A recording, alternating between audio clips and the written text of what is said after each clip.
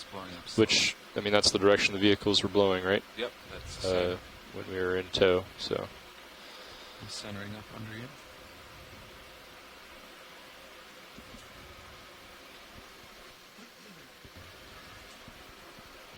Push out a little bit. Sounds good. So, the tendency of a co-pilot when they see that tether like that is to pull up to get yourself more altitude or more delta because you're concerned about the tether hitting Sirius. But remember, the tighter you go, right, sometimes can make the situation worse. So, copy.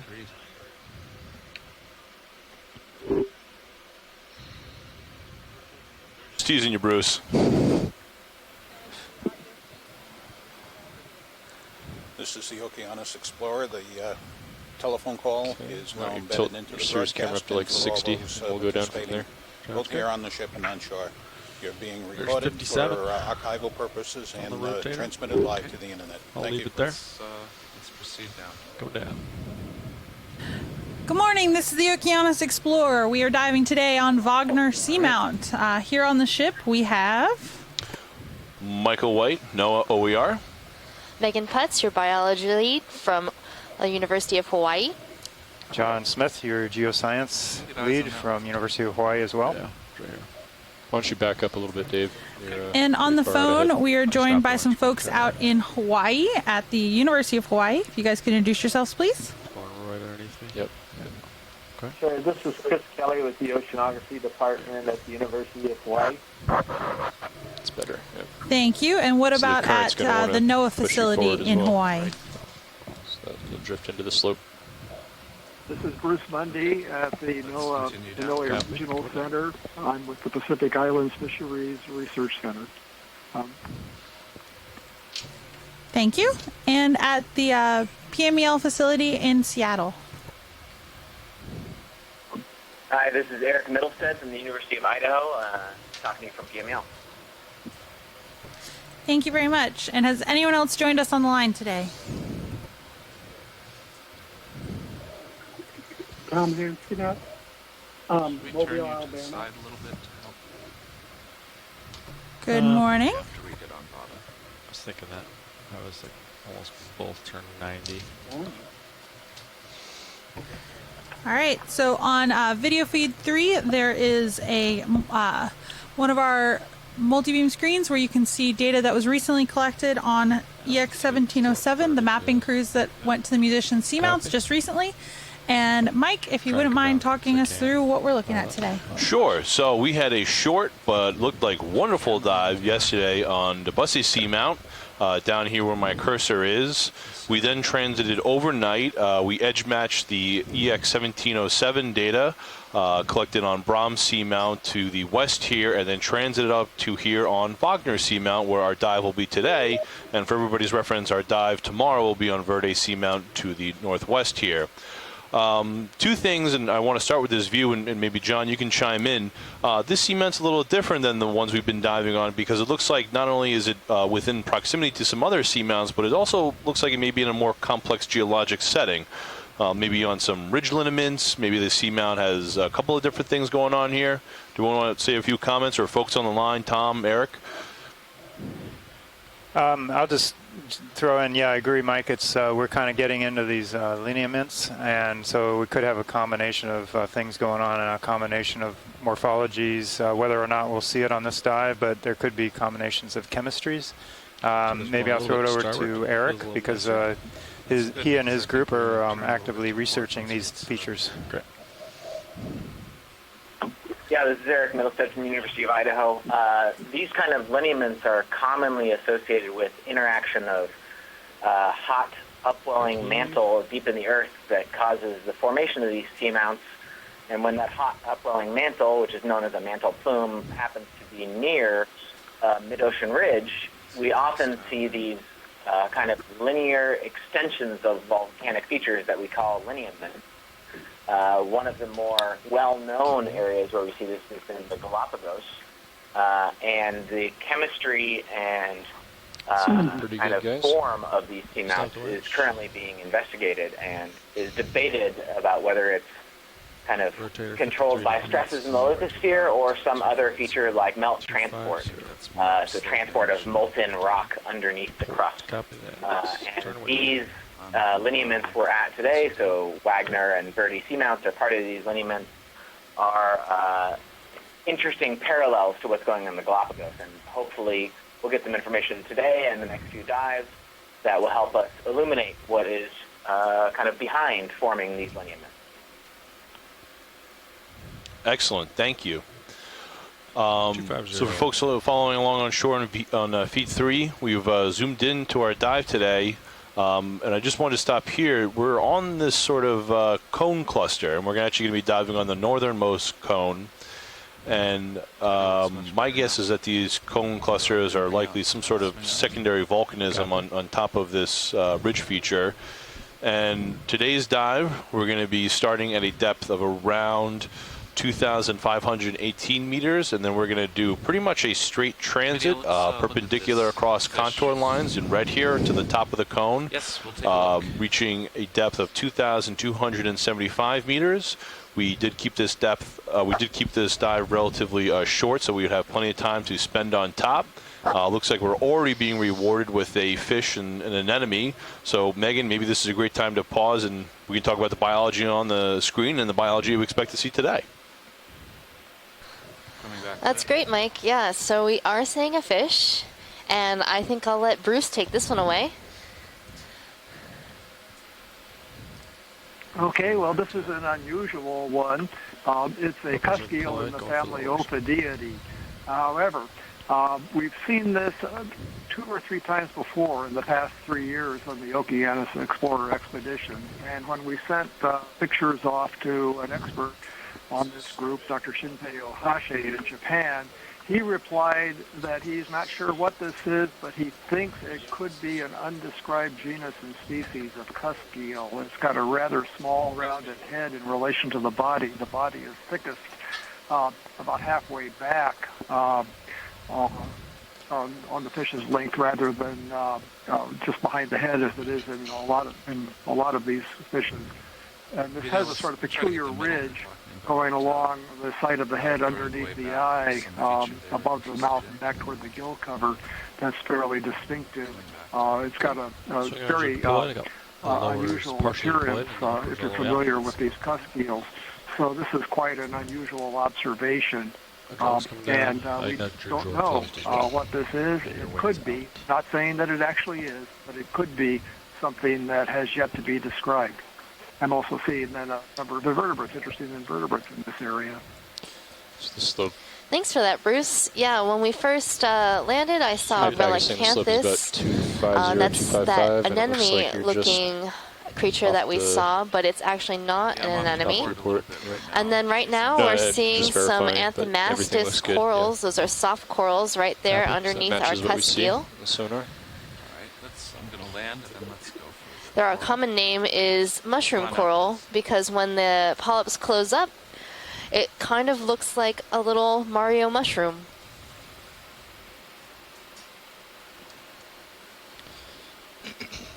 Does it allow you to grow? I would hope so. Good. But I haven't eaten one yet. We do have 4 in the lab, but they have been preserved in formalin and ethanol. Maybe the ethanol one would be tasty?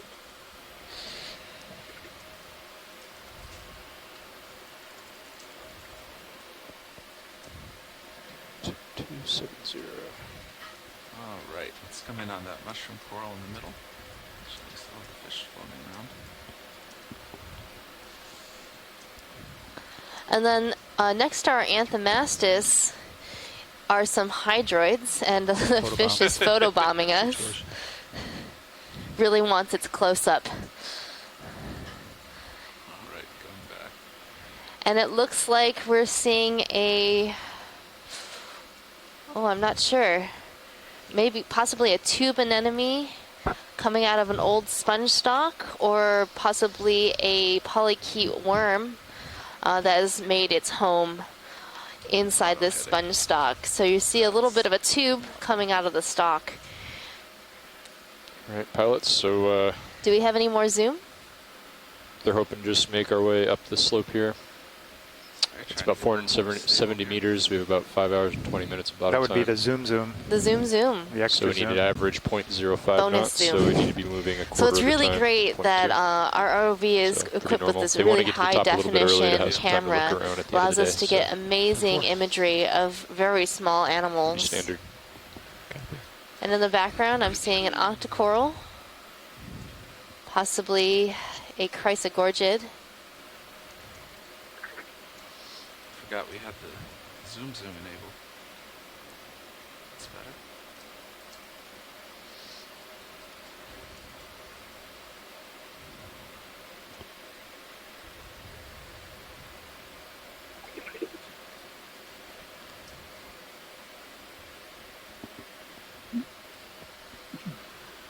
So it looks like the tentacles of this animal are pinnate, meaning that it has lots of other projections coming off the main tentacle. So it's making me think this might be a polychaete. Does anybody on the chat or on the line have an opinion about this animal? I was thinking it might be a sabellid or something like that. Any more zoom video? Yeah, polychaete. Okay.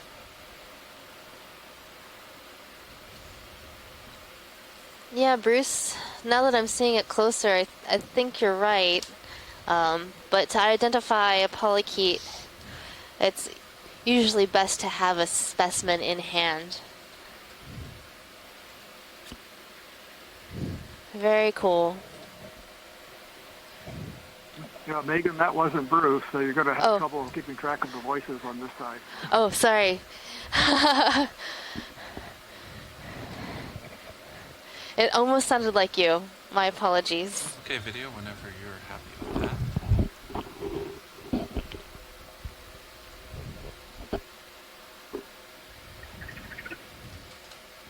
Alright, co-pilot. You can tell when I speak because it's all about the fishes. All about the fishes. Fly around. Well, you did chime in Got some about that lasers. one worm the other So day, right? Before we The green get too bomber. focused here, so just so you guys are aware, Yeah, I do the wind sometimes, is you're right. hanging around 18 to 20 knots coming out of 030, Around the bow. which is roughly where we're pointing. So the other day we saw a that will be swimming the dominant polychaete force, that but I has expect, these You know, two if we were to lose ship organs propulsion, on the front probably of its our heading head would turn. that it might drop I if expect it we'd end finds up drifting more or a less predator. south, kind of and laterally along it has this this slope. bioluminescence in So it that'll if allow that were to happen, the what would polychaete be to the game plan escape here? while the If the ship were to predator is lose distracted propulsion, by the bioluminescent South, and we'll bombs. swing around. Yep. Clockwise. It was a highlight video, Space, so what please would you do check it out. Let's say we lost propulsion right now. One second. Turn right, watch haul the- in. So also in this area, I'd I'm say seeing some come up- crinoids Come and up, you an know, anemone. well off the bottom as fast as you can before you start feeling that move. And I think you there would might be swing some around- D2 would interest swing in around to starboard. collecting a rock in this area. Sirius would I've turn been back talking to with starboard. Eric on get the into tow, chat, and we were going pointing to wait a south. little Yeah. while, So Okay. I trying to just find head something out more there. ideal, but there are plenty of Yep. rocks to be chosen here. And our bailout right now is due Trying east. to find something so, more in place. You know, That's a bit of a tall order. if anything were to happen where we'd need to do the bailout, just be prepared for that. I appreciate the effort. No problem. Turn It's just a right, game haul of waiting and If you have control. What's the highest, waiting point? until The highest point is possibly you run out of 2270. options. So if we were to pull up on the winch, we'll see. at full 30 to 32 meters per minute, Sounds it good. would take about 7 or 8 minutes to get above the feature. Okay. Okay. It's the depth. All right, watch lead. Sorry, we're back with you. What would we like to look at next?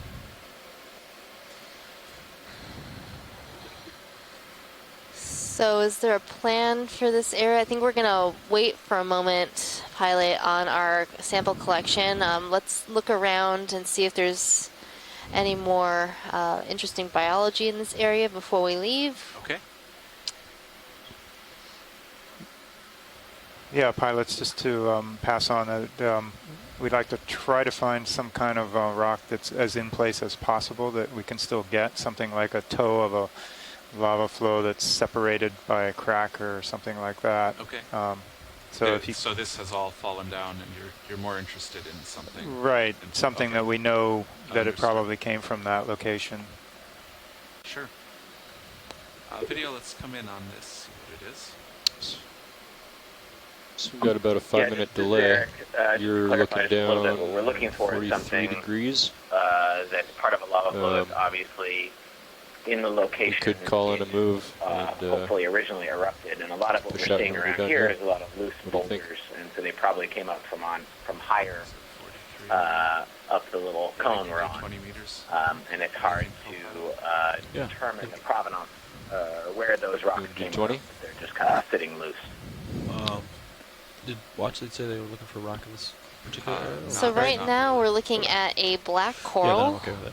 Okay. And in the middle, you're seeing some 250. really fuzzy polyps. I think those might be reproductive in nature.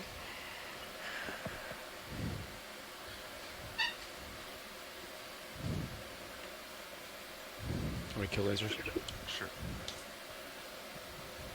Video, if you come out, I'll get in closer to this and sit down.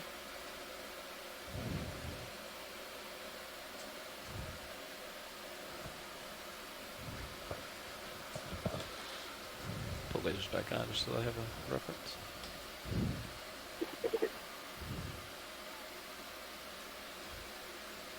So I'm seeing a lot of different sized rocks in this area, John. Is this a lot of talus and large boulders, or is some of this in place? I think these all look, what we're looking at right in the main screen is all boulders that have tumbled down or slid down the slope from lava flows from above. So they, over time, hundreds, thousands, millions of years, these lava flows will break up from just physical weathering, physical processes, earthquakes,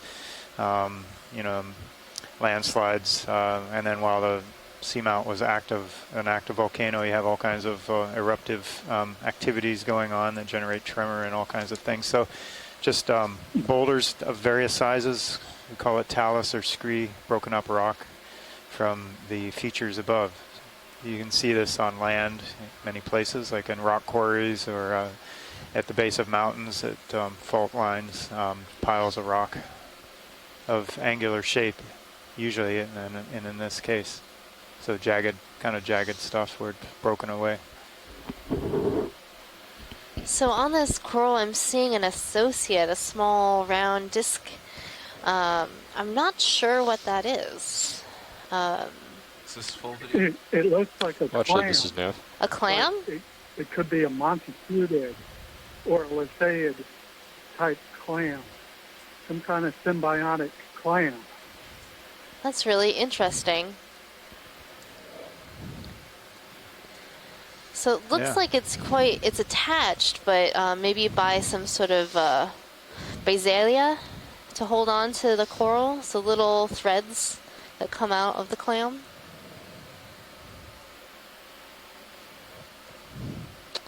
I'm not sure, yeah. Bridge, this is Nav. That the clam produces. Go ahead, Nav. Yeah, we'd like to request a ship move, please. Okay. We'd like a move of 20 meters, bearing 250 at 0.2 knots. 20 meters, bearing 250, speed decimal 2. That's correct. All right. We're happy with this. All right, should we move along? I think we should move on. Come on up. Thank you, pilot. Right. Watch lead, we've got a ship move underway, just a short hop. Are we looking to get a rock right away here, or do you want to? Not from this location. Okay. RV Nav bridge move initiated. Thanks, bridge. Didn't fall down the slope. Yeah, we'll keep moving up slope then.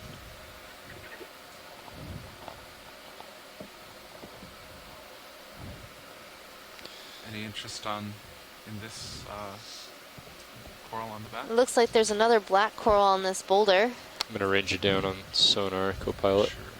It's definitely a different species of black coral. Bring D2 down to, let's try 30.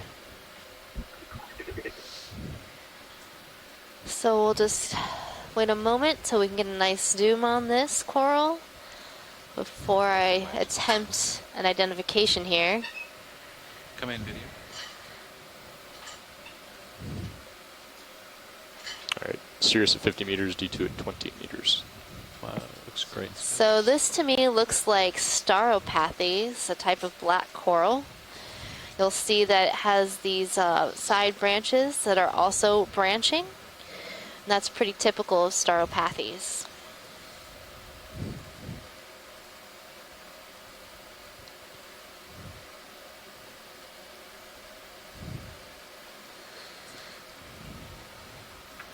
Hi, Megan. It's Chris. I would agree with that. And I'm not on the chat right now, but that first one looked to me like it could be some kind of heteropathes. What do you think? I'm not sure about heteropathes. I'm looking at the heteropathes right now. It reminds me more of Stauropathes. Maybe Tina will have an opinion about this later. Stauropathes, I would agree with that, but that other one... Oh, yes, the other one, yeah, I think is heteropathes. That orange area right in the center. Yeah, we saw a couple of those, I think, before, and it does look quite heteropathes-like to me. They tend to have that, you know, reproductive polyps located along that main axis of the coral. And there's another coral hiding around the corner of this rock. Oh, there is. Down in the shadow. So even at first glance, it didn't look like there was a lot of life down here, but every time we move, I'm seeing something different. Yeah, and you ask about lava flows in place. I think this one in the center is probably looks like an in-place pillared flow. The one kind of bulbous looking next to the big boulder of about the same size.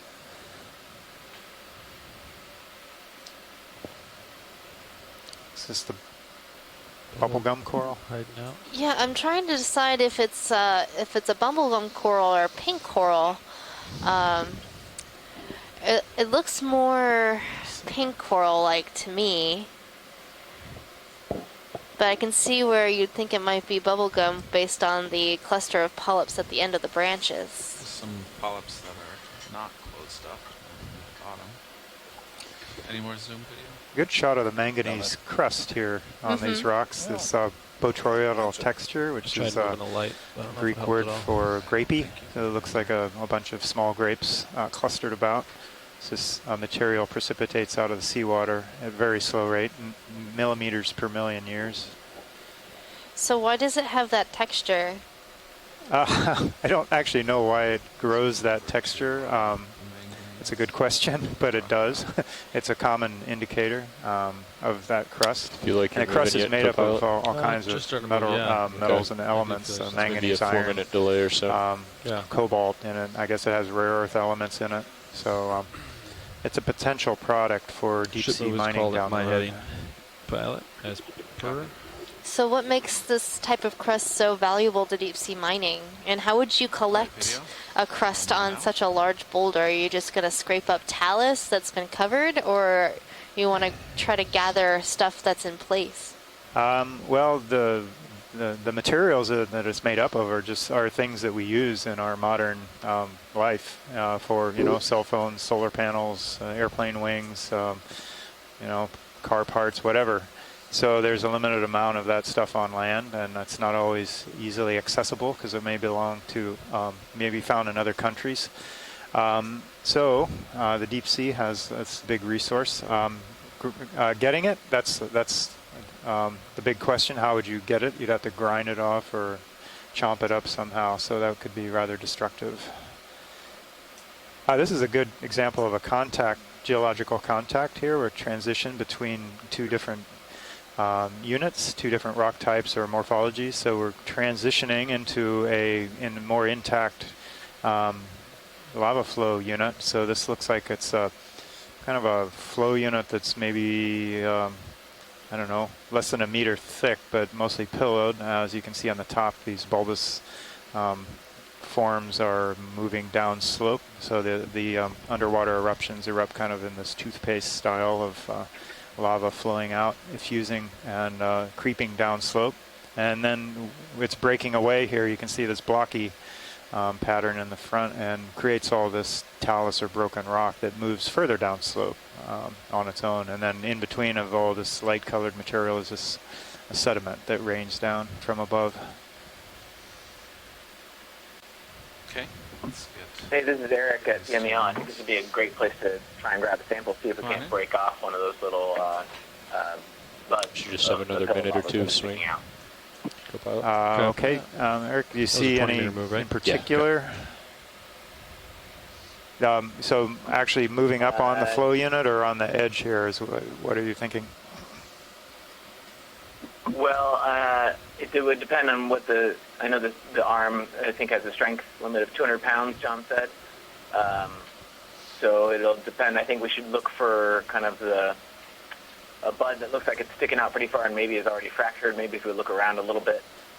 Some of these ones we're looking at in the screen right now seem like they'd be a hard sell to pry loose. But this whole feature, as you were pointing out, looks tight on this one. Pretty massive and in place. So anywhere we can break something off would be a good spot, I think. Okay, so it sounds like you want us to move up onto the flow itself and look for something. Yeah, that might work. Okay. Sure. How close was it? Come out video. Look for that black coral. Right behind it. Oh, is that it? That whip? Oh, I see it. Yes. A little far away. Let's try So I'm here. seeing another type of black coral here on a long stalk. I think we're too far. So I think this might be Alternatipathes, a type of black coral that has a very feather-like shape, but a long stalk. And along the stem you can see a line of polyps, and on each one of the branches there are lines of polyps. So it's similar to the Heteropathes we were looking at, but this is a different species.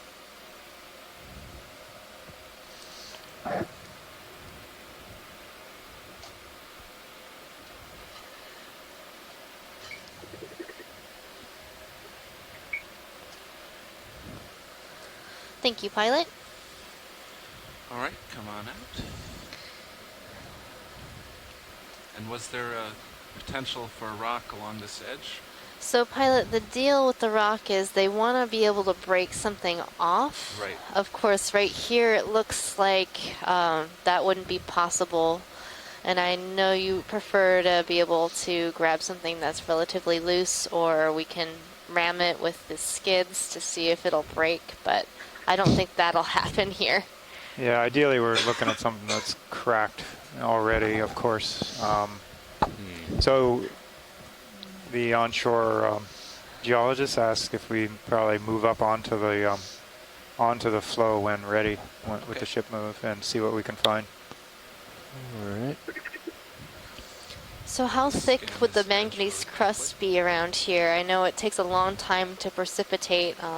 Based on what you think the age is here, would that be really thick or relatively thin? I guess kind of moderate, maybe. I suppose maybe. Do you want to turn lasers on? Centimeters or so. Yeah, let's do that. Lasers coming on.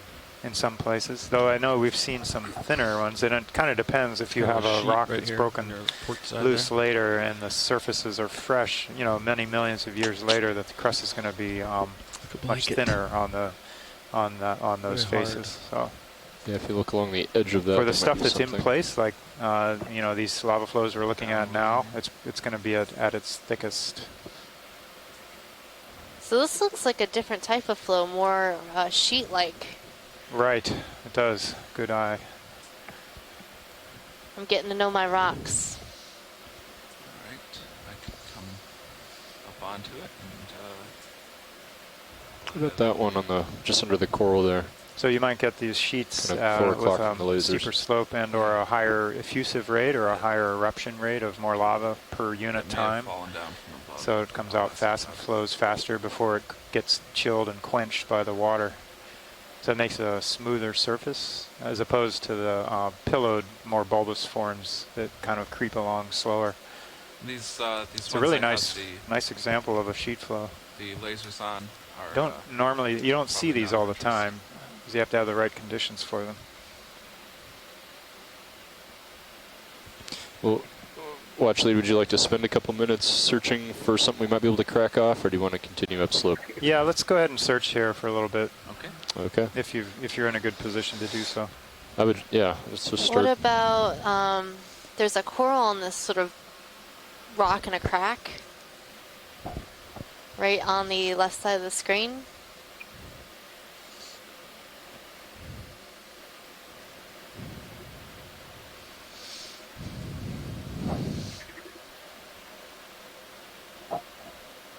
Oh, yes.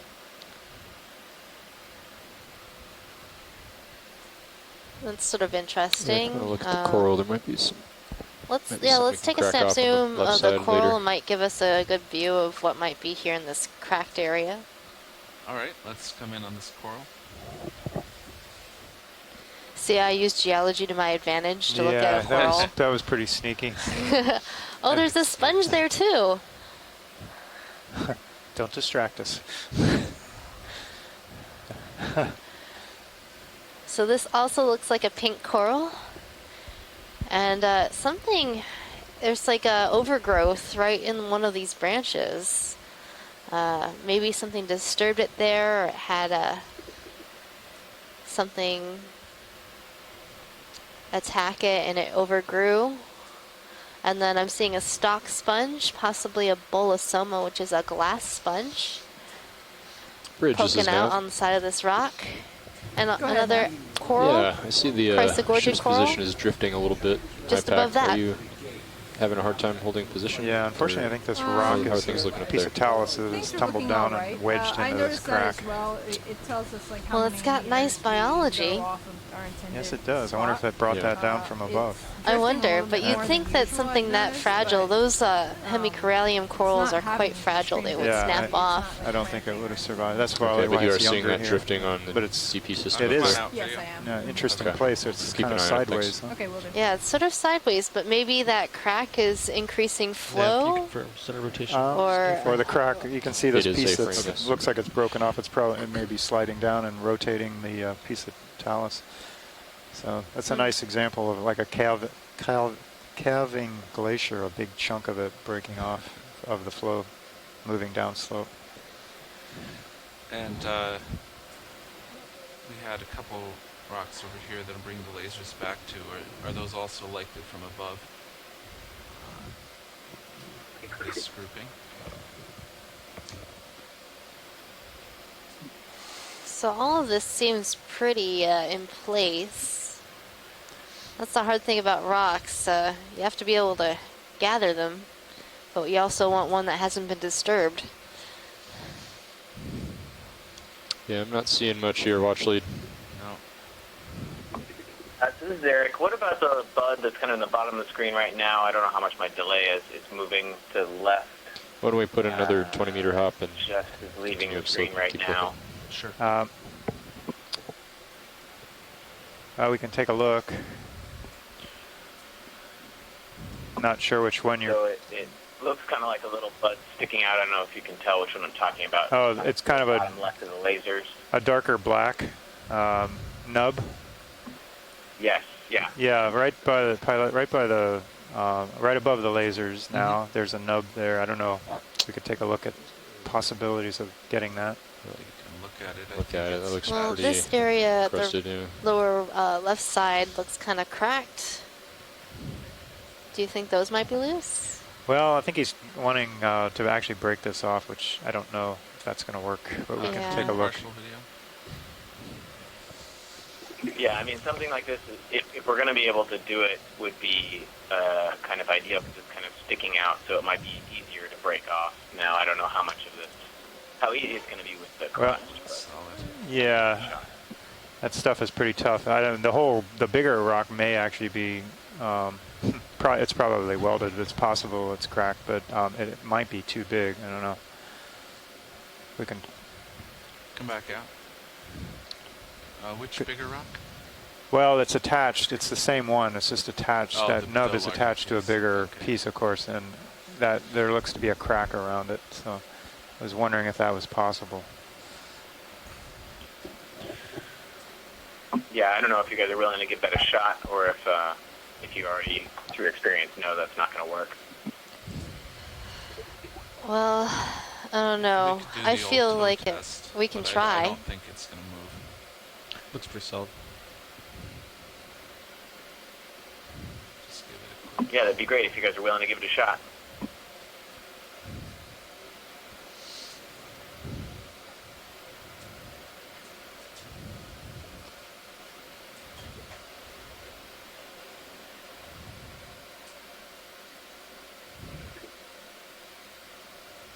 Nope. That is pretty well stuck. Yeah, the usual procedure is we bump it with the ROV. It's got a little more oomph, and see what happens. It looked like it was pretty stuck. Nothing happened. Not move. What about this right in coming into the middle of the screen, this piece that looks like it's separated from the flow above, that crack like 10 o'clock from the lasers? To the left of that crinoid or whatever it is. But yeah, about 10 o'clock. Yeah. Now that to me looks like those two rocks actually look like they're just cracked but separated. This one? Yeah, that one. What do you think about that, Eric? Yeah, I would agree. That's what that looks like. It looks like it's attached. And you can see the one right below it is cracked and still Just even more in place, but probably easier to get the... Well, I'll leave it up to the pilots, I think, whichever one they think they can grab. We're going to see if it moves. I think the left side's pretty well attached, yeah. Yeah, try that one below it. That's pretty big, but...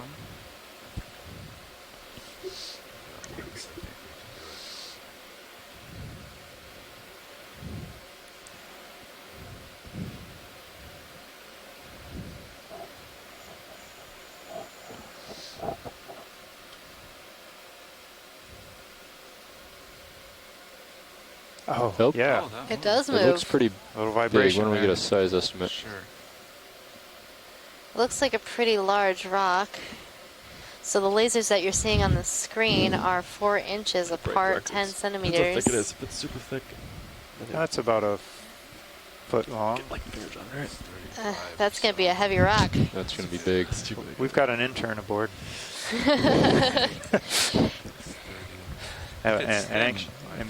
What's that?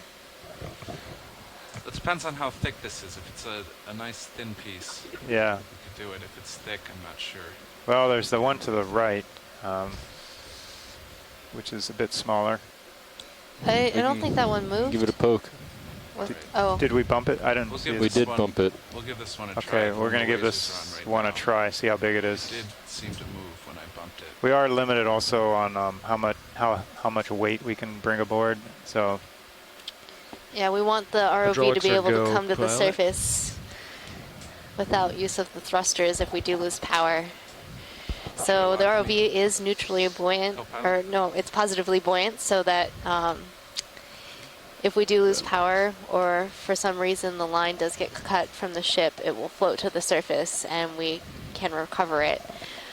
So we don't want it to be neutrally Toss it to buoyant or starboard. sinking Get it? negatively buoyant. Yeah, I think that's the starboard one. Copy. Give it a poke. See what we got. So all the time while we're exploring the seafloor, the thrusters are thrusting us down to Yep, keep us that's down correct. here. Here we go.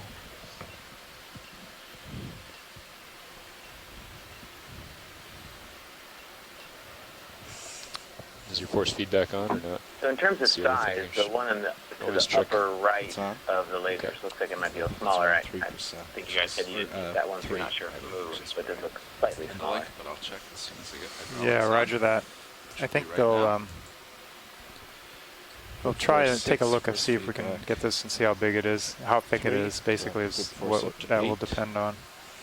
Okay. No, I would, Sounds good. I'll let you do your thing. Okay.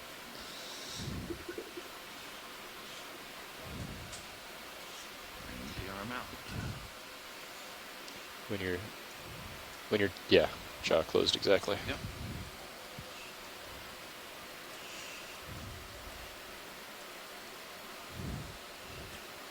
Just gonna this up a little bit. See how it feels.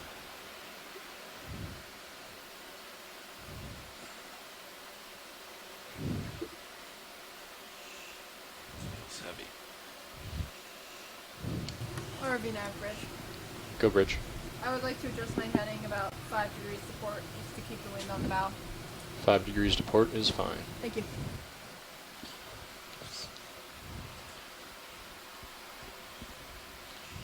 So do you think I should try to get it here or try to go in under the edge? I think I can get my fingers in this way. Yeah, that'd be I'm gonna try that. yeah, be worth a try.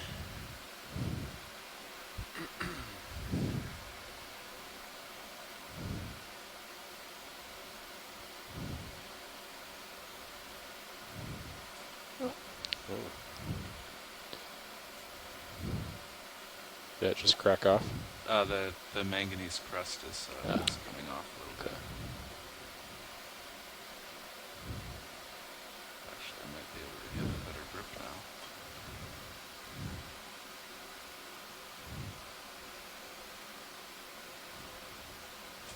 There you go. Now it might be in a position now where you can really get the fingers around it. Yeah. I think I moved it out a little bit.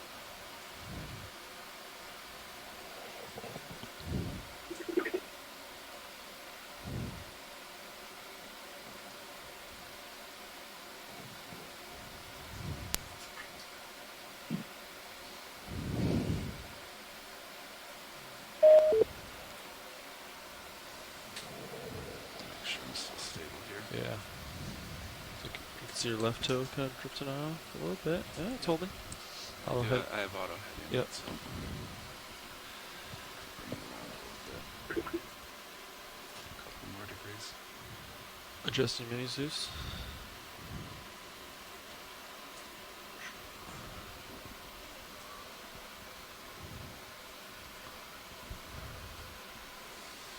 Yeah, maybe try to get the fingers under it, maybe. Watch the coil cutters. Yes. Maybe I'll try. Also come in from the right side, yeah. I'm gonna give that a shot.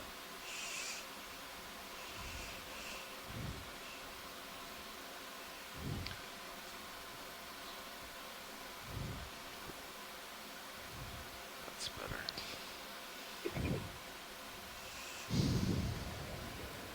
Want me to bring wing in a little bit or leave it? Starboard wing. Yeah. Okay. Come in on starboard wing. Going in. Well, John, how does that rock look to you? Wings all the way in. It looks good. I think I'm going to rotate up. unless Eric says something different, I think we'll keep that unless you think it's going to hinder us from collecting further as far as it being too heavy. Looks similar to ones we've collected before. I think it's fine. I think it's right on the border. I can't comment on the weight, but this looks like a nice grab. At the limit, Thanks. but I think it's all right. Yeah, so Eric's okay. I think we'll keep that one. Okay. I'll put it in the box. I'm not carrying it. I'm just saying that right now. That looks quite formidable. Over. See your wrist. Yeah, wrist. It's a beast. Yeah, so your elbow's all the way tucked in already. Yes. Bring that up a little and do this with the wrist. Very nice. See how it is. You're going to try to make that rock box nice and full. Slide right But in. I know you will be trying to pick stuff off it, living things. Yep. Hopefully there's something good on that rack. Looks like you're pressing the box in the front. I am. No, I'm trying to. Yesterday's rocks had quite a Just, like, number drop of it in, different so you don't accidentally organisms press living down on the them. wing while it's deployed. Dropping it. There you go. It's like operation. Wow, that was a perfect fit. All right, pilots, great job. And we are fortunate we landed by this Bring the sheet wing flow, outboard. so it's good opportunity to get something we know is in place. Can't get much better than that, and that was already cracked loose for us Your even. Z-bias after that. Yes, I will. Can you help me? Yeah, that was great. Yeah, Thanks sure. a lot. Twist it up here. Pretty close to my mini Zeus. I want to swing outboard a little bit. Okay. Thank you. That's better.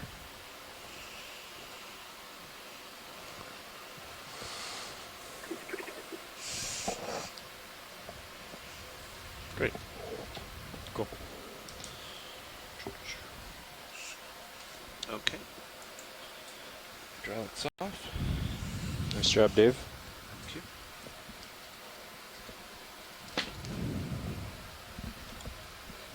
And I'm already going to adjust the Z-bias. I think that's a 4% rock. Let's see how that goes. Minis is back to you. It's centered up. Thank you. Swing arm still deployed. Take my monitor back. Good.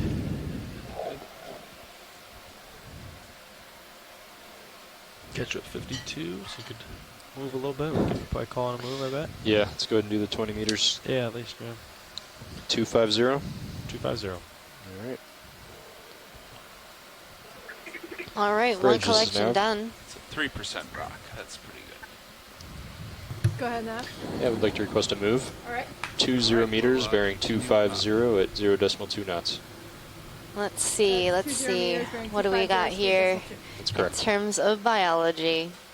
Well, like many of our dives, it looks a little sparse at the beginning, though yesterday was a complete change to that. We had dropped into a high-density community halfway up the slope because of our shortened dive, but it never stopped. So just stay tuned.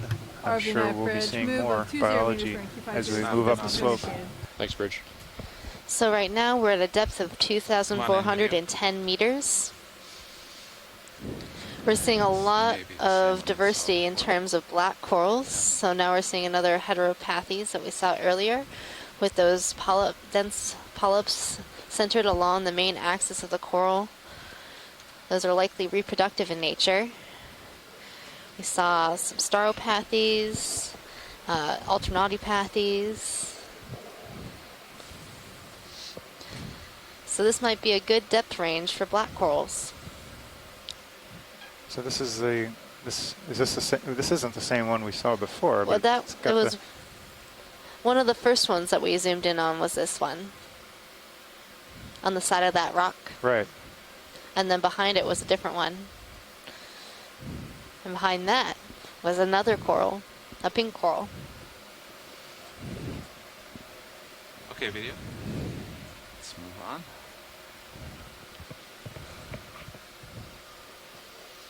Oh, we have a move in now? Sirius won't feel it for another 2 minutes or so, okay. but yes. So I'm seeing another stauropathies, that brown-yellow coral fan up in the top right. And another heteropathies passing to the lower side, end of the screen near the bottom.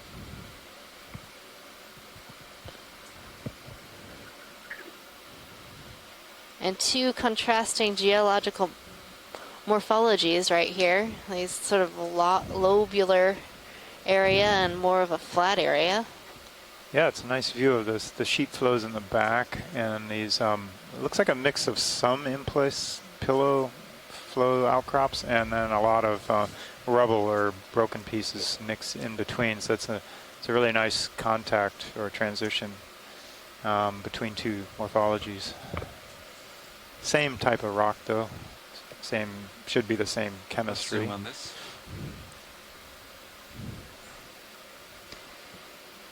Right now we're zooming on a crinoid. And then right below it I'm seeing a xenophyophore.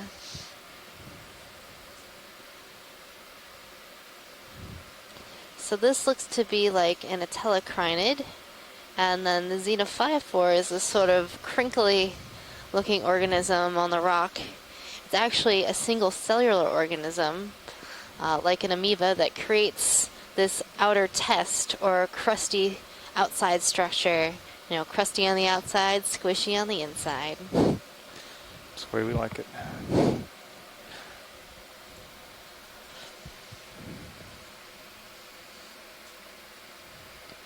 And in the background, we're seeing a single polyp of a baby octocoral. Just one polyp, all on its lonesome. RV Nav Bridge, move complete. Thanks, Bridge. You can identify octocorals based on their pinnate tentacles. Pinnate meaning So it you'll has a probably be lot of feeling that side move pretty branches soon if you haven't on already. those Yeah. tentacles, I just like the started feeling crinoid above it has pinnate arms. Alright, let's come on out.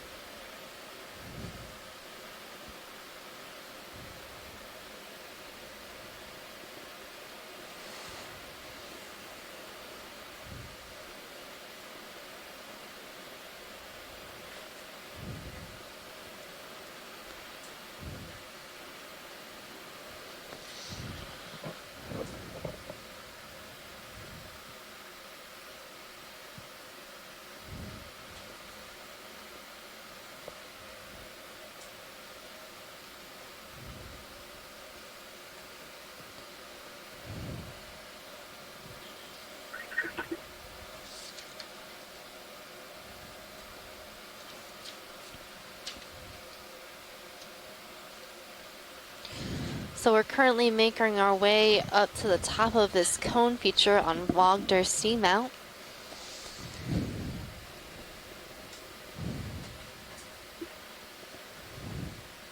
We want to make good time so that we can characterize the summit of this cone. We're hoping that there'll be a denser biological community near the top.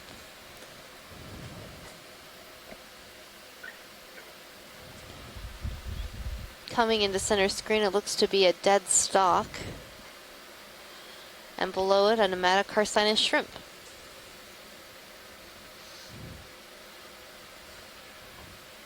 Got some welding operations in the wind shrimp. Don't be advised, flashing lights on your monitors.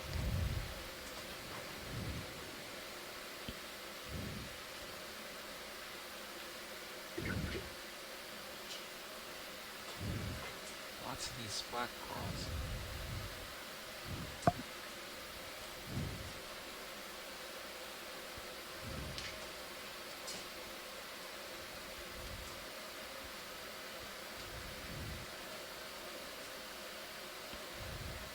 So I'm seeing something pink coming into center screen. Yeah. Is that a dike? I don't know what that is. In the video feed 2, we should take a look at that. Oh, I see that. We'll look at that feature next. Don't think it's geologic. Yes. Yeah, you're right. Yeah, now I can see. What is it? It's a crack. Oh. Oh, filled with sediment. Yeah, it was. I thought it was projecting upwards. Yeah, it was a. So in video feed 2, the Sirius view, there's an interesting crack in the lava flows with sediment in between. It was kind of confusing us a little bit. And what we're looking at now in video feed 1 looks to be a plurobranch, or a type of mollusk.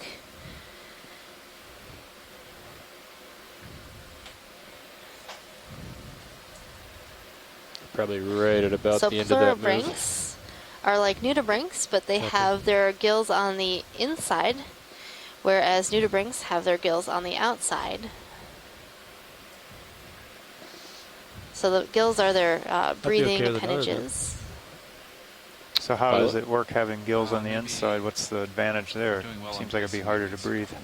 It might be, but they can pump water through their body just like way snails and other mollusks These do. 20-meter moves are working pretty nice though. Maybe it keeps them cleaner. Yeah, well, and it can protect their breathing appendages. Mm-hmm. Some corals we haven't seen before. Here. Potentially. So I'm seeing some more stauropathes, a chrysogorgid bottlebrush coral, likely chrysogorgid geniculata, and then right behind that, an anthomastus, or soft coral, mushroom coral. So So there's a little associate on the branches of this chrysogorgic coral. Looks to be Europtychus, a type of squat lobster. You almost always see this type of squat lobster perched in the branches of chrysogorgic corals.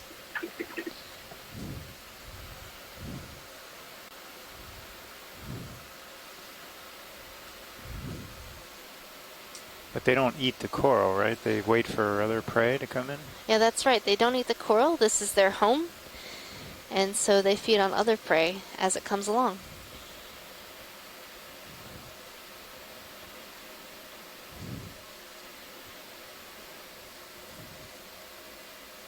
Any interest in the other corals in this area? Can we zoom on this little amphipod? That's max. Or isopod. Right. We're at max zoom. I think it might be an isopod.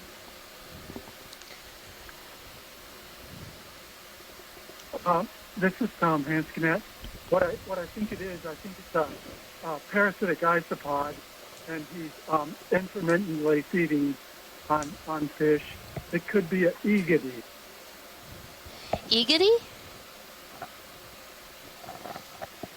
Yeah, as opposed to a sinusoid.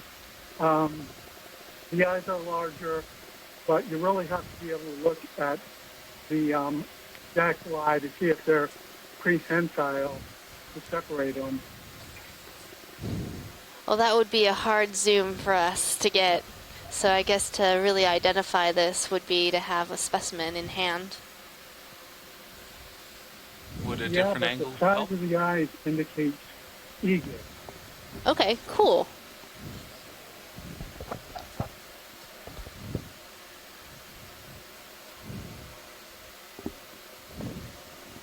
That's interesting. I mean, it's waiting for a fish or something to parasitize, and then it'll feed, and then drop off. What just happened? Well, I lost my high pack monitor. So it must have just finished eating, or is just waiting for its next meal to come along? Yeah, went into power save. Lost signal. Yeah, you saw them on other dives on grenadiers. Maybe the KVM on asleep or something. So the rat tail fishes.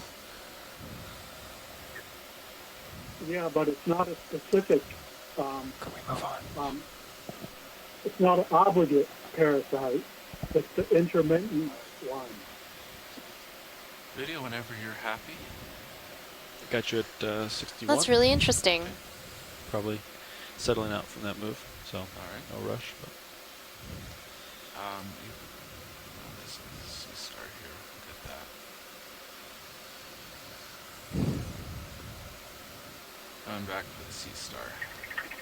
So I think I'm seeing a sponge on the far in the distance on the left-hand side, and just numerous of these Snapped in on this. Staropathes corals. And now we're looking at a starfish. Oh, I'm sliding down.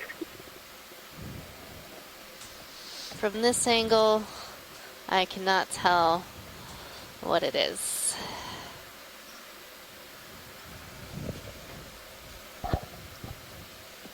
That's really, it sort of has these spines along the upper face of the arms.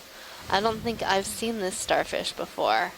Hopefully Chris Sma will see it soon and have something to say about it. I don't think I've seen that one.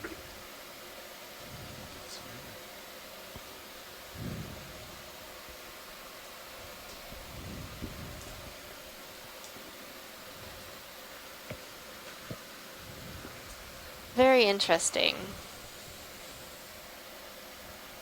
Everything I see is interesting. Crawling along the surface. That's the great thing about doing these types of dives is we almost always see something new, and Okay, I love being stumped by organisms that I don't know. Something crawling along Yeah. the surface here. Moving like an inchworm. Yeah. Hey, Megan. Hey, It Chris. is. Good to hear your voice. This is a very interesting animal you're looking at. Let- Is there possible to get No, we're all a stopped right different angle to look at the top? Sure, let me ask the pilot. Pilot, is it, Thank you. can we look at it from another angle, perhaps? Yeah, I think we can do that. Come on out, video. So have we seen something like this before, Chris? The closest thing that I could kind of put a name to is that it looks like a Zoroaster. But the other Zoroasterids that I've seen never have spines that are this distinct. I mean, yeah, see it go between 20 and 15. They're big. Usually Zoroaster itself is the species or the genus that we see. It's usually much bigger, and it has spines, but they're not. They're prominent, and they form an even ridge. But this one really has extremely distinct, almost like a series of like needles on the surface, and that is really. All right, come on back in. I mean, part of me could just sort of write it off as being, oh, it's another species of Zoroaster, or maybe it's a smaller one, but it's a really bizarre-looking one. Yeah, that's what I was thinking. Well, Scott France said that we may not have ever seen one of these in the entire 3 years of the Capstone expeditions. So it is apparently seconded or thirded as far as it being unique. Let me try to adjust lights. I think it's pretty good lighting. But if you think you can improve it, go ahead. It is okay. It's a Zoroasterid. It may even be Zoroaster. It might be a small individual of those big orange ones that we typically see. I think the species that we were calling Spinulosus. I didn't catch the size.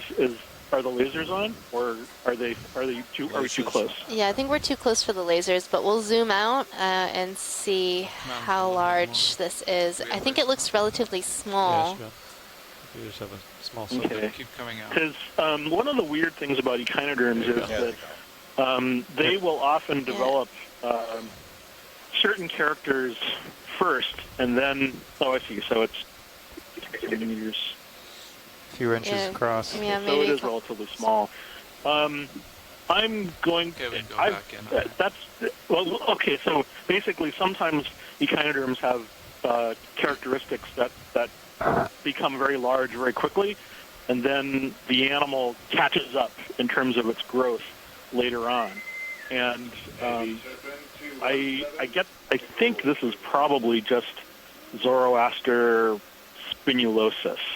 But again, one of the weird Zoroaster that we see, the big orange one with the really large spines, it might change color and just grow up to match the other characteristics later on.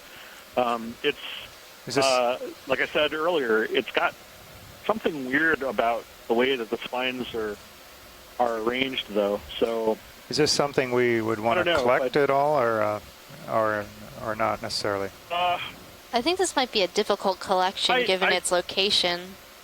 Yeah, I'm not 100% on collecting this one. I mean, if it was the last thing you saw just before you had to leave the bottom, then and everybody was dying, and it was already on a rock, then sure. But yeah, I'd say there are other things that are worthwhile. This is an interesting discovery, to be sure. But I think I could go with calling this a juvenile Zoroaster spinulosus, the one that we've seen on the dives. They're not as common. It's not as common. They're not very commonly encountered. And like I said, the ones that we have seen, especially from the last couple of legs, are orange instead of white. But that could change with growth, or it could simply change with the kind of food that they eat.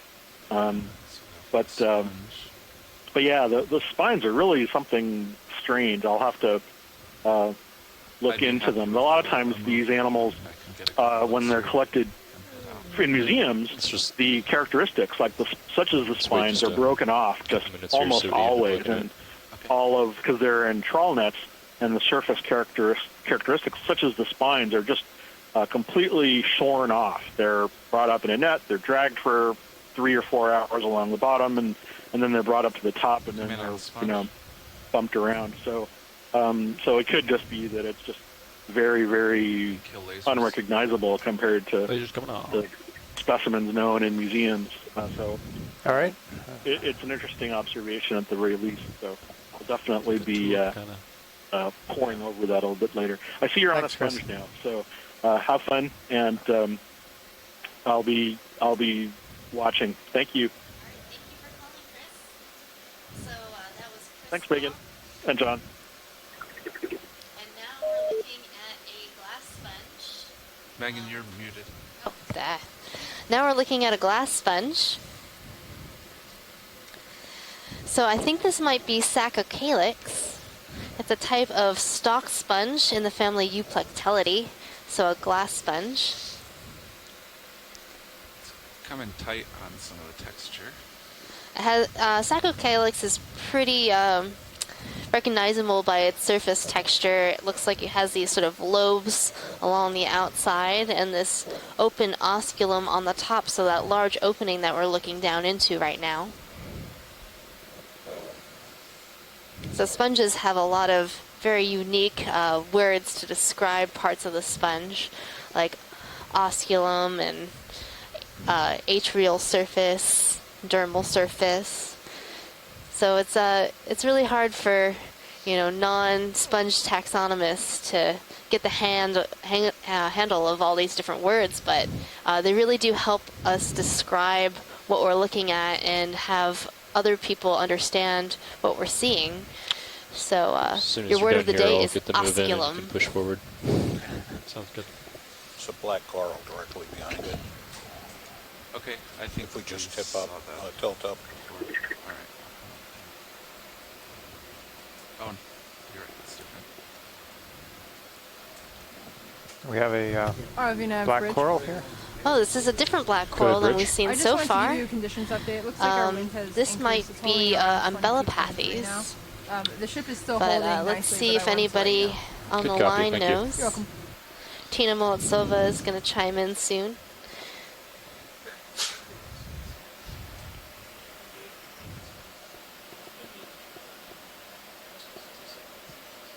Coming tight on, let's look at the base of the branching. So Scott French is saying Umbellapathes as well.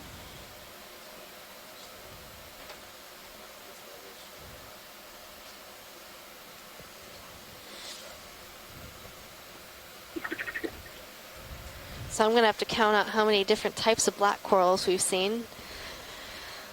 We've seen quite a few. Heteropathes, stauropathes, alternatipathes, Umbellapathes. And you'll notice that all of these black corals end with pathes. Why is that? I know Scott knows why. Could you explain for us, Scott, either in the chat or if you could call in? I just know that they all end in pathes. I think it's something based on a Greek word, but I'd have to do some Googling to find that out. Hey, pilot, co-pilot, why don't you guys switch? So a lot of times we name organisms to help describe what they look like, or some sort of character that they might have, or behavior that they exhibit.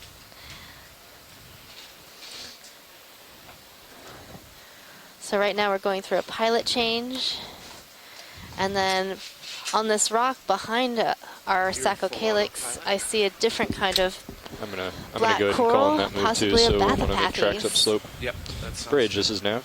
250. Go ahead, Nav. Can we get a move of 20 meters bearing 250 at 0.2 knots? 20 meters bearing 250, speed decimal 2 coming up. Correct, So thanks. Scott's telling me on the chat log that the name of this group is Anthopathes, which means against disease. And it was thought that the skeleton of black corals had medicinal properties some 2,000 years ago.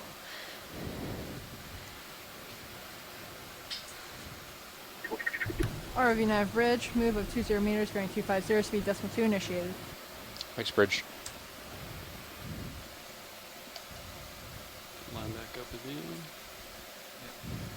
There was interest in that crack earlier.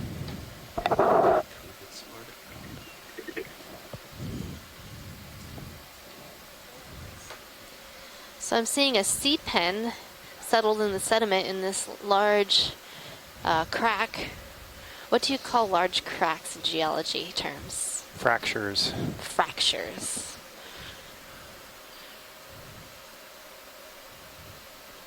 Good lasers.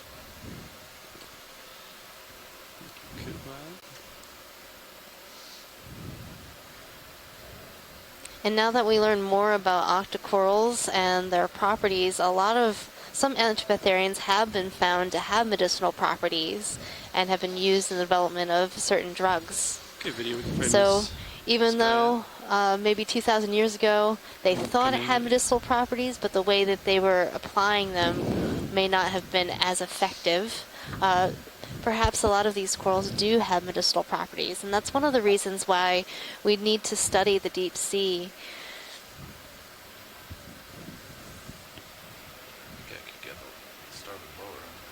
So this is a sea pen, and it's anchored in the sediment. Not a lot of contrast on this one because of the white sand, but if you have any more zoom video, you can go for it. It's hard to see the walls.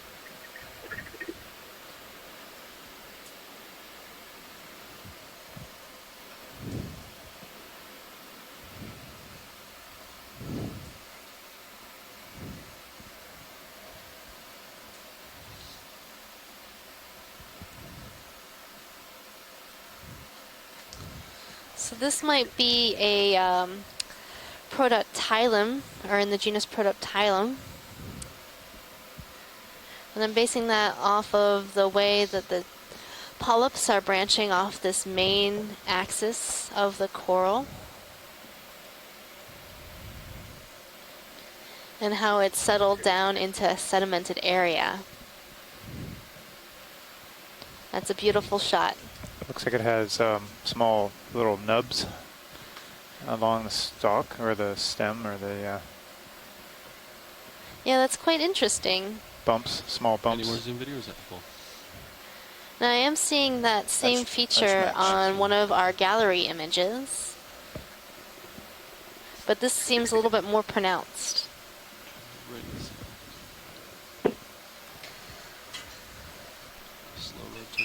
I think we're good for science on this one. Okay, video near clear, come wide.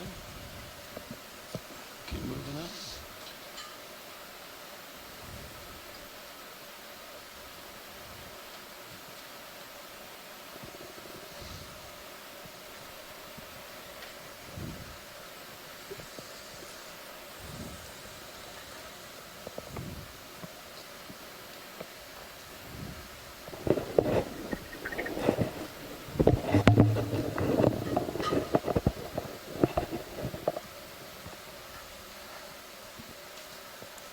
So if you're just joining us, this is Megan Putz, your biology lead. And John Smith, your geology lead. We're coming to you live from the Okeanos Explorer. We are currently exploring up in the Musician Seamounts, which is a seamount chain north of Hawaii.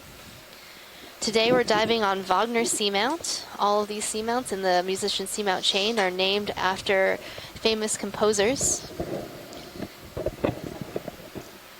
We are currently at a depth of 2,396 meters and looking for some interesting biology and geology today. Yeah, maybe it might be just the start of it. So right now, coming into view, we're seeing a Walteria sponge, or a glass sponge, in the genus Walteria. Move just about complete. Thanks, Bridge. And I think another kind of black coral right next to it. Zoom in a little bit. Video. Yeah. And a fish on the left. And a fish. Into the center. I'm going to acquire fish here. Bruce, do you think this might be a synaptobranchid eel or an ophidiid? Let's see. It's probably enough with lasers. I think this is a synaptobranchid, that you called. It's a longer-bodied animal than most of the ophidiids. It's the shape of the tail that we see gives it away. This is an arrow-toothed eel in the subfamily Iliopinae. It's got a more rounded snout and a kind of underslung jaw. The cutthroat eels have a lower jaw that projects out as much as the upper jaw. This one doesn't have the distinctive white lateral line pores that we see in a lot of these Ileophim eels. It's probably the genus Ileopus.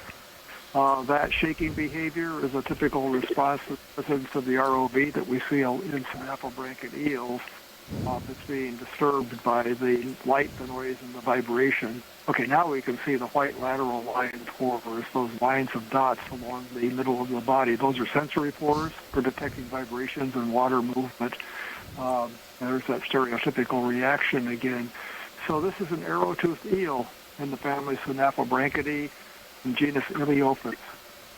I think I would shake my head like that if someone shined bright lights in my face, too. You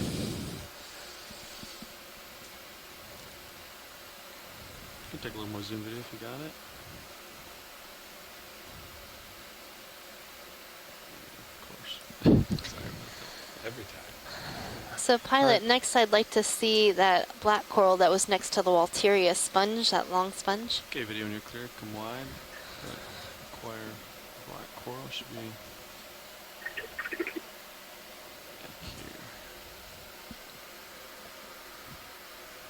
Bring your lasers back on while you fly.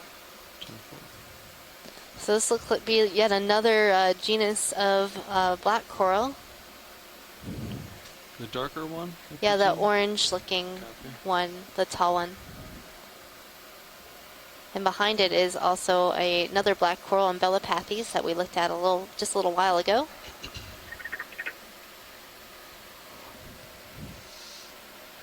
Okay, just 1 second, and then we can zoom in.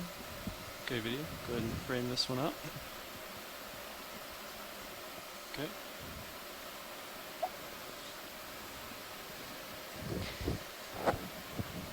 These black corals have always been pretty tricky to me.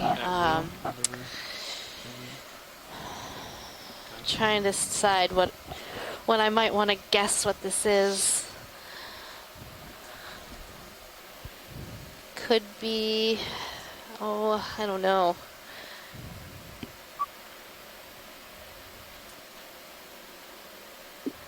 A Parantipathes, perhaps?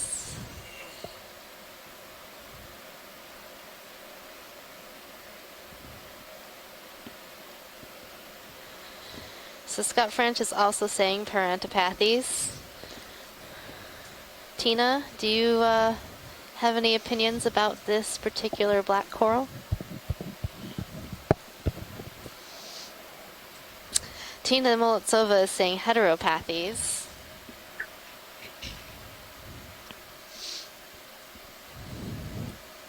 Yeah, probably about at the end of that move. Yeah, I think I'm stopping here. And behind this coral, we're also seeing an Umbellapathes. They sort of look like umbrellas. That's how I remember the name of that coral. Yeah, I was kind of using that too. And then there is a shrimp inside this sponge. So oftentimes we see shrimps trapped inside these Walteria sponges. They likely go in there for shelter as young juveniles, and then they get too big and can't get out. So this one looks to be a female. It has eggs in its pleopods.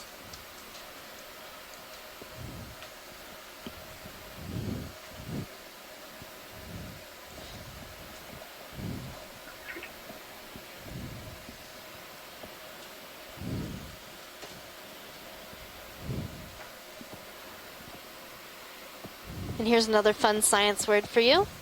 When a shrimp has eggs like this, we say that it is gravid, or holding eggs.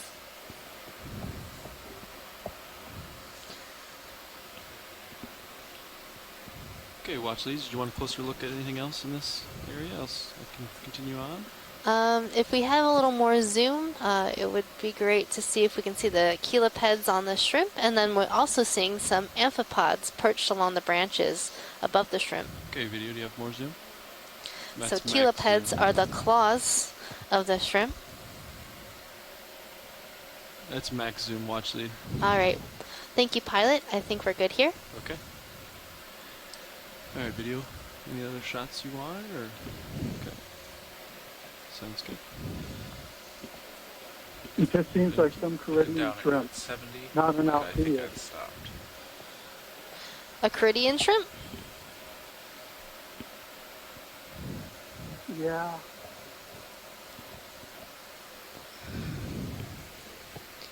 I see nothing ahead. I think we could probably do another move.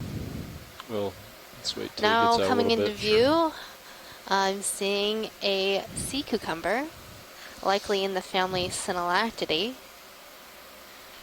The Synallactids are pretty typical with having this sort of pinkish, purplish coloration, but they also come in white and variable colors as well. And oftentimes we see these fleshy projections along the body. I have more This zoom one too. seems to have a lot of little bumps. Yeah, we'll hold zoom here and let's see. Sounds good. Are these the same as the bright purple ones we've seen? They're in the same family as the bright purple ones that we've seen, but likely not the same genus.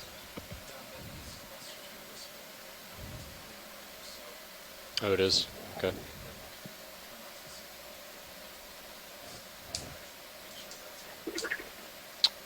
Okay. So I can't really go much further on this than the family. Do I need to stop anything? But hopefully Okay. some sea cucumber experts will help us identify these animals better. I'll make a note of it. Thank you, pilot. We're good for science here. Excellent. Video when you're clear, we can zoom out. Coming out. Keep moving up. Thank you, video. There we go.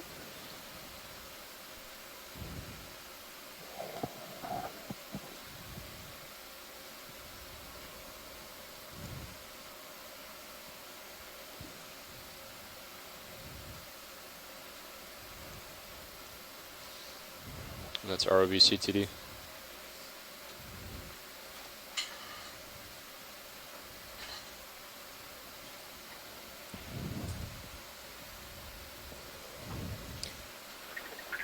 Oh, I think I might see a primnoid coral. Center screen on the bottom. White one. Go back, can you grab lasers as I settle in just to get the size of this guy?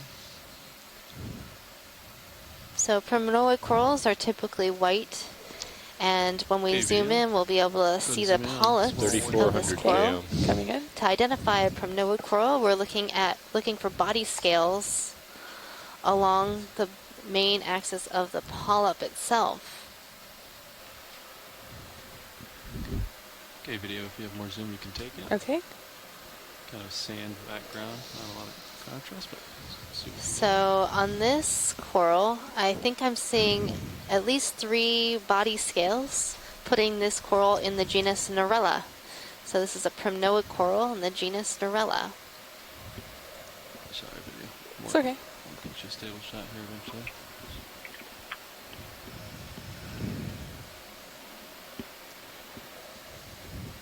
There we go. There we go. This is the first primnoid coral we've seen today, but yesterday we saw a dense community of primnoid corals lined up all along an outcrop.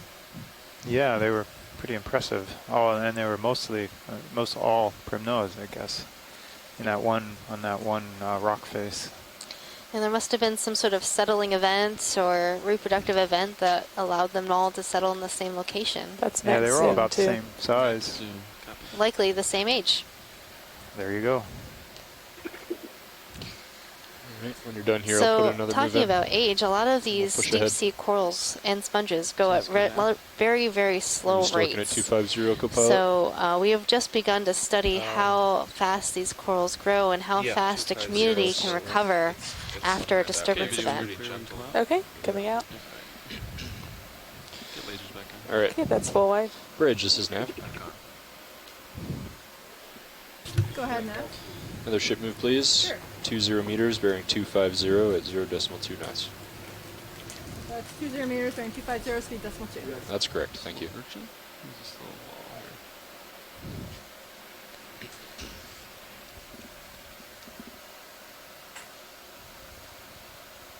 Video, let's frame this little guy up. Now coming into view will be a sea urchin. This looks to be sea urchin in the family Aspidodiadematidae, likely genus Aspidodiadema.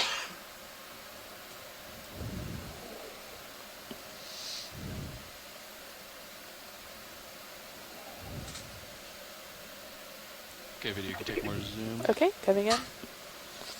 And on the top of this urchin, you'll see this sort of bump. And you can see its little 2 feet moving the urchin along. It's actually moving pretty fast. Yeah, it looks like he's going for some of that green flocculent material there that's on the bottom. It's likely relatively tasty. Maybe to him. Perhaps. So the mouth of this urchin is actually on the underside, so it doesn't really have to do too much to be able to feed on this flocculent material, as you say.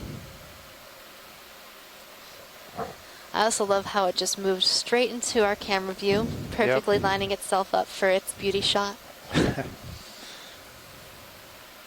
And so to identify these urchins, we're looking at these little bumps that the spines are coming out of and seeing if they're lined up, and that's typical of a spitodiadema.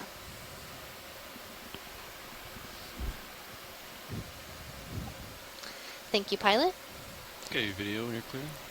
I don't think we've seen too many urchins on this cruise so far, have we? Not too much. I think we have seen one aspidodiadema. That's We saw one large purple pancake urchin. Still another minute or two before series starts moving. But I agree. Might want to push ahead.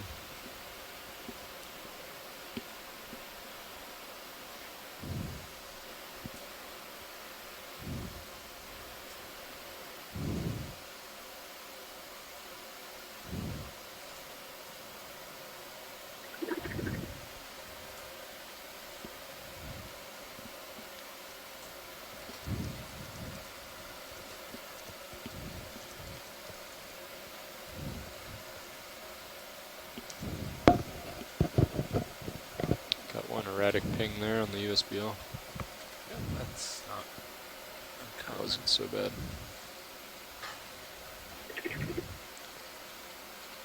Actually, it cleared, didn't it? All right. It's interesting. Well, it looks to be like we've got some more chrysogorgic corals. Another synallactid sea cucumber. We just saw one of those. Looks to be about the same one. Very light pink in color. There's an interesting sponge coming up on the right. Yeah, that's what I was going for with the sponge. Yay, a sponge. Yay, a sponge. And then a gastropod on the rock, perhaps? The orange guy? Yeah, that Back orange left? one. Let's Yeah. look at the sponge first, and then... Great. Just off to your starboard couple. This looks I'm watching it tight. I'm going to very odd. Where it is. Like a vase that got a lump in it. Yeah, lump in its throat. Okay, video, let's frame this up. Okay. Kind of got my body Coming shape in these partial. days, doesn't it? I wasn't going to say anything. What is this sponge? I'm trying to work that out. So this is Chris Kelly calling in from the University of Hawaii, Coming and in. this is the vase sponge. I still have more zoom. Glass sponge. Spicules made of silica or microscopic parts. Kind of a curious one here. I think it's a euplectellid vase, but the actual structure there is very different. Megan, have you seen any others that kind of look like these channels and osculum arrangement on your cruise so far? I don't think I've seen this before. I haven't seen this before. The bridge, let's bring the ship to an easy stop here. Roger, easy stop. How far And did on we the, it looks like on the opposite side. Which is informative. They RV-nav bridge, just we're pan actually down, and that's pretty great. much on That's site. what they We're call a about 45 basiphytus meters off. attachment. Gotcha, that's fine, thanks. Okay. And then the water on these sponges, the water enters into the sides of the sponge here where they're zooming in, and through these holes and pores, the water is filtered inside the tissue of the sponge, and then the X current of the water after it's been filtered collects in a central cavity called an atrium, and then it comes out the top, exits the sponge. Would Have you this got some biological samples so far? No, we haven't collected anything yet. Do you think this would be a good candidate for collection? these ridges are very curious for typical euplectellid sponges. I just am not sure I've ever seen this arrangement before. Yeah, they're if you very... don't have a collection already and you haven't seen that many animals, I think you potentially have something new here. In fact, it wouldn't surprise me at all. I do suspect you have something new, or at least a new record. I'll just call it back 15. Okay, Chris. Yeah, I think we will go ahead with a collection here, pilot. Okay, coming wide. Copy that. Bridge, this is nav. Okay, that's full wide. Yeah, we'd like to reverse the ship, so we're going to go 15 meters, bearing 070 on the opposite side, at Chris, it 0 looked like it decimal, had some sort of 2 lobes knots. coming off of it when we zoomed into the base. That's correct. Yeah, I saw that. So the two most common vase sponges we see down here are in the genus Dictyalis and the genus Regadrella. There are some other ones. There's some that attach through fibrous attachment to Euplectella. And then there's Corbitella, which haven't really documented very well, so I'm kind of wondering whether this could potentially be in the genus Corbitella. In fact, I don't think we've ever collected one of those out here that's been confirmed. And it doesn't have that sieve plate on top like Dictyalis and Regadrella usually do. Yeah, oh, very good. That's right. Thank you, Megan. That just totally escaped me. So it's lacking that sieve plate, that grating right on the top of the hole, which makes it even more unusual.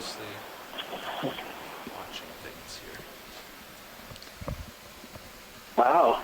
Yeah. And there might actually be something inside, some animals living inside those little darker spots. Yeah, I was wondering if that was something on the outside of the sponge or inside. I didn't see anything outside when we zoomed. So maybe we'll get some associates along with this collection. Looks to be maybe a foot tall. Should we try to collect the whole thing? Well, that's always really useful. That's preferable because the actual microscopic parts can change from the base to the top. And if it's a new species, which I think it definitely could be, to be able to describe it, it's really helpful to have the whole set of spicules of the sponge. Watch the pilot. Go ahead, pilot. Do they want try to pluck it from the base or kind of cut it near the base? I think we should try to pluck it from the base. Okay. Copy. Chris, do you think it'll come away from the rock relatively easily if we try to just pluck it? I suspect it could be a soft sponge, but I'm not positive. If it's brittle, it'll just sort of crack right when he grabs the bottom. If you can grab it below that, yeah, down in there somewhere. But even if it's a soft sponge, he should be able to tear it off. He might leave a little bit of the base attached. There's nothing you can do about that. Because they glue themselves on pretty hard onto these rocks.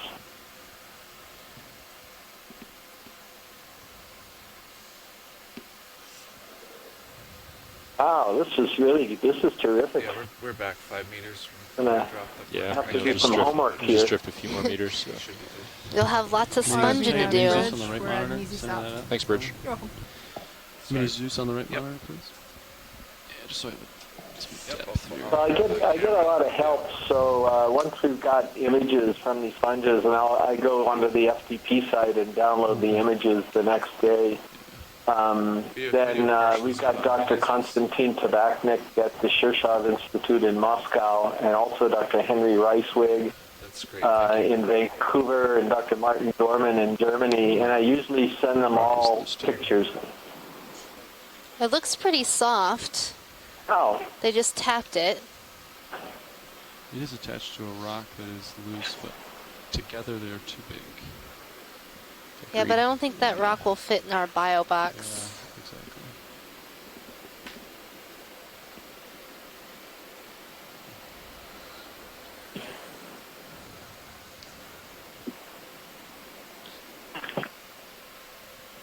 So you might want to practice kind of feathering in as you close the jaw. I was going to go for a full close. What's your force at? 4. Good force 4. Am I going to hit the rocks? Hit the fingers. I think I'm going to cut it pretty close to here.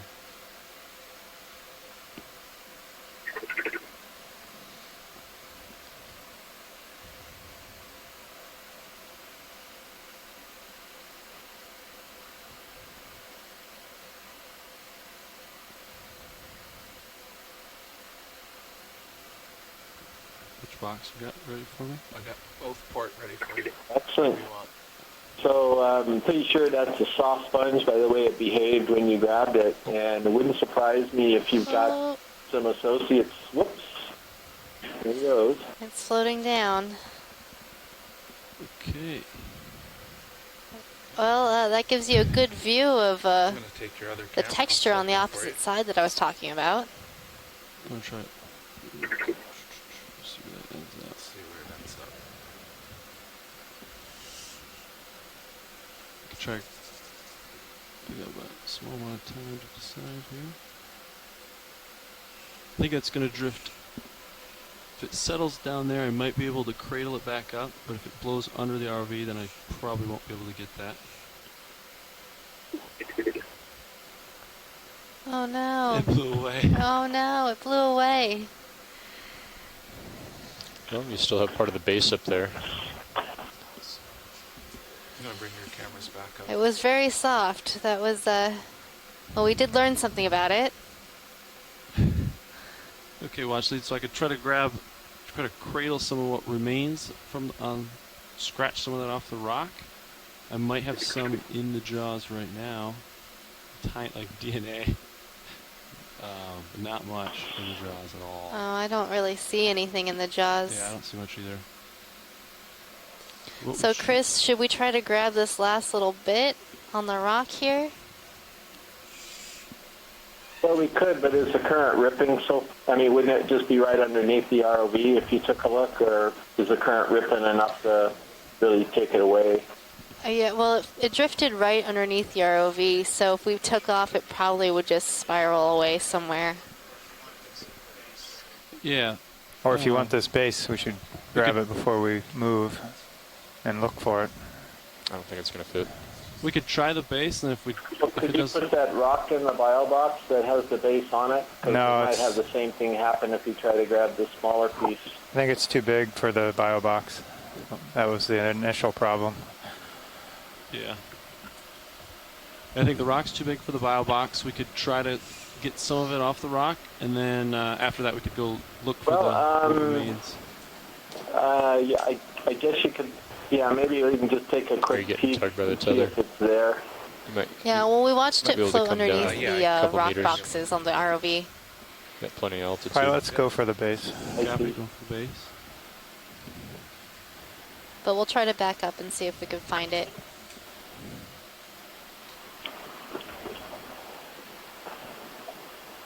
Well, that's you. Can you hear me? Oh.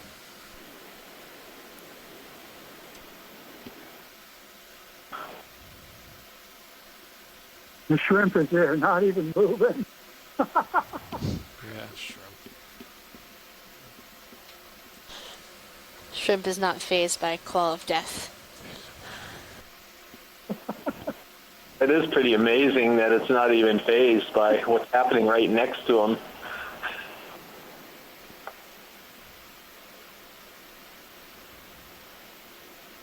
The intelligence of crustaceans. Such a small... Wait. Well, the sponge looks extremely fragile. Yeah.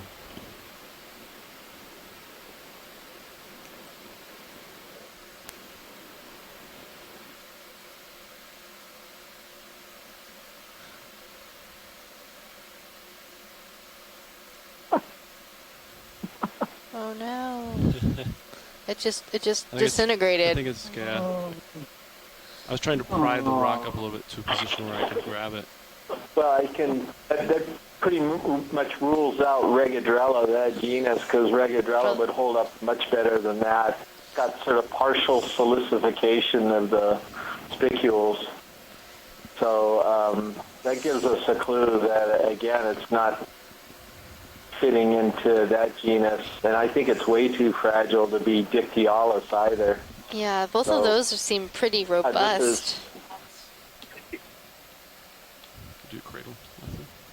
Okay, watch late. I think we can try to look and see if the large bulb section is below me. Okay. And then if it is, we can go for that. But else, I don't think I'm able to get. And I would. Yeah, if we can grab it, if we see it, then let's do that. But if it's looking too gone, then we'll just move on. Absolutely. Maybe we'll see another one. If you can, try to position the ROV so that you can open the drawer without moving. Yeah, I agree. And even if you don't find it, thanks for trying.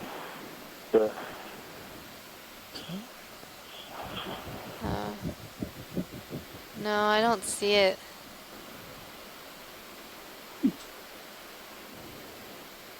Yeah, judging by how fast it was kind of blowing past me, my guess would be kind of tumbled down the hill. I think I might see got some space to come back. The ship is seriously settled out now, so there it is. Oh, there it is. Hey. Just floating there, got caught in a little by a rock. It's trying to disguise itself as a sea cucumber. It does kind of look like a sea cucumber. It does. It's gonna be a tough one. I don't know if I'm able to open the drawer. Yeah, I'm saying. I think you could come down a little more, Dave.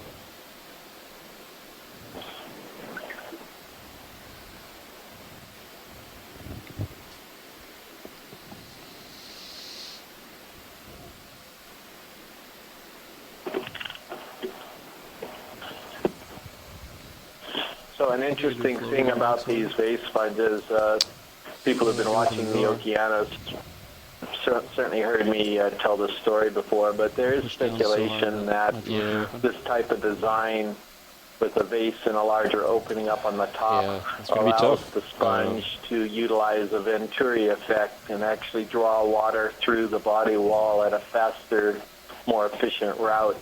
Kind of like blowing over the top of a Coke bottle or something, where you're pulling air outside of the Coke bottle from inside. Similarly, the water current passing over this large opening sucks water from the main cavity, which then pulls water into the body of the sponge at a faster rate than would normally go through it. So one of the fascinating things that, aspects that I really like of sponges are their different morphologies and how they're solving problems with filtering the water current in the most efficient manner.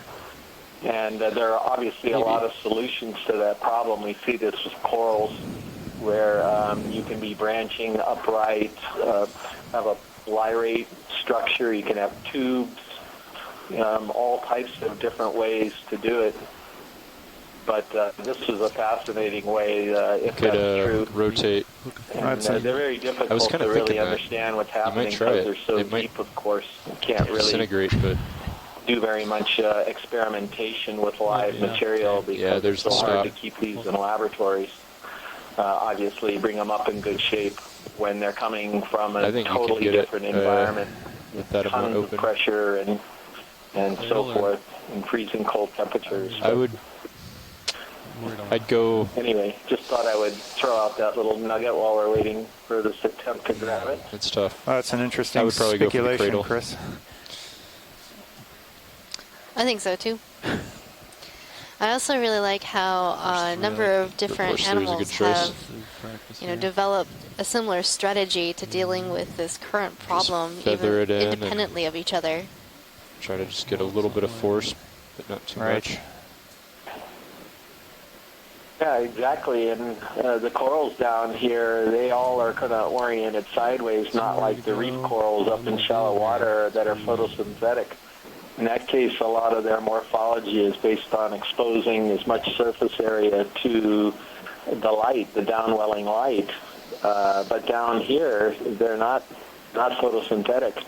So they actually get all their food and energy from what's coming laterally carried through by the currents. So that's why you get a lot of fan shapes down here in bushes and things like that.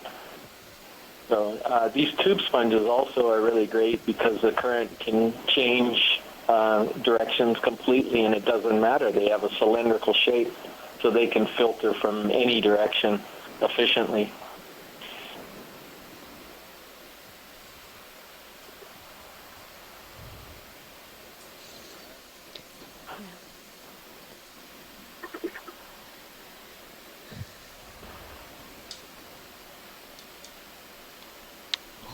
All right. It's like a little beach ball. Being very careful not to cut it in half. Oh. You're gonna have to get a little bit of force on it. Copy.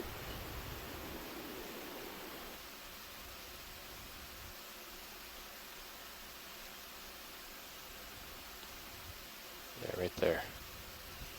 Slowly, slowly. Watch your grip. Beautiful.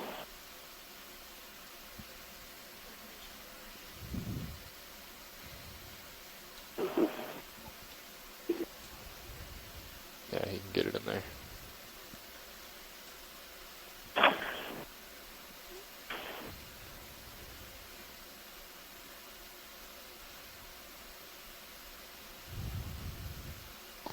Close your fingers and push it in.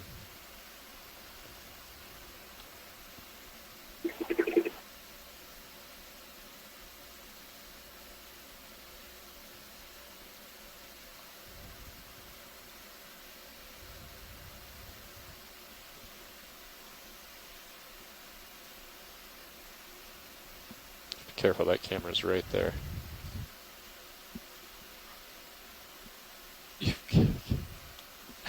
So the current... This sponge is not cooperating. It's like a sail. And now it's in the skid. Okay. I have to let it go. It was half in the box, and then the current kind of blew it out of the box. Oh, man.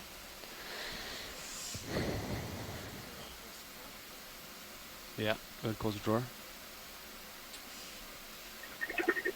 I don't think we're going to be able to get this one, watch leads. All right. Well, that was a really good attempt. Maybe part of it will get stuck in the ROV and stay there. Unlikely. Thanks for trying, guys.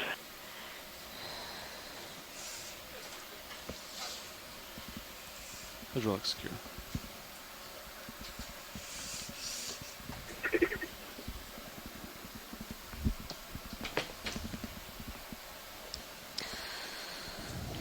Well, sometimes that happens, folks. You can't always get a sample. But, you know, there's always something better over the next pill of lava. All right, let's get or centered chute back up. flow. Get another move in. Maybe we'll see this same sponge again and be able to try it. It's a second attempt of collecting it. But if not, we did get some really great imagery of this sponge, so hopefully that'll help us in understanding a little bit more about it.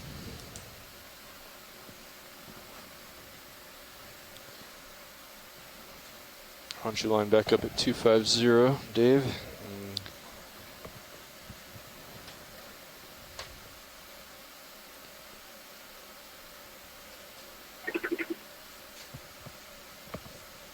So right now we're at a depth of 2,394 meters. We're making our way to the top of a cone feature on Wagner Seamount in the Musician Seamounts. This is your biology lead, Megan Putz, coming to you live from the Okeanos Explorer. I'm going to go ahead and call the move in as you get lined up. Bridge, this is Nav. Go ahead, Nav. Yeah, we'd like 20 meters, bearing 250 at 0.2 knots. That is 20 meters, bearing 250, speed decimal 2. That's correct. Thanks.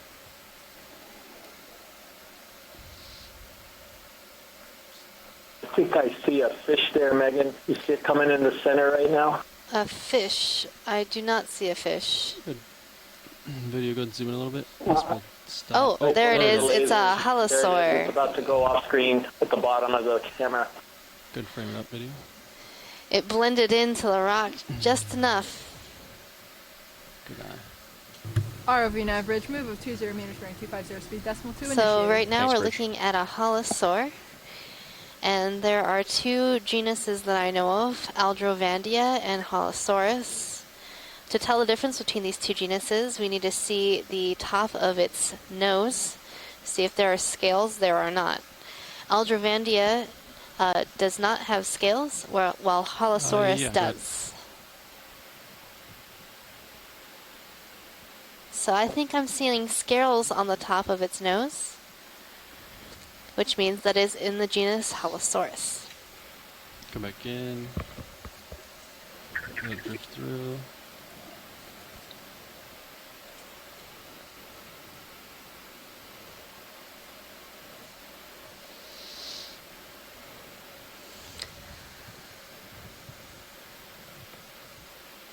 I really love these fish. They look sort of like little eel-like dragons of the deep sea.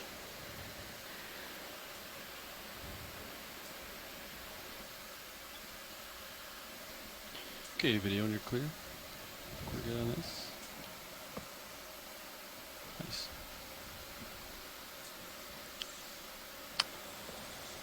Copy that. Yeah, so Megan, Bruce would know better about this than I do, but until the Okeanos expeditions in 2015, when the Capstone project started, we had no in situ imagery of Holosaurus here out in the Central Pacific. All we had was Aldrovandia, and in part, we could have caught some fish on submersible video, but we just couldn't zoom in on the head like this camera is able to do and really confirm the ID. Yeah, there's a dive super out there. So that whole genus now is definitely known, and kind of know exactly what it looks like down here in its native environment because of this remarkable ROV. Yeah, I believe that's right, Chris. We also were able to accidentally capture a specimen of this fish. It got stuck in the ROV, and we were able to find it upon recovery. So I think that would be the first and only specimen of this species of fish from the Pacific.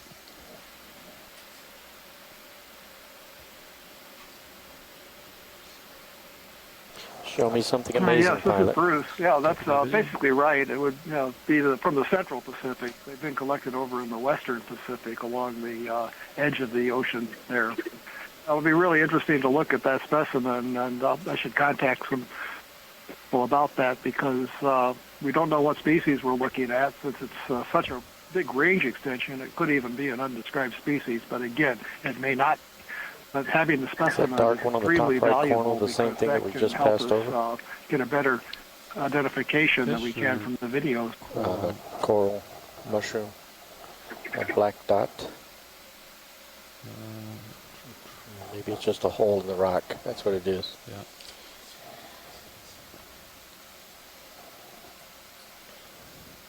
Yeah. I did not. Yeah, Bruce, I think the specimen that was collected actually had eggs or small fish inside of it at the time. Are they? Do you know if they're live breeders or if they lay eggs? Well, we don't know for 100% about that, but in general, this group of fish, like the others in the related orders, are egg layers, broadcast spawners. So their distant relatives include things like the tarpons and the true eels, and all of those for which we know something about production are broadcast spawners of eggs. These have, the Holosaurs have larvae that drift up in the water column into the plankton.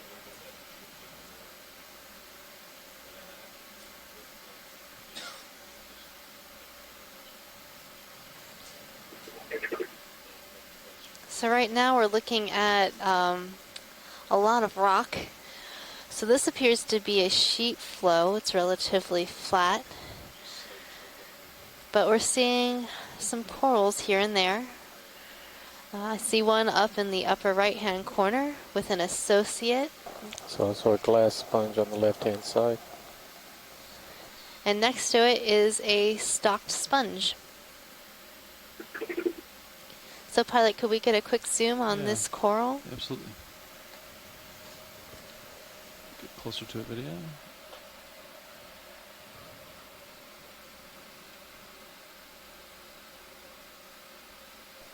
Looks like some nice round rocks there. Get some lasers on it.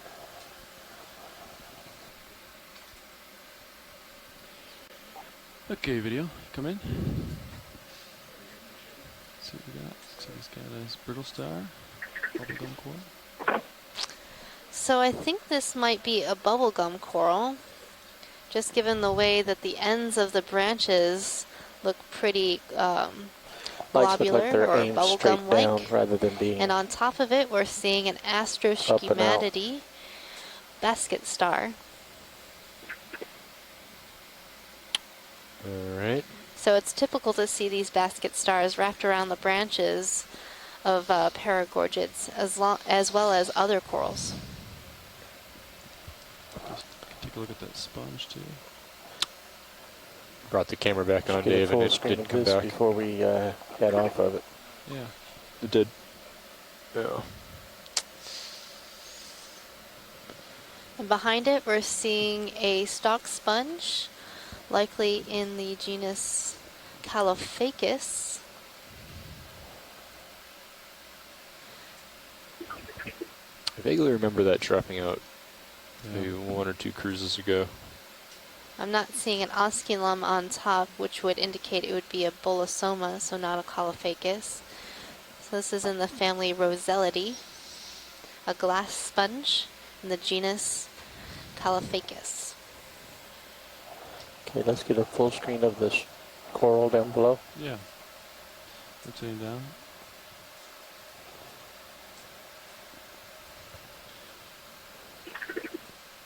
Get a full specimen of this.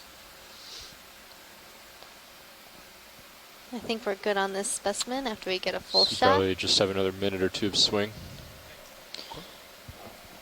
Okay, video, and you're clear? Okay. And video's clear. Great. No. Let's make some tracks. Let's push forward and get another move in. Coming from below. They really want to get to the top and characterize it. Are the lower swing arms fully deployed down? Just about, yes. I'm going to go ahead and call in another move, co-pilot.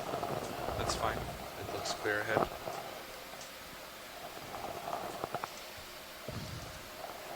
Bridge, this is Nav. Go ahead, Nav. Hi, Anna. We'd like a ship move, Maybe please. a large white sponge, 20 meters, hard to bearing port. 250 at 0.2 knots. Use something white and That round. is 20 meters, bearing 250 at decimal 2 knots. That's correct. Okay, coming up.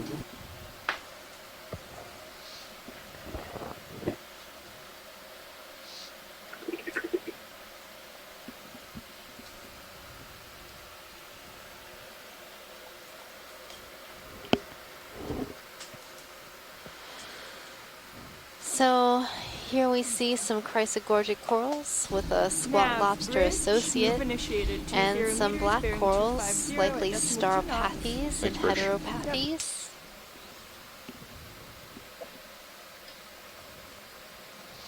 So we saw some of these earlier in the dive. There seems to be a high diversity of black corals at this depth.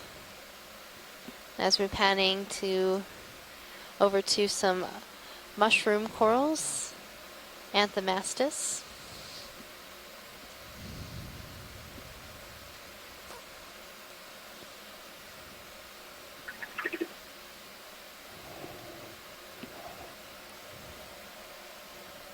We've seen these already too.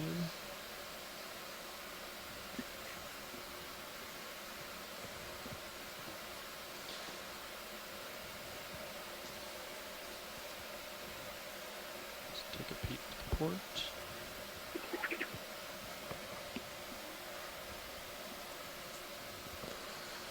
And we have one rock that's like full of Anthomastus.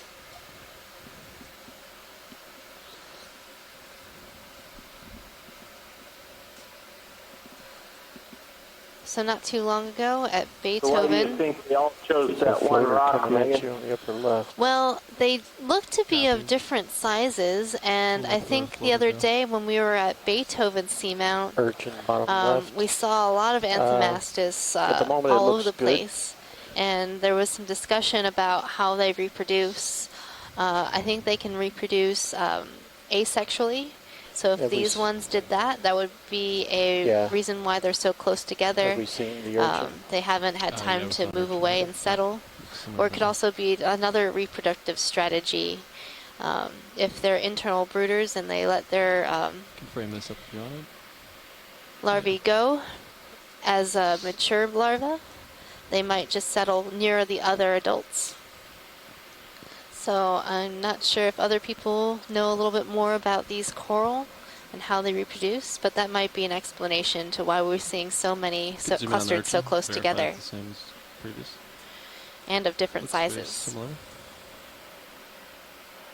Yeah, I completely agree with you, Megan. Who knows if that's true or not, but there is one way to test it, which hopefully will be done sometime in the future, which is basically to grab one of these rocks, maybe that's small enough that has a number of them on it, and then do genetic testing. This would be more of a scientific study perhaps for the Nautilus or some other group, but actually do genetics on those and see if they can determine whether they're all related to the same individual. Yeah, that would be an interesting project. Okay, video. Right there. Video's clear. Okay, come out. Keep moving. And then we just looked at Aspidodiadema, type of sea urchin with very, very long spines. Now I'm seeing a different coral, possibly dead, on the left-hand side. All right, should be feeling coming that into move center screen now. Soon, if you haven't already. Yep, I'm moving. Copy that. Going for ROV nav bridge. Go bridge. Move complete. Thanks, bridge. Yep. So I'll be interested to see if this is a live coral, and it looks to have some associates on it. So let's see what's on this. Okay, video, you can frame this up as I get closer. Oh. I'm not sure that's a coral, Megan.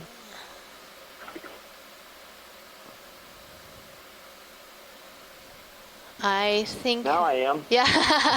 Take more zoom if you got it. Yeah, so this looks like Pleurogorgia, and it's partially dead and has been colonized by some hydroids and a couple barnacles, and part of it is alive with live tissue that we're looking at now. Still up. Coming up. And here up top, we're seeing some barnacles. So barnacles are really interesting. They have these little legs that are out in the water column capturing food. These look like stalked barnacles. So they're on little fleshy stalks that are attached to this coral. Video's clear. Okay. You can come wide, video, when you're clear. So the common name for these types of barnacles is gooseneck barnacles. Okay. Tap and move.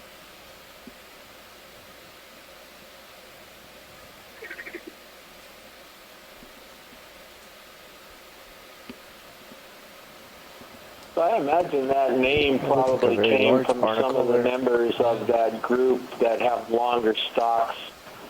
Megan, that would be a guess to warrant sort of a gooseneck name. I gather that's why they call them that, because they had a really long curved stalk or something. But anyway. And now we're zooming in on a different type of gooseneck barnacle. After this, looks more gooseneck-like. Copy. Do you need a closer look at this watch lead? Also, I'm going to keep moving. I think that's good, but there was a different type of black coral over to the left that I'd like to take a look at. Okay, we'll take a quick look at that video and then we'll head out. There it is. Partial. So watch lead, this is Nav. Go ahead. Go ahead, Nav. Yeah, just to let you know, we're still making pretty good time, but if we want to have a good amount of time at the end to characterize the top of this feature, we need to keep moving forward. Okay, that sounds good.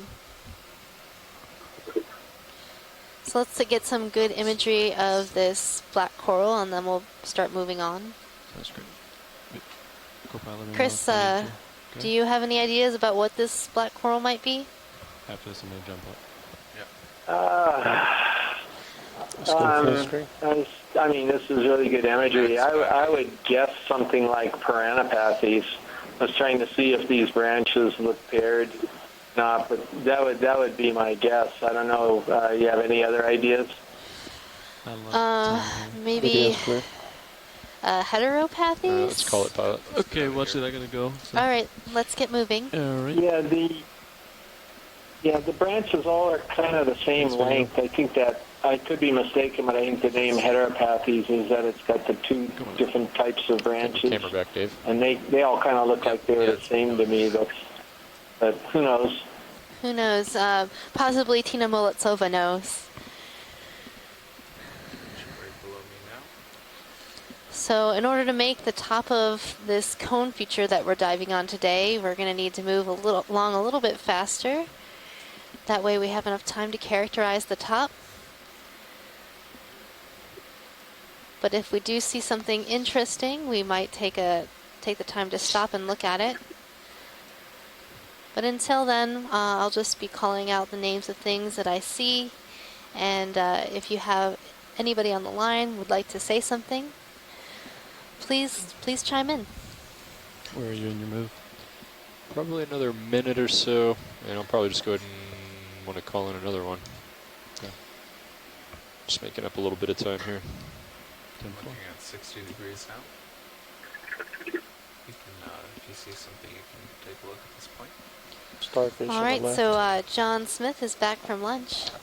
Was it delicious? Yeah, video. Let's go for Starfish here. Sorry. Yes, there was some good stuff. Awesome. Well, now we're seeing a goniastrid sea star feeding on a coral. Is that Copilot? Oh, just talking to myself. Copy. You're good. Let's go full screen. We've also got Europtychus squat-lobster. I think that's what the genus is. But certainly isn't doing a very good job of protecting his coral, is he? I've been looking at the animal guide. Maybe hexapathes for that coral we just saw. Video's clear. Oh, that's a good suggestion. I forgot about that one, Megan.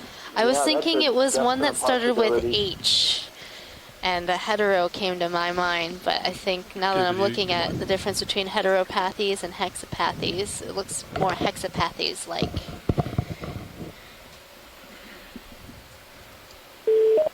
Hey, Megan. Hey, Chris Ma. We've seen that stock coral on the right. Oh, that's right. Chris is on the line, isn't he? Yes. The other one. The other Chris. The Chris and Chris. So, the sponge one. So, the sea star you're looking at is actually a sea star that I described. This one is called Zoroaster aronde. Probably about done. And it has sharp spines along the edge and right along the surface of the arm. Call another.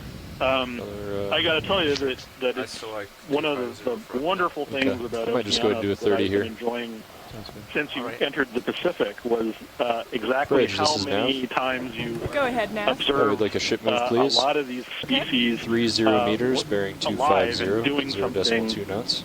Relative to what I knew about them before, which was essentially that they were a dried specimen in a museum someplace.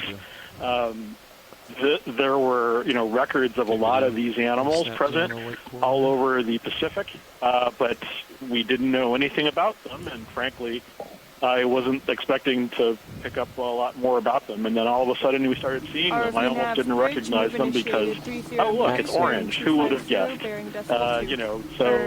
One of the great things is just all of this added ecological knowledge about a lot of these species that had to put it together with the museum specimen later on. And I think I just was tallying up totals for some of the species from the paper that I'm writing on these, and I think we have close to somewhere between 200 and 300 just occurrences, and close to, I believe, 80 to 90 species that we've just observed go full screen throughout the time since Capstone started. So the amount of information we've been gathering relative to what we know before has just been a huge contribution. So thanks very much.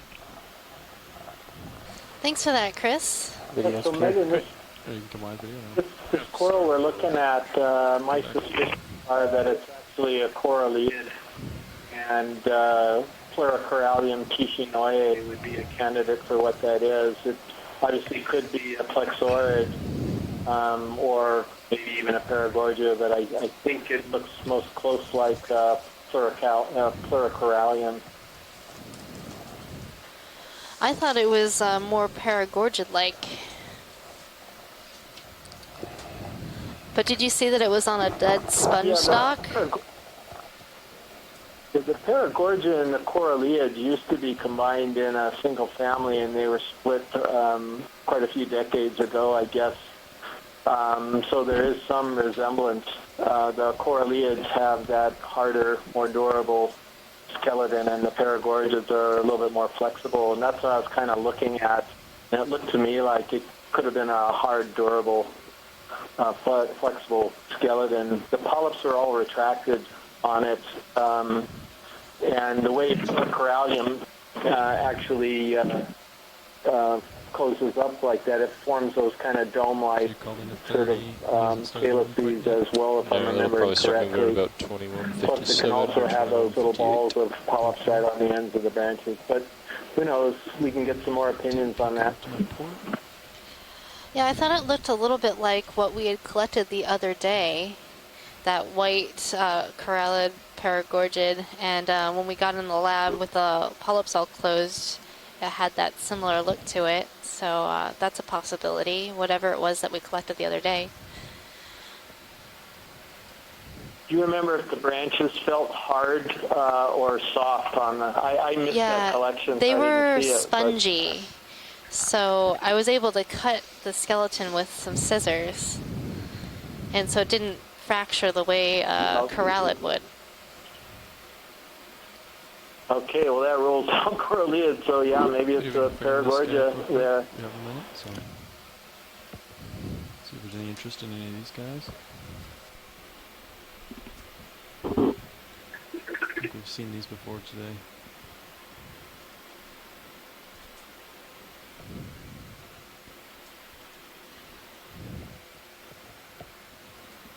Yeah, but you can come wide.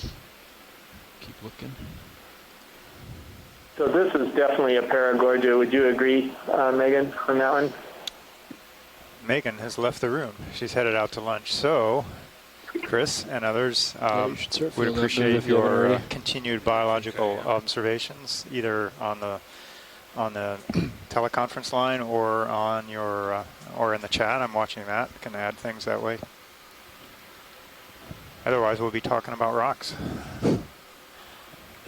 Geology rocks. Oh, heaven forbid. You know what I was thinking? That those Paragorgids are known commonly as bubblegum corals, and I was just thinking if there's a lot of them that are undescribed, and I was just thinking that maybe kind of a fun way to come up with some names for those things would be, you know, for example, Paragorgia bazooka, Paragorgia wriggleys. Yeah. Oh, you got a fish. You got a so fish, yes. Yeah. Try to get closer. It looks a little different than ones that I think we've seen before on this trip. Time to This is the same thing that we saw at the beginning of the dive. It's got a dark spot on its side that's a little unusual. Maybe some damage. And the white markings on the head are a little different. But this is something that we think might be an undescribed genus and species of a cuskeel or Aldrovandia. Again, the head is relatively small. The eyes are fairly large. My video just froze up here. So we're getting a good view of the pores on the head. That's an interesting thing. It's got a fairly wide body, about halfway back along its body, that gives it a slightly different shape than most of these have. On the frozen image that I have on my screen, we can see the modified pelvic fins. So you're just at the beginning of this 30-meter move, on the underside of the fish, in this case up near the throat. Okay, now very long dorsal and anal fins, the fins on the top and the bottom that are connected with the tail fin. That's typical of cuskils. Although you can see the tail fin's a little bit distinct, the caudal fin, that is. And just about every individual of this, whatever the species is that we've seen, has scarring on the body, which may indicate that they forage fairly actively among the rocks for prey and get scraped up, scarred up a little bit. So that's probably an undescribed genus and species of a cuskeel. Well, thanks, Bruce.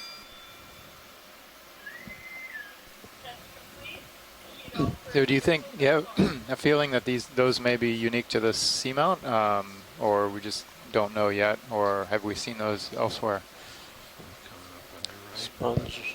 I think we first saw one in the Papahanaumokuakea Marine National Monument on northwestern Hawaiian Islands. I believe we also saw this taxon over in the Mariana Islands. So it's to be fairly widespread.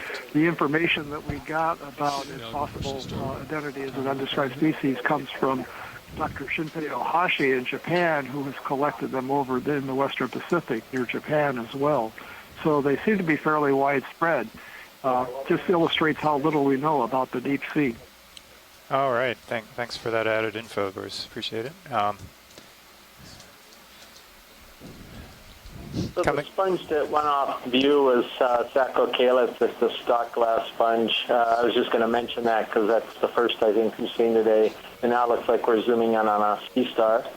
Yeah. So we'll hopefully entice Chris Ma to come on. Is this one of unique interest? Have we seen this before?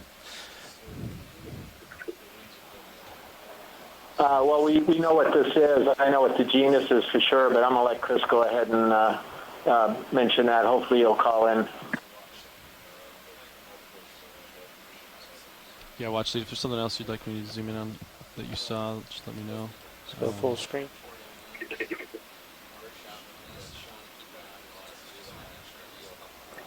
I'll give you a hint. It's named after somebody who has a cape. Hey, John. Hi, hey, Chris. Chris Ma. Chris and Chris. Position here relative to Sirius. 10-4. Somebody with a cape. So thank you for stopping and taking a look at the sea star. Has Chris already given you something, or? He was hinting at the name. I gave him a hint. I told him it was named after a guy who has a cape. Okay, thanks, video. I'm going to move on. Oh, okay. Yeah, so this is a sea star called Zoroaster. It's a strange star just went off screen. It's actually a fairly typically, it's a what you call sort of a typical deep sea species. You see it all over. This kind of sea star is found around all over the world in some of the world's deepest depths.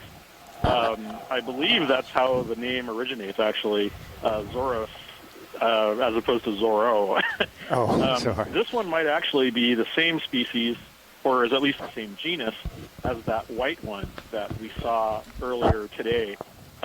This one I think is pretty big, so they tend to be fairly large and have very sharp spines along the middle ridge along the arms. And I've had these things puncture airplane controls gloves before. They can be quite unpleasant sometimes. They're not toxic; they're just very sharp. But speaking to your geological background, hey, co-pilot. There are fossils of this sea star that occur in Antarctica from the Eocene, from relatively shallow water. And so sea stars like this are actually interesting at this point? because they show evidence of do you have any questions? occurrence in different bathymetric habitats. So they've kind of gone up and gone down. Roland, how do you like the lighting? In different depth ranges That could be extended out a little bit further. And there are fossils like this sea star co-pilot from the Jurassic as well. So sure.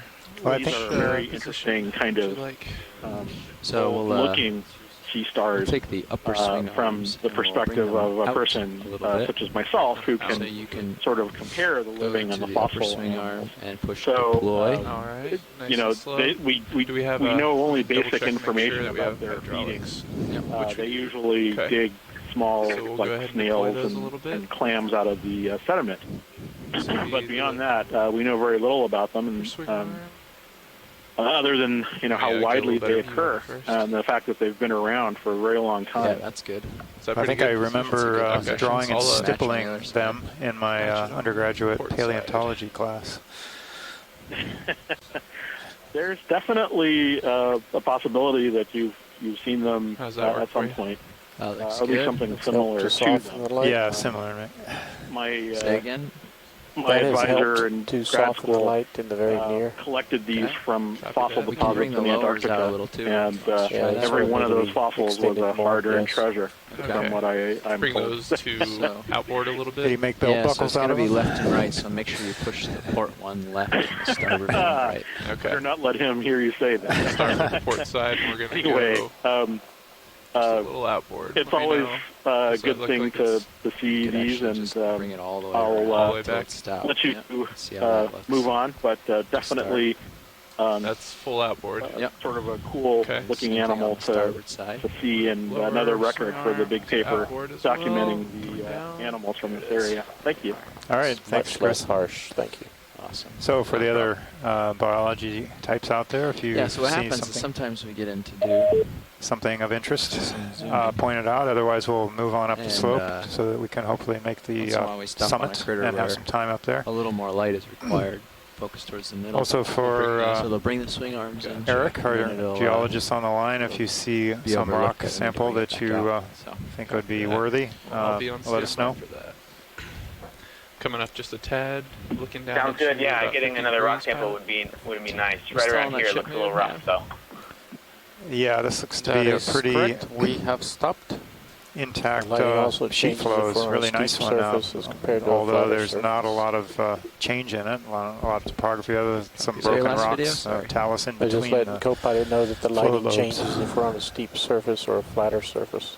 Yeah, it's actually pretty impressive how much sheet flow we've seen on this dive. It implies that this little cone we're on really had a pretty high effusion rate, probably for a good amount of time.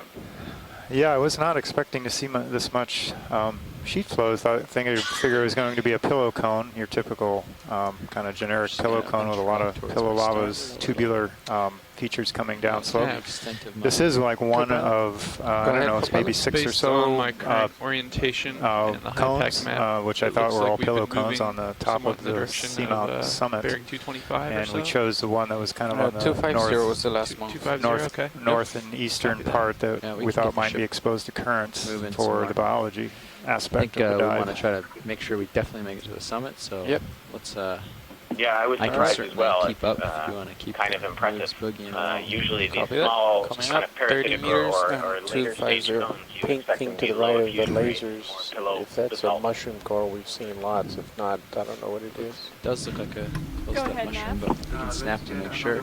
That's going to be 30 meters. Yeah. Yeah, it's generally very smooth, so I think we should just call it Beldar's cone. Copy that. That is 30 meters bearing 250 at decimal 2 knots. Sounds like a good name to me. Yeah. Move is applied.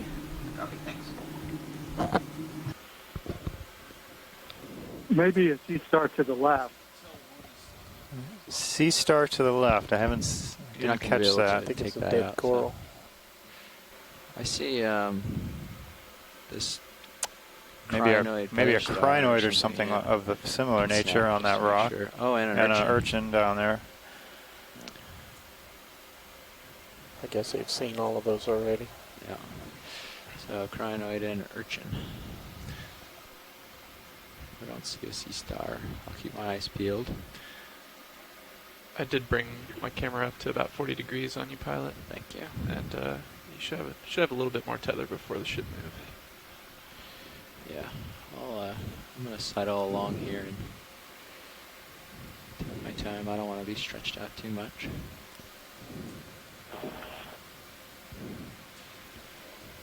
We found that really pushing out and stretching the tether out pulls Cerus's tail around underneath. John, have you imaged that fan-shaped coral that's sort of in the center right already today? I've sort of been in and out of the dive, so I'm not sure whether you caught this one or not. That would be the brownish, the black. And never mind, my screen was frozen. I thought you were sitting there for a while. Okay. No, I think we've imaged a lot of those. Those black corals. We've imaged a number of those already today. A little heavy today. Did we pick up a big rock? We must have. Oh yeah, there it is. Jeez, we are nice and light, or nice and heavy. Good size rock.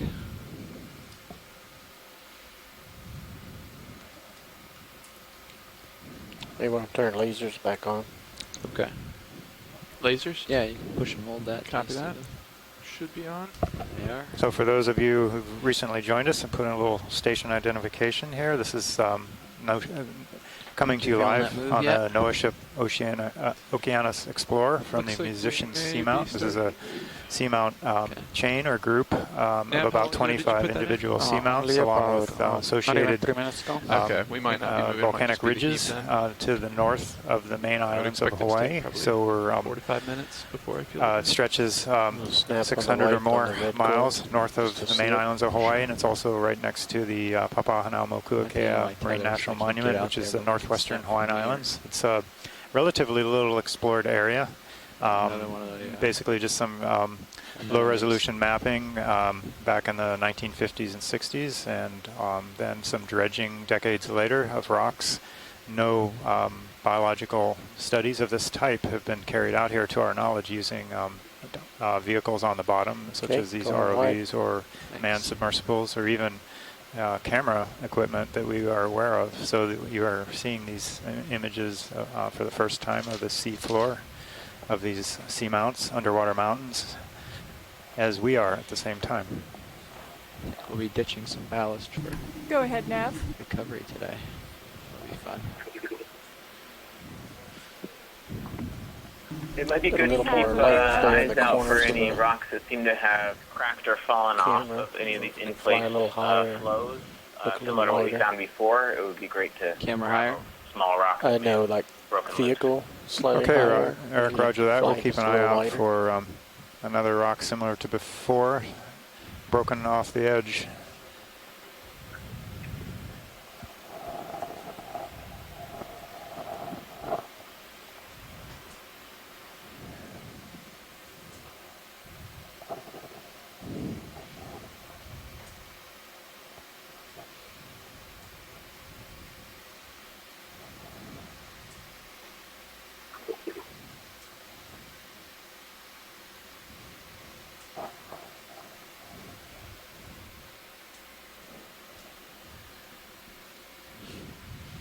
Sure thing.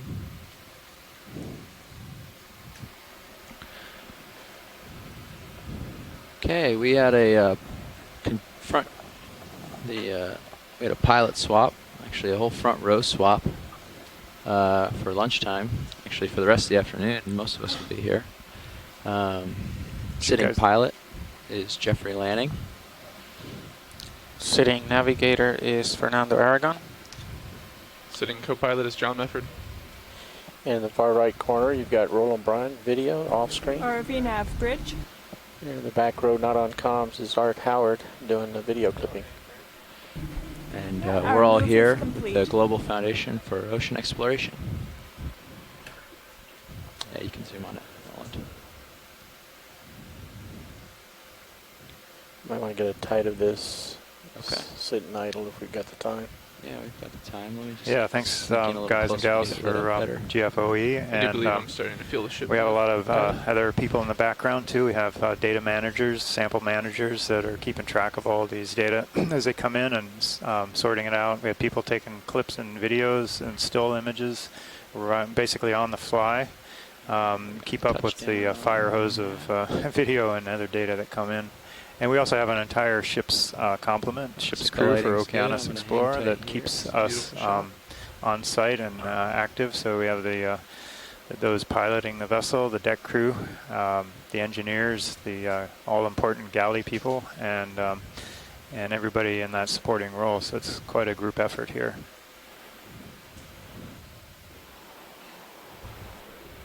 So this is a sea anemone, and it's one of two families. It could be in the family Actinosolidae, or it could be in the family Actinurnidae. It's just a little bit difficult to tell, but down here in deep water, you can get some really huge anemones. This is an example of one, and this isn't even one of the largest examples of these things. Okay. But they can, with their tentacles, they can be, 1, 2, or more feet across, or even more than that, actually. So really, really beautiful animals, and they kind of spread out. They don't sort of clump very often, these big ones. So they've got sort of a peculiar lifestyle. My screen is frozen, but you may have moved on already. Just wanted to point that out since it was such a beautiful close-up. Yeah, no, Chris, we're still on it, but I guess we're probably going to move off it now. But thanks. These are like one of my favorite deep sea animals, next to the goosefish, fish, of course. Pilot's clear.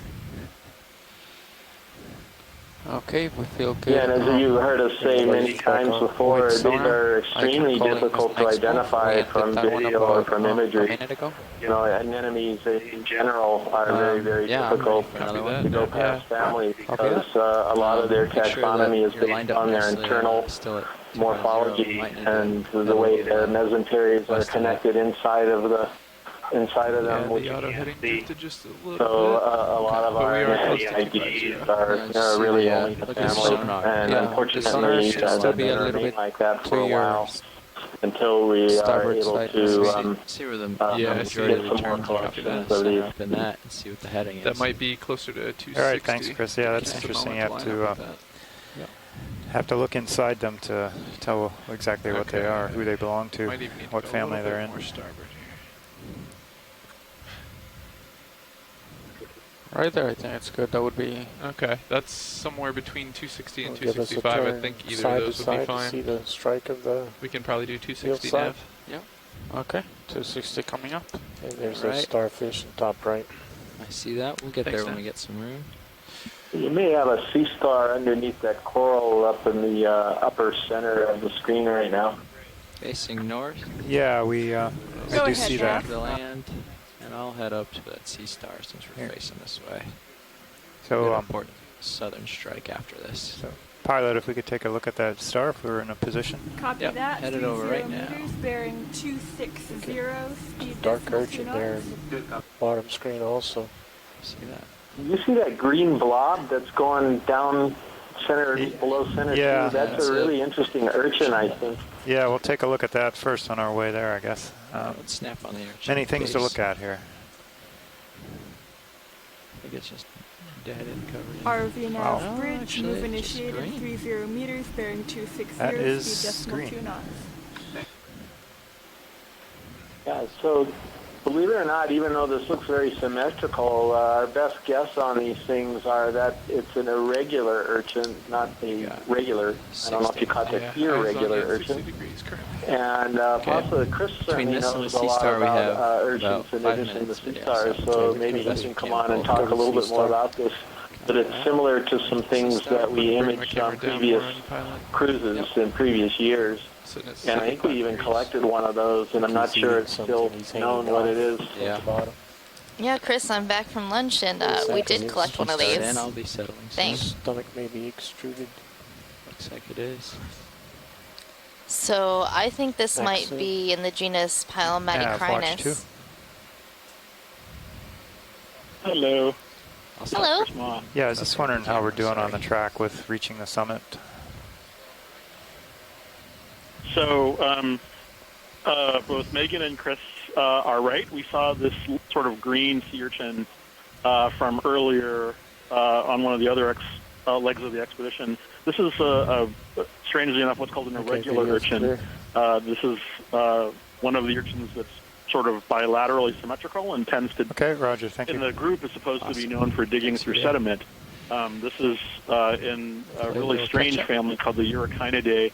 Pilot and wants to. As you said, possibly in the genus... Yeah, we'd like to look for another rock. I don't know if you were here this morning when we collected, but one that's looks like it's in place or cracked from an outcrop or something like that. Okay. We'll do. And so push ahead a little bit. Are very delicate. And then we can look we have some of these in the collection. Yeah, that sounds fine. Good. Thanks. I'll let you when know, they're broken Pilot, into fragments, you can literally see the pieces is about through. to stop so you can look for a rock at that point. Light passes through the fragments. That's how thin that test is probably. The sea star you guys were just looking at looked like it was probably either Circeaster or Caliaster. Should have gotten a closer look. I was moving around and I didn't get a chance to see the entire thing, but it did have a very nice shot of the stomach extended and feeding on the coral polyps. So I think calling that white one sea star. Switch priority. Caliaster is probably pick. Oh, and here's another one. I think that's more the same, different color, maybe. Is this another... coral feeding frenzy today. Do you think it's feeding on this black coral or on these hydrozoans that are on the black coral? You're supposed to have a delay of 30 seconds to anywhere over 3 minutes here. So what happened? You saw this one right away. I'm at the museum. Okay. So the connection at the museum is much faster. Oh. This one is very interesting. You guys are moving, right? Yeah, but if you want to collect it, it should be an easy collection on that Umbellapathes. I think we're. I think that one is a good two for one. Okay. Because that's one of those new things that I don't know if you've had a chance to collect yet. Okay. And it's on an animal that you guys come over the top of you would be interested in anyway, right? Go one ahead, Nav. Yeah. Coral. Yeah, I think that might be an interesting collection. And we'll do an inverse move my 5 meters. My recommendation / suggestion / request would be that one would be a great collection, if you're able to do so in an expedient fashion. While you're pondering that, we zoomed in on a sponge, and it has got a totally bizarre attachment there. It looks like it's got 3 stalks. At first I thought it was a pot-bellied hyalinomatid sponge that we have collected before, but that's bizarre. It's who knows what that thing is. It's pretty interesting. So suddenly we get a little burst of interesting creatures. We had the ship move back a little for you. I just want to know what you call a pot-bellied hyalinomatid sponge. ROV nav bridge. Well, it's just, it attaches to the substrate with a fibrous or lophophytous attachment. This one does not do that, but everything else about the sponge looks like it's one of those. It tends to be kind of a globular sponge with an osculum on the top of it. It just sort of sits on the bottom. You know, sort of like a Jabba the Hutt of the sponge world. That's awesome. He did say he wanted to collect it. Is this definitely a collection? Oh, wow. Yeah, I think this is definitely a collection. Okay. We are positioning the ship for it. We were in the middle of a ship move, so we had to stop it. We actually are moving back a couple meters just to make sure Ceros doesn't become in an unsafe position. But shouldn't delay us on the collection. I'm just getting the tight shots required before. Okay, pilot, that sounds good. So I think we are going to collect this Umbellapathes with a lot of associates. I'm seeing hydrozoans, there was a mysid, there's an amphipod, and also this sea star. The rotator is not great for this. Now, I'm pretty sure the amphipod and the mysid will swim away when we start to collect this. But you never know. Going full screen on the top. Okay.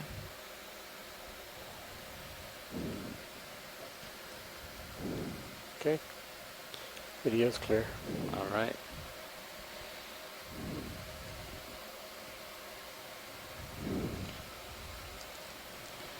Jelly and Seriosphere. Yeah, that's cool looking. ROV nav bridge. The 5-meter move is complete.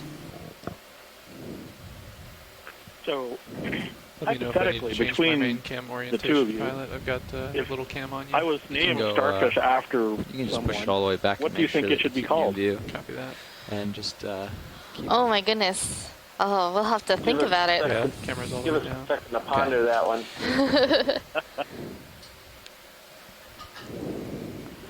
I feel like my last name could make a really sonar as interesting species name.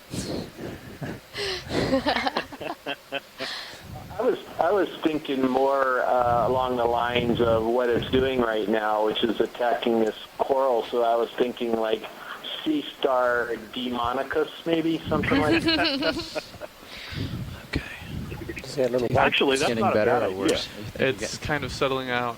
Okay. I would hope the 5-meter ship move will kick in the next minute or two. It's a Antipatherian it's attacking, right? See that Yes. spot, white spot So to I'm the not left sure of the if it's coral? munching on the... Apparently they're non-discriminate Nigerian predators. You know, you get them on black corals. We've seen them on chrysogorgids, bamboos. What else? Yeah, well, they did get a better, right? crinoid one time, too. That closer to soft me now. crinoid. And I think we're about they settled really go out. for Actually, it. Well, had a few more degrees there's on my camera. definitely different Didn't groups last time I that pushed the tend stick, to so. focus on different Okay. types Can of I food. get hydraulics spun up? This one Sure is thing. something that we've not I seen believe very actually, often. nope, I think let's this get is them a little actually higher. Just put them almost to max. second time Maybe we've seen to it. max, This that's fine. particular Pretty one good. feeding. 'Cause I think we The arm saw requires this one most of the on flow my available cruise, by Copy the that. pump. and we saw it feeding on something, but we couldn't see what it was on. Coming on. Hydraulics up. And some of the Hipposterias and the Evoposomas, you know, they're on bamboo corals, but I've never been clear whether or not that's because the bamboo corals are just the most abundant. Might want to or if slightly it's- raise those okay, lower we're arms, moving get on. better lighting on it. Okay. Let's see.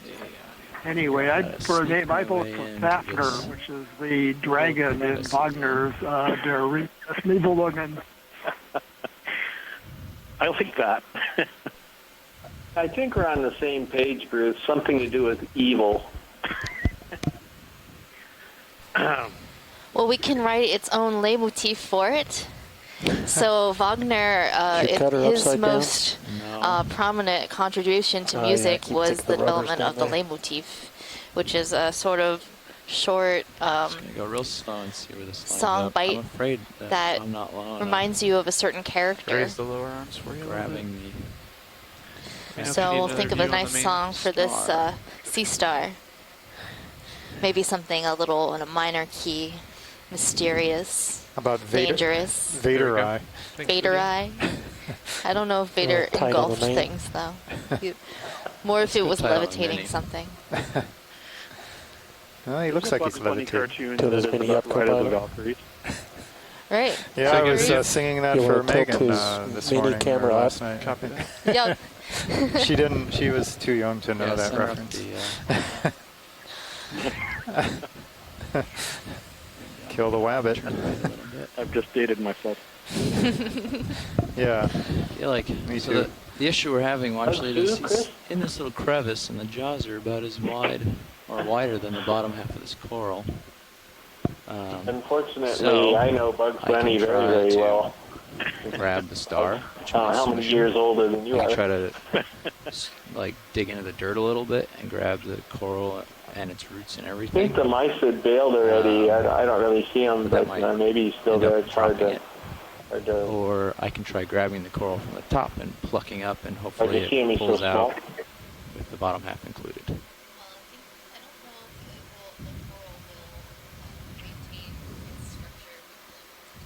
Okay.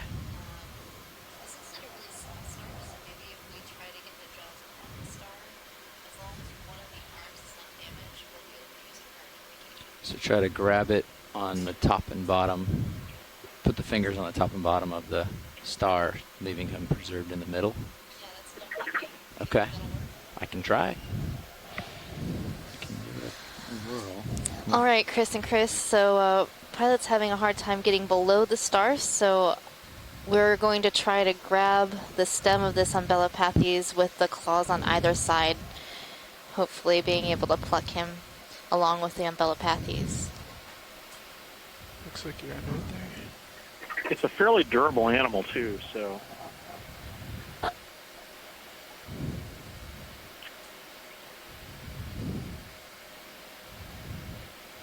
It's a very delicate coral he's on.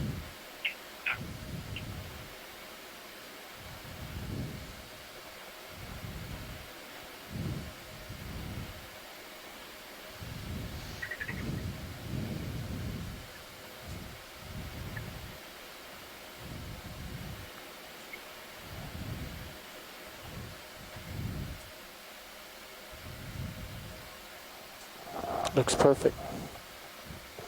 Got a Oh, we rock got a level to- bonus rock. Bonus rock. Okay. Hey, maybe plucking it from the top would have worked. Which drawer are we going to want to stick this in, Pilot? That's pretty marvelous do we have any for the samples black yet? coral folks because they get a really No, nice biological specimen from samples. base all the way to the top. Okay, we'll go with the Yeah, port that's box, a beautiful the specimen. Port inner. Port inner, okay. So I'm going to go ahead and extend the pin, correct? We can extend the The port starfish pin. is still That's on it, correct. right? Copy that. Yep, it's in the jaws. Port pin extended. Yeah, And let me know when you're ready for I'm the sure it draw. is. Are we Starboard. full wide on the Mini Zeus? Yes, you are. Starboard rock box looks like it may be touching the wall. Yeah, we might need to Take off. take off to get the drawer open. Well, we can move the rock box out of the way too. Would you mind tilting my Mini Zeus around so that I can see the box? Your mini Zeus? Yeah, the Is that good? HD2, yeah. There you go. Yeah, perfect, just like that. Copy that. And then you can always bring the starboard rock box inboard if you need to get it out of the way any things that it might bump. Will that get it enough out of the way to open the drawer? Probably, yeah. Okay. So that's going to be the starboard bio. No. It's going to be the starboard wing. We're going to go ahead and bring that inboard a little bit. Yep. Bringing in slowly. Thanks. That rock is still sort of there. That is a big rock. We'll try it, see how it looks. Okay. Starboard wing fully inboard. Yep. And we're going to push the drawer out a little bit, nice and slow. Yep, nice and easy. Extending now.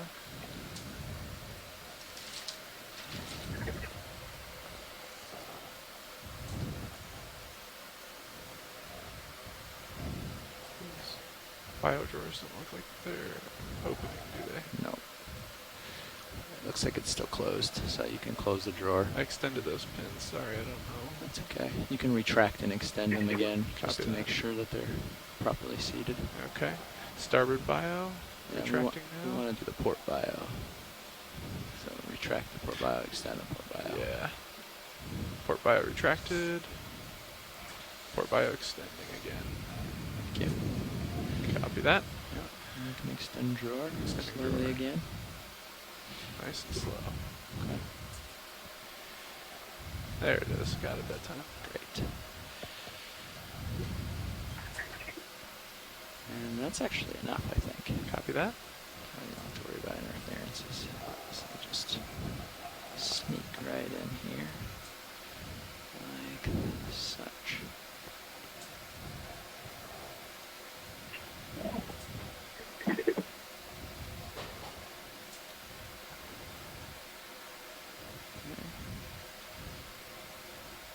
And down it goes. Nice sample, Pilot. Sea stars in there, corals in there. Okay.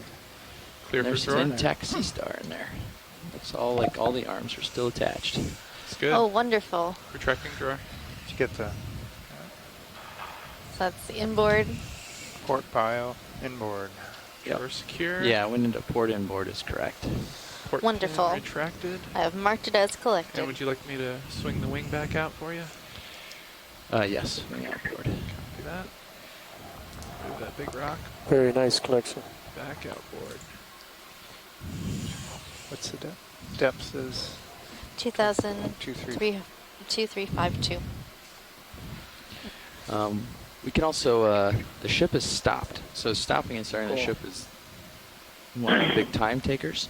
So if there's a rock up in this debris field, in the we're stopped already, it would be ideal to get one. Either in this debris or I have up to 30 meters probably to drive ahead and look.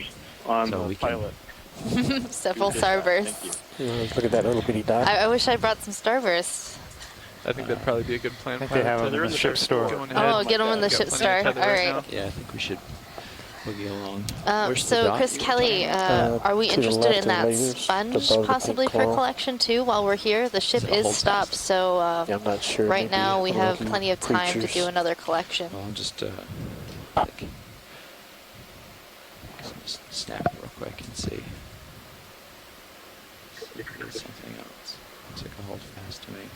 We appear to be stable here as well, pilot. Thank you. Call him out a hold fast, right? Indeterminate. Yeah, so you just have to... All right, let's look for some rocks. So I have a little ways to push ahead too, so I don't have to necessarily be this exact debris field, but I'll try to follow the debris along before we get the next ship move in. Looks like there's a sponge stuck to So a nice Chris, rock. do you have an opinion about this strange Highland Nema potbelly sponge? It seems to have a really weird attachment. Cool, pilot. Can we center up and I think we were HD2 a little also bit, planning to grab another rock here, John? Well, we're looking for one, yeah. We put the word out with the front row to be on the lookout for one like we got this morning. Is that what you're requesting it's, to do? No, it's as places we can get, or obviously as in places we can get. Good. I had taken control back before you could put it back to normal. It's my fault. Just passing on to the front row and to the ship navigators that we have quite a following on shore. That was a great collection. Good teamwork. Okay. John and Megan, thank you very much. I have to dash home, but hopefully catch up with you later tonight. Some debris over here. Thank you, Chris. I'm glad we were able to Thank you collect again a for cool... the collection. Yes, of course. To see a possible... Anytime, but not every time. But of course. You know the drill. I do. I just thought that was, like they said, like not even a 2-for-1. It was like a 3-for-1. You had all the epizoids and the starfish. So yeah, I'm learning slowly but surely. It was the best of all possible samples. You can't forget the rock. That's all I'm looking at. Great, a little behind me actually. Ultra bonus. Have a good one. Good night. Good night. Bye. So here's a few pieces of debris, possibly. So, John, to give time to the rock, do you think that would just be manganese crust with that small piece, or would there be any basalt or anything in that? I didn't really get a good look at it. I think it may be a lot of crust, but I have a feeling there's a chunk of, it's around a chunk of basalt, though not just basically a fist-sized sample. So I wouldn't count that as we're done collecting rocks by any means. just telling Megan that. Yeah, well, Tina was saying that we should count that one as a geo sample, so we can get more bio samples. Oh, well, we may have some disagreement with that. Didn't that first monster you guys collect today count as 3? What was that video? I was just saying, didn't that first monster rock you guys collect this morning count as 3? Oh, it's only 1 rock, so it counts as 1. Fish, right? It's just extra bonus large. Yeah, I see it. No, I'm looking. There's a fish in the right center. Come on in on the Right fish. center fish.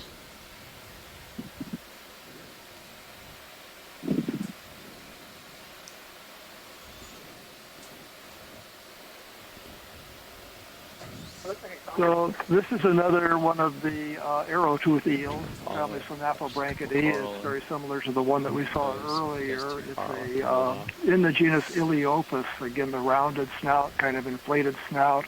The lower jaw that's shorter than the upper jaw. The distinct white pores of the lateral line system for sensing vibrations. You can also see that this has fairly large nostrils surrounded by flaps. So the sense of smell, sense of motion detection are very important. These are large predators in this ecosystem, feeding on the small crustaceans and other small animals, polychaetes, things that are in the system. So this is a true eel, unlike the Holosaurs that we saw before, which are distantly related but are not true eels. Bruce, we've been seeing a lot of these Iliophis, but not very many Synaptobranchids. Or just Synaptobranchus. Does that have anything to do with their distribution? You know, did you expect to see more Iliophis here versus Synaptobranchus? There's a couple more plates that fell off. We don't know. We know very little about habitat preferences and what causes the distribution and abundance of the various genera to change from place to place. Actually, this genus Iliopus was had never been found in the region of the Hawaiian Islands before the Okeanos explorer expeditions began. So the presence of this type of eel in this region is one of the discoveries made on the Capstone expedition in the past 3 years. We know very, very little. You mean the ball or the what sort of the one near the black coral? And that might be one of the things that we'll find out about when we do some analysis of the data from these expeditions. So that's great. It's a good way to show how much we've learned just over the past couple years of exploration here. And up in the musician Seamounts where we're diving today has never been explored in this way. So this is the very first time anybody has seen this particular landscape, or seascape, as it were. Seascape, right. And you're seeing it live with us with only a slight delay, so promise we aren't editing anything out here. Yeah, well, we say that's what we say. Junk. So don't judge us too harshly. So I was seeing a large coral fan off to the right. Coral fan to the right. I'm thinking this might be either a bamboo coral or a primnoid coral. It has a number of associates on it. Perhaps they're ophiuroids. Yeah, you can start in on it.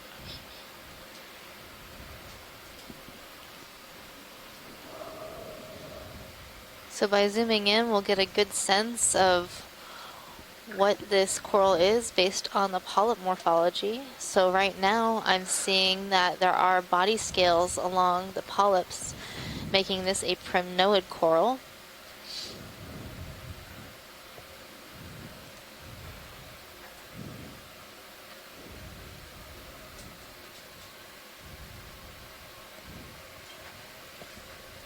And at the top of these branches, there are some ophiuroids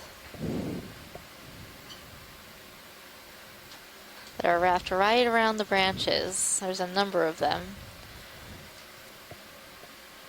So we've been learning quite a bit about these ophiuroids from our samples via the Okeanos. Identifying them can be a bit challenging. These particular ones might be in the family Ophiacanthidae. And I'm basing that off the long spines along the arms and sort of a globular central disc. Sorry, didn't have my mic up ready for full screen. Sure.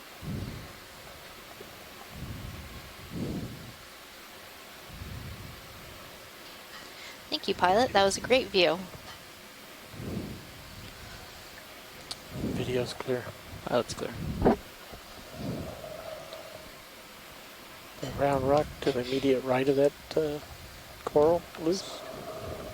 Yeah, I think they're. I see it. I think they're trying to find one that's sort of like looks like a. So we've just been joined by Katie Wagner. Yeah. Hi, Megan. Hey, John. Hey there. Just going good. Thanks for having me. So what do you do here on the ship? Here on the ship, I'm serving as the web coordinator for the expedition. So you can visit our website, oceanexplorer.noaa.gov, and click on the Deep Sea Symphony Expedition web pages, and you'll see the daily updates and mission logs and highlight images and videos. And I'm behind some of that content, along with a lot of other folks on the ship and on shore in our home office in Silver Spring. That's great. Thanks for joining us. Thank you. Thanks for having me. Bringing my camera up to follow you, pilot. Great.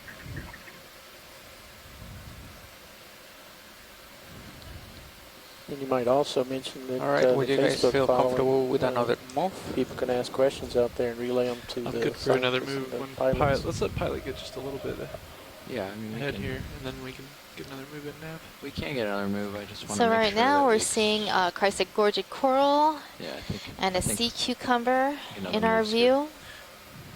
Yeah, I think we're lined up pretty well. Quite a number of chrysogorgid corals in this area. Yeah.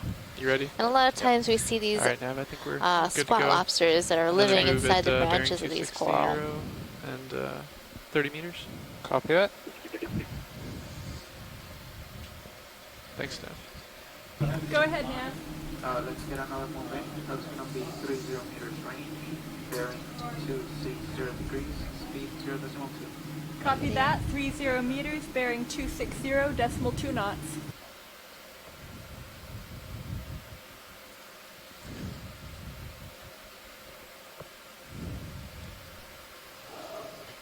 Got you back at 45 degrees ahead of me, pilot. Great. Looking good. Nav, bridge, move initiated, 30 meters, bearing 260.2 John, I got a geo question for you.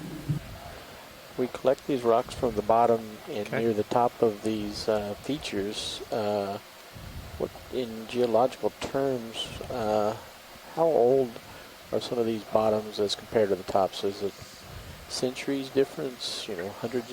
You know, 50 years? What is the difference between the when you find the tops and bottoms of these features? Good question.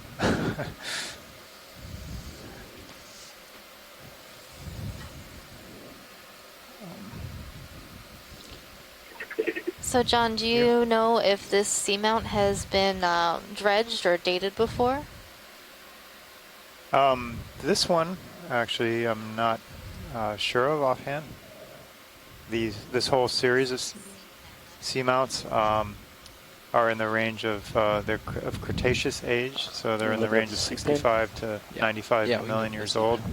They get older as you go farther north, so we're in some of the older ones now. So projected to be, somewhere in the range of probably 80 million years. I'd have to look up the paper real quick to see if this one was specifically dredged. Or maybe someone on shore has that available right off on the top of their head. So right now in view is a sea pen. I believe this sea pen is in the genus Holicterus. You can see that all the polyps are on one side of the main axis of this coral. Backing a little, sorry. Pushing ahead. And these sea pens are relatively flexible. They anchor themselves on the rock or in the sediment. Top. Coming up the top. And the name sea pen, it comes from the peduncle, or that anchor point, often in sediment, that is long and pen-like.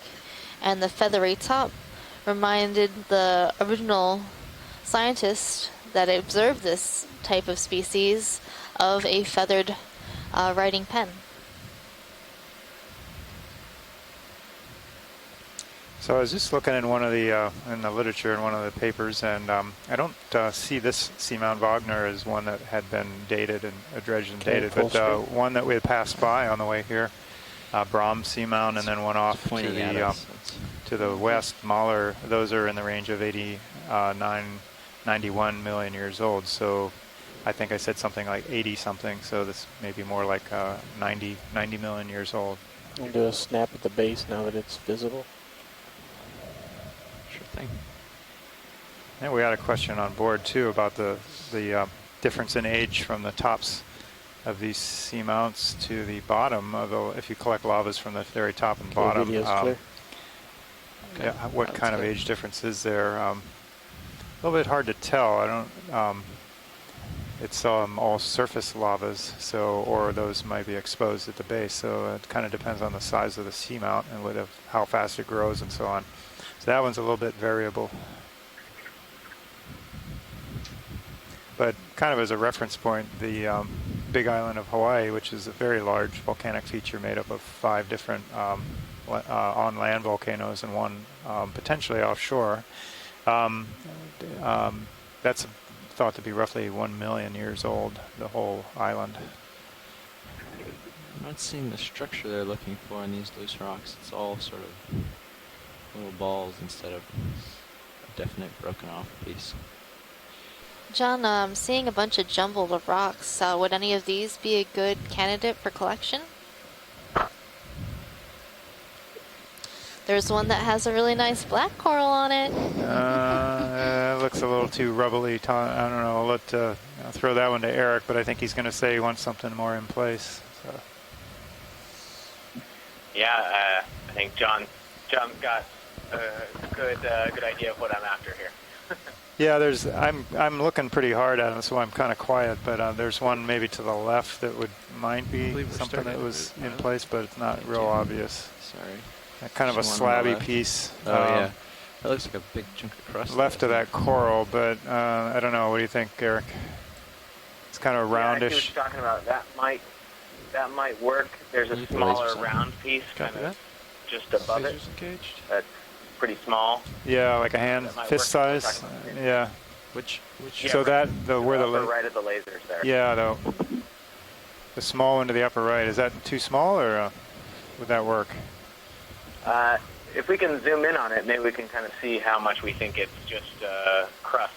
So it's about saying upper right. Do you mean upper left? Left to the left now. Now it's to the left. To the left, the one that's wedged in between the round one and the sheet flow. Want to bring my camera down slightly? Yeah, you're just about to touch it with the lasers now. So that's only 4 inches across. So it's right now, Sirius is about to start to swing.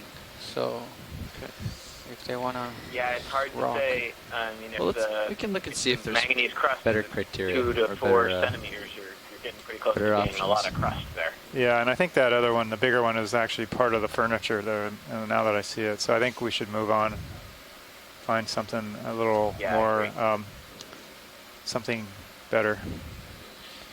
We still have basically 3.5 hours of the dive. Go ahead, Bridge. Move is complete. Copy. So, John, you said furniture. Is that a geology term, or is that like, we're gonna sit on some chairs? That's like your sponge poofs. Poofs. Poofs. Sorry. No, it's just part of the woodwork, part of the driveway. Is it built in? Yeah, it's. I think it was a part of the outcrop, and it's hard to say it was into the sediment, but it looked a little solid. Now, not this one is a nice. Go ahead, Eric. I was just going to say, geologists really like their furniture analogies. We have things called table mounts, for example. Yeah. Now this is a nice. It's a very nice rock. Boulder of. Ottoman. Boulder of fortune. Partial. Can we just bring that ottoman to the surface? Yeah. Do we just fill it by being close, or do you want to bring this in? Whatever you feel on this boulder, we're seeing a really dense community of coral. So the definition of a dense community in the literature is determined or generally defined as more than 2 corals per square meter. And here we're seeing tons of corals located on this boulder, which, would you say this is just a little over a square meter? Yeah, roughly that. Yeah, a cubic meter. A cubic meter? I would go with cubic meter. Cubic meter. And all of these coral have thrived on this rock probably because this boulder brings them up into the water column a little bit more. They're experiencing a higher flow rate of water past their fans and polyps, giving them more food and opportunities for feeding. So on this boulder, we're seeing Anthomastus, Chrysogorgia, looks to be like Hemicorallium, a black coral. It's a really beautiful shot of the crinoid on the left. A beautiful little community here. Coral. I'm sorry, overweight. And if you were able to get Had time to center up. tell how old those were, you could use it to kind of date the stability of that part of the slope, because that rock obviously hasn't moved anywhere significant since those were growing on it. They would have been destroyed or rolled to the bottom or something like that. In the next 2 minutes or so, I'd say. Yeah, the So ship Megan, for stopped folks moving just about joining us 2 now on the minutes ago. feed, have we seen this type of density so far in the dive? I think that's the most dense that we've seen so far in this dive, all located on top of that boulder. Though yesterday, almost the entire dive was that dense or more dense. And it was on low relief lava flows, much like you're seeing now, which is quite interesting. So.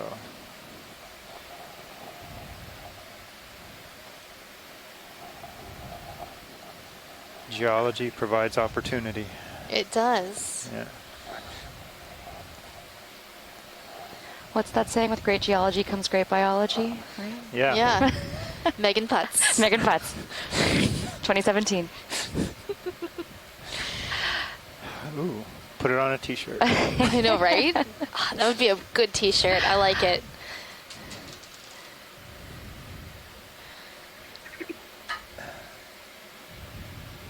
Camera's back up to 55, pilot.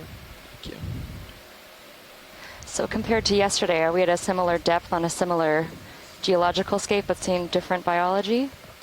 We're a little bit deeper than yesterday. Deeper? And yesterday we were on kind of a ridge, like the upper part of a ridge feature where it had kind of flattened out, and it was right below a larger Seamount summit. So right now we're kind of on peaked cones. Pilot's getting into a good configuration in front of me, and the I think I'll be ready when he gives me the word. And we are ascending Beldar's cone. Yeah, let's just make sure they don't want anything out of this. Hey, John, what about the thing that just left the screen in the bottom right? I missed that one. Sorry. Is there a good rock what specimen? What about the one straight ahead that the lasers is on? Below to the right. The one with the coral on it? Below to the right, looks like it might be fractured. It's kind of far to the right at this point.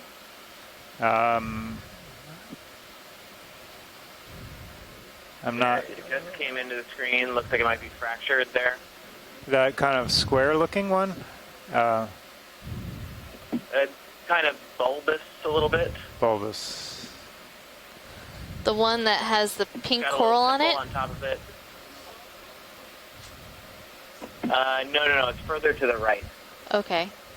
Like to the right and down. Okay, well, to the right and down, I do see a bulbous one, but kind of biology right in front of it. No, pilot. I think we want to. He's looking down to the lower right. Yeah, it's just barely on the screen right now. Does that look like it's fractured? Kind of right near the center of the screen. I'm not sure. It looks kind of attached to me. I still don't know what piece. Can you guy with the lasers which one he's asking for? Okay. But we I could. couldn't tell. We could make an attempt at it, I guess. Which one? Poke at it. So. This one?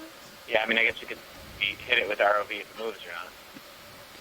This? No, over to the pilot's over to the right, by the right of the edge of that intact flow, to the right and up. Yeah, so that looks a little attached to me, but this is definitely attached here. You're talking about. That looks attached to me too. Now. The one off that's the one I think he's looking at. It's very similar. Although this is. Yeah, what about this one further to the right? We can move on. That's fine. In the lower right corner?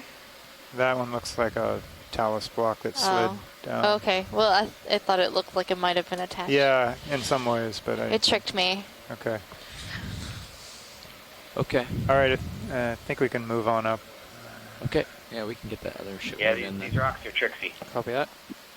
Bridge, it is nav. Go ahead, Nav. We're ready for another move. That's gonna be 30 meters range. Bear 260. And speed 0.2. Copy that. 30 meters, bearing 260, speed decimal 2 knots. Well, we're seeing some more large boulders in this area. Yeah. This one seems to have a bit of life on it as well. Not as dense as the last one we saw, but yeah, I'm seeing some Athamastus, some black coral, all over on these boulders. Move initiated, 30 meters, bearing 260, speed decimal 2 knots. Thank you, Bridge.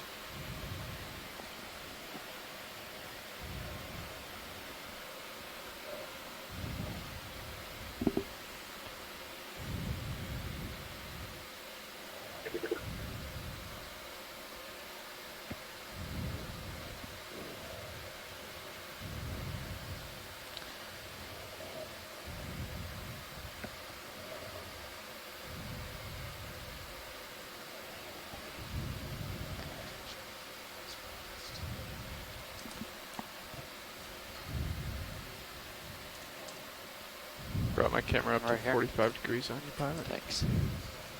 Getting a little out ahead. Oh man, I almost thought I saw a fish, but it wasn't. It was just some sediment, artfully arranged. Playing tricks.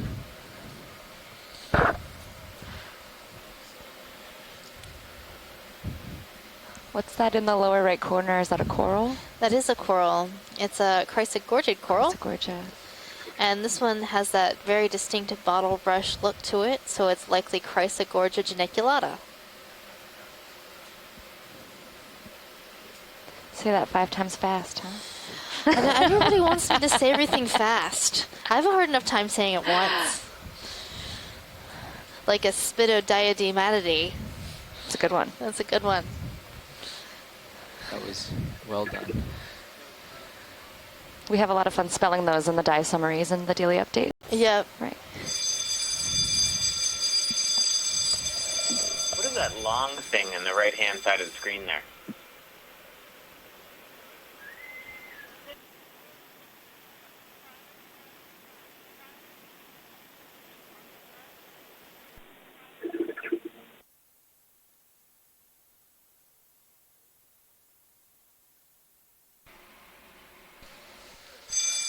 Ah.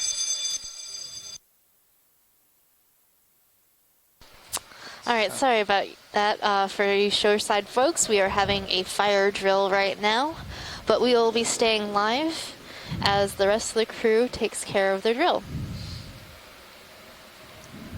So don't be alarmed. What is if you that hear long more thing bells. we were just looking at there? I think that was a sponge stalk. Is that? There was one tall thing that was fluffy looking, and that was a chrysogorgid coral. And then if you saw something bare, that would have been a sponge stalk. Yeah, I'm pretty sure that was a dead sponge stalk. And we typically see, like yesterday, was it yesterday or the day before? We saw a lot of those at the base of the cone or feature that we were climbing. Go ahead, Copilot. And, Are we still making pretty good live ones at time the on top, Yeah, so they tumble out. Between Was that Gano sample Seamount? and looking for Yeah, I think it was rocks, a we few have days ago, lost and then they all about kind of blend 0.01. together Okay. We're still okay. So they're but brownish, we kind of definitely brownish need to move. greenish. Copy that. Ship's underway, yeah? That is correct. We're in the middle of a 30-meter move. We are about Okay, and they can be pretty large. 20 or meters long. into it. Okay. Thanks, man.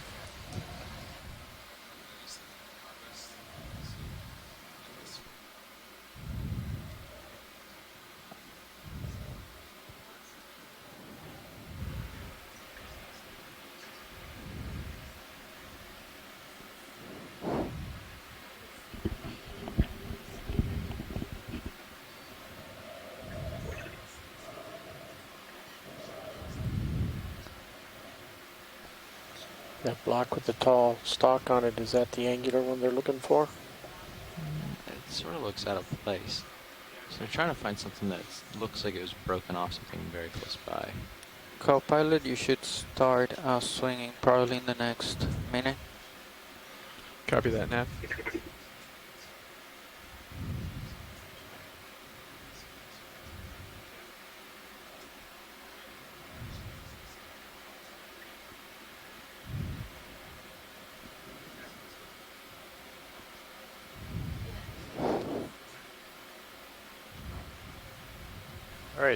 All right.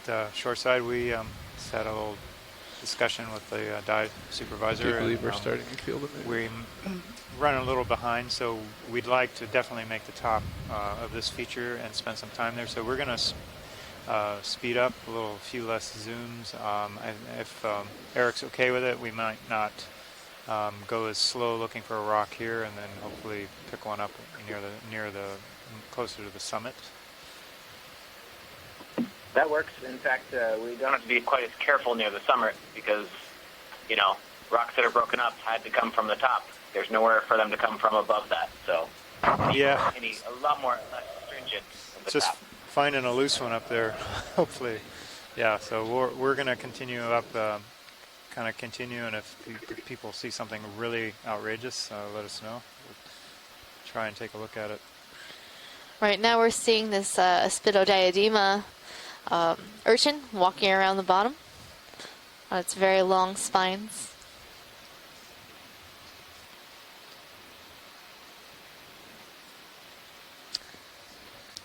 I think our What about that water column geology, John? What about it?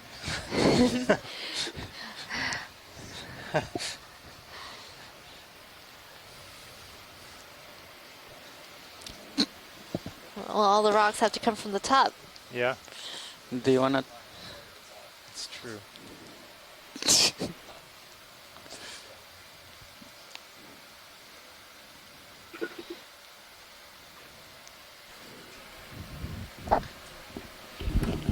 So that's another heteropathies, more Chrysogorgia, Anthomastus. So it seems like we're starting to see the same animals over and over again, which is relatively typical of a community. Yeah, let's keep it going. All right. Okay with that. A beautiful pink coral with an associate Your sonar still shows Humanity basket 260? star. I think 260 is just fine. Smartly posed on a piece of unstable talus. Yeah. And he looks pretty old. Might That take a tumble. Yeah, that looks about right. I think so. Yeah, let's go tens of 260, years old, please. I guess, even though we don't really have a good feel for it. So those lasers that we're seeing in the screen are 4 inches or 10 centimeters apart. So that's putting this particular coral fan at about foot across. Foot across, yeah. That's a pretty large fan for these corals. I would say that this is almost fully grown, probably around 65 years old if I were to make an estimate of how old it might be. Keep ahead. So Megan, would you agree that's a Paragorgia, or what were you thinking? I wasn't sure if it was Paragorgia or Hemicorallium. It looked a little bit fuzzy, and so it might have been a Paragorgia. So I think Paragorgia grows a little bit faster than Hemicorallium. But I don't know that much about the growth rates of Paragorgia. To request a move, range 30 meters, bearing 260. So I'm also seeing speed 0 some sea stars. There's one over on the rock on the right side. Copy. 30 And then we're coming upon, meters, 260, looks bearing like some 42. sort of ledge. And I'm seeing a lot of Good copy. Chrysogorgia. Or is this another sheet flow? Oh, this is a pretty nice, extensive, consistent sheet flow, so we don't really see much in the way of pillow lava. We just see some undulations in the flow unit. So this is, as we were talking earlier, it's kind of a little bit unusual to see this much the sheet flow, which has something to do with both probably the slope of the feature and the, especially with the effusion rate, how fast and how much lava is erupting. So the more you have coming out, the faster if it's going, and the fluidity of it, and that it would kind of flow down and flow down thinner and smoother faster before it quenches on the surface from the cold seawater.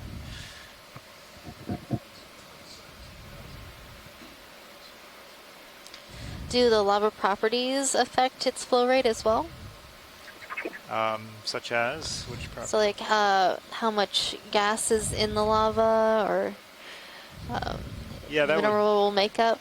Yeah, all that would affect it. Though these different lava forms or morphologies, the chemistry would be pretty much. You could expect it to be basically the same on the same feature, but so depending on how much gas is in the lava, and then the depth that it's erupting from controls how much of that can be expulsed, I guess is the word.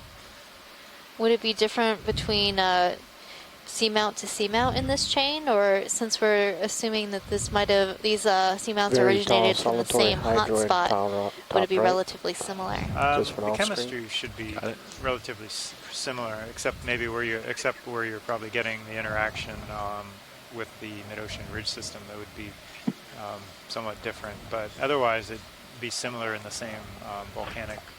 Excuse me, guys. Could we get a quick zoom on this thing that's coming right into center right now? I think this is a hydrozoan. I think you're right, Chris, and we're zooming right now. Let's look at the. So this looks to be.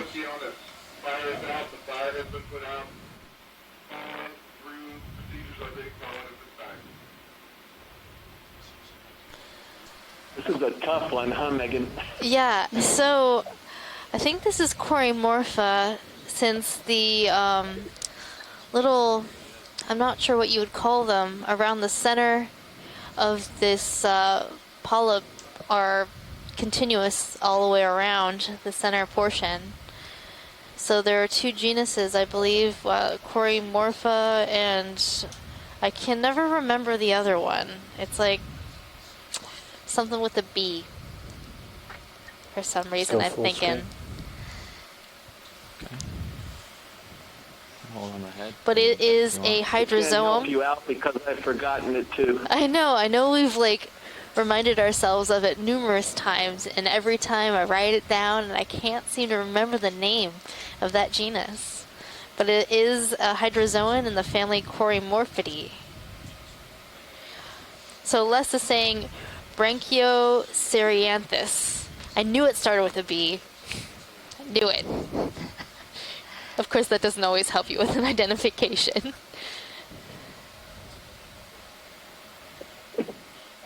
Cool.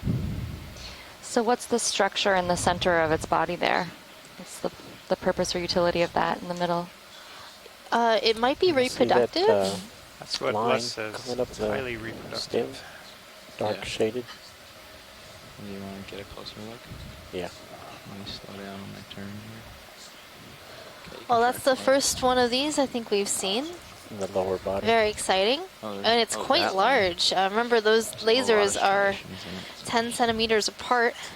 So this single polyp is, 30 centimeters? It's a good foot. Mm-hmm. Yeah, pilot, we can move on. Okay, bringing my camera down on you a little bit, pilot. Thanks. Looking about 55 degrees. Looks like he's lit up there, closer to actually, 60. like in the middle. Yep. And I believe we collected one of these in the Marianas, or possibly earlier this year. I remember watching a collection of it. Maybe it was earlier this year. I think it was earlier this year. I think it was Josh that got it. So they have a hydrostatic skeleton, so when we pick up those types of polyps, it deflates all the water that they keep inside themselves to maintain the body shape, escapes, and it just sort of flops over like a deflated flower. Wilted flower. So it's better to just take pictures. I mean, for genetics, it was good to have a sample, but yeah, some pictures tell a better story of those particular animals, especially the in situ pictures, or what we're seeing right now, viewing things as they are in real life without collecting them. Thank you. On our underwater safari. It is like a safari. Photo safari. Video safari. Now look, there's an interesting rock coming up here that might be in place. Certainly looks like it. Looks a little big though. Yeah, that looks huge. Yeah. The one right by that chrysogorgic coral. Edge, it looks like I think that's too big for a rock box. Right in the edge of that. All right. Okay. I'll around so I can drive over top maybe. Cool. But right along this fracture, we're seeing a line of coral all lined up along the edge. And I've seen this behavior for coral quite a bit. They tend to be concentrated along ledges, ridges, pinnacles.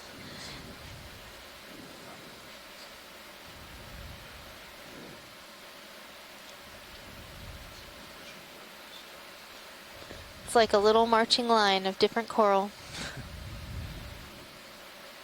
It's also sort of a dangerous place. Is this ledge stable? Do you think it'll break off? You can see all the broken rock right below it, but most of that's probably come from above, upslope. But yeah, not the most stable place to be, but you know, just like people, they like to build their houses on the edge of mountains and coastlines and places that really aren't very safe. A place with a view. Yeah. Yep, they definitely have a good view. They want the current view. Oh, sorry, that was good. And that's a beautiful Bathypathes coral. You can see its feather-like structure. Sponge. I'm looking for it. So as we've been going up, I've definitely seen a upper left. higher concentration of corals along the way.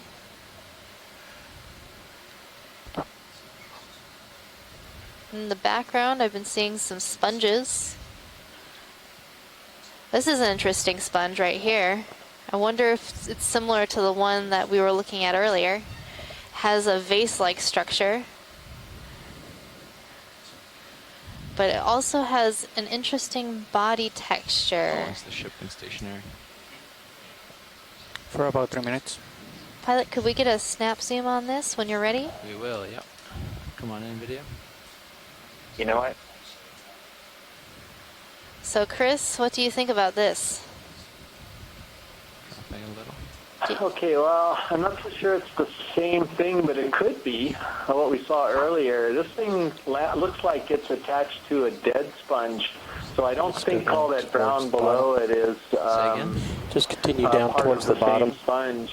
And this could very likely be the same thing we didn't quite collect. There's no sieve plate over the main osculum, and it looks like it's got sort of a basophytus attachment. I don't suppose this could be grabbed, could it? Or, you know, I'll throw that out since we didn't quite get the other one. I wonder if you could actually break off some of the dead sponge that it's attached to, and that would keep it from floating away. Yeah, that's what I was thinking. The whole thing, which might be a bit big for the box. But anyway, throw that out. Pilot. Yes? Do you think you could collect this sponge at the dead part of the base, which might be a little more easy to collect if it's as soft as the one that we were trying to collect earlier today? Yeah, we could grab it real quick. Sorry. I'm gonna try to be fast about it because I know we're trying to make the top. I've also noticed on this sponge that there are some zoanthids. Little polyps around the outside. Definitely collecting? Yes, please. That would be great. Okay. We're not sure if it's as soft as the one that we were trying to collect earlier. It just sort of disintegrated and floated away. Okay. So do try to be careful. We'll be careful. Of course, if we do touch it and it does float away, that'll tell us a little bit more about the sponge. But Chris, I don't know. I might be feeling crunchy here. It looks a little bit different up top.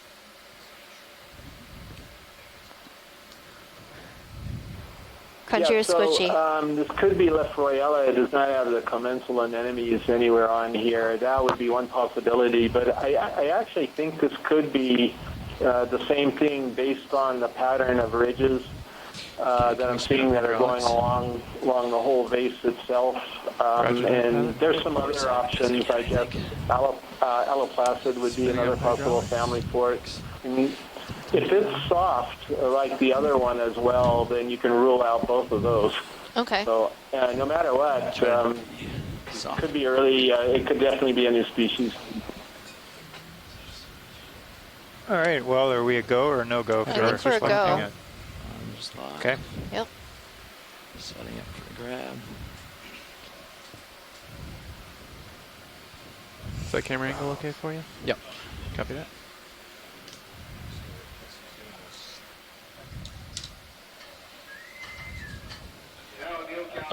Port side.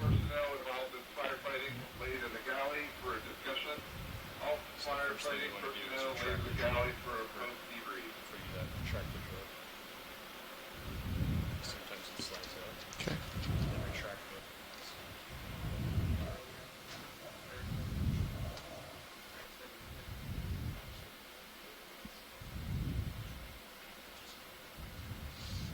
guessing that it's going to break at the base.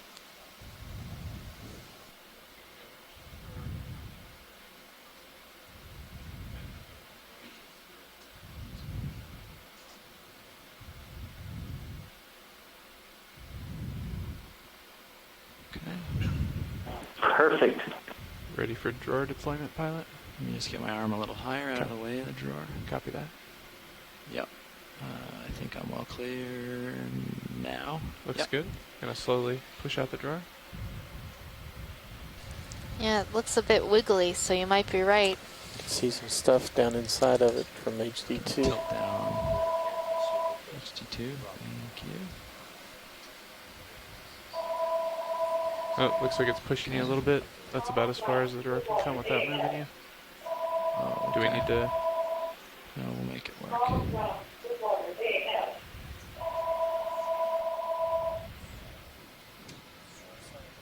Oh, it's breaking. It's breaking off. Trying to guide it in.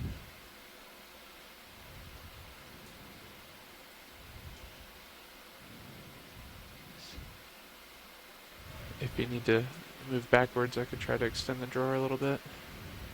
See if we can get it to drop. I'm just going to trap it for now so it doesn't float away. Copy that.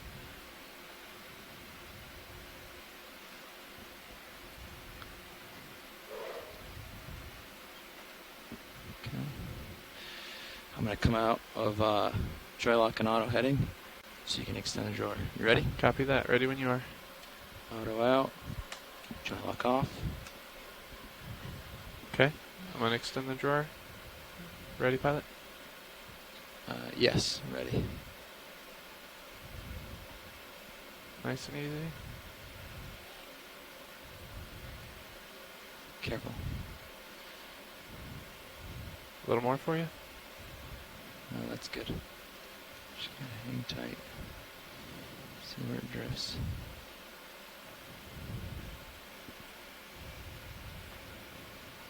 Try to guide in. You can open it a little further. Copy that. Carefully as you can. Nice and easy.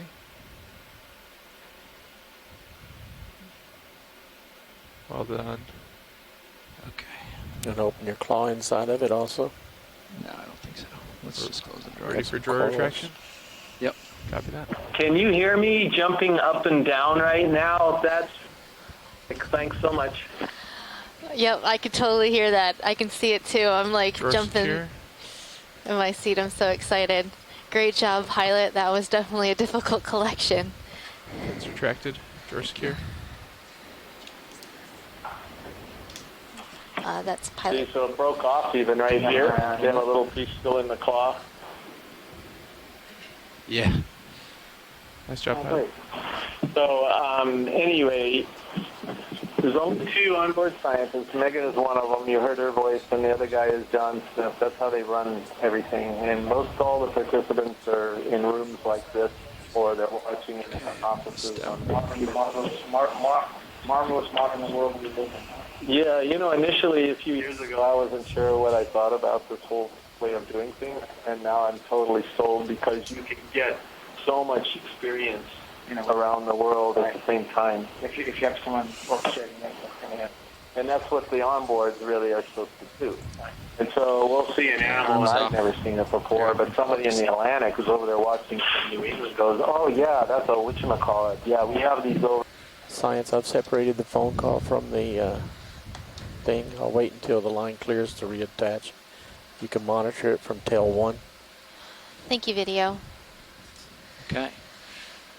Onward and upward. How are we doing on ship moves? Seeing a new sea star, since the last time and then we can get another one going. Copy that. Are we on our way? Co-pilot, slope still at 260. Let me verify. Your Stand sonar. by. Could we see that amphipods, or is it swimming too fast? That one? Yeah. We can do it quick. I'm going to snap on the water column critter here video. If we can. Nav Copilot, looks like We may want to put in a heading of, or a It was quite fast. 270 this next move. I just thought it'd be interesting to see that. Coming up, 30 meters, 270. Okay. Go ahead, Dab. So right now we're taking a good look at everything around here. A lot of different critters and a great collection. Did you see that collection, Coming John? up to about 35 degrees angle on The your squishy sponge. Nav, I have 30 meters, 270. Well, we got it. 0.2 knots.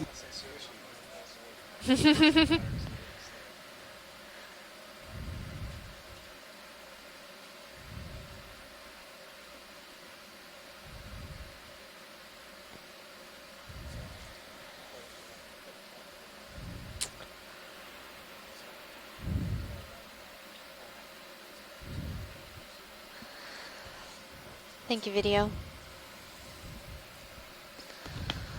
All right.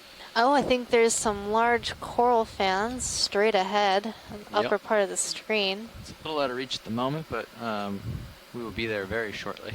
Awesome. Yep, almost to the top. It's another one of those green urchins next to lasers. Yeah, I'm stretched. You can take a snap zoom on that. And I'm seeing another one of those little green irregular urchins. Little blue. They're irregular. The bottom left of it. They're regularly irregular. And it looks like there might be a polychaete, a little purple luminescent critter at the base of this urchin. I'm thinking polychaete because of all the little hair-like projections I'm seeing coming off the side. Is he eating him? Or is I think it's just hanging out? Hanging out, moving along its way. I feel like we see these two together. Very neat. Like a polychaete with a urchin. I think it's a common occurrence to find them together. Okay, video's clear. Thanks.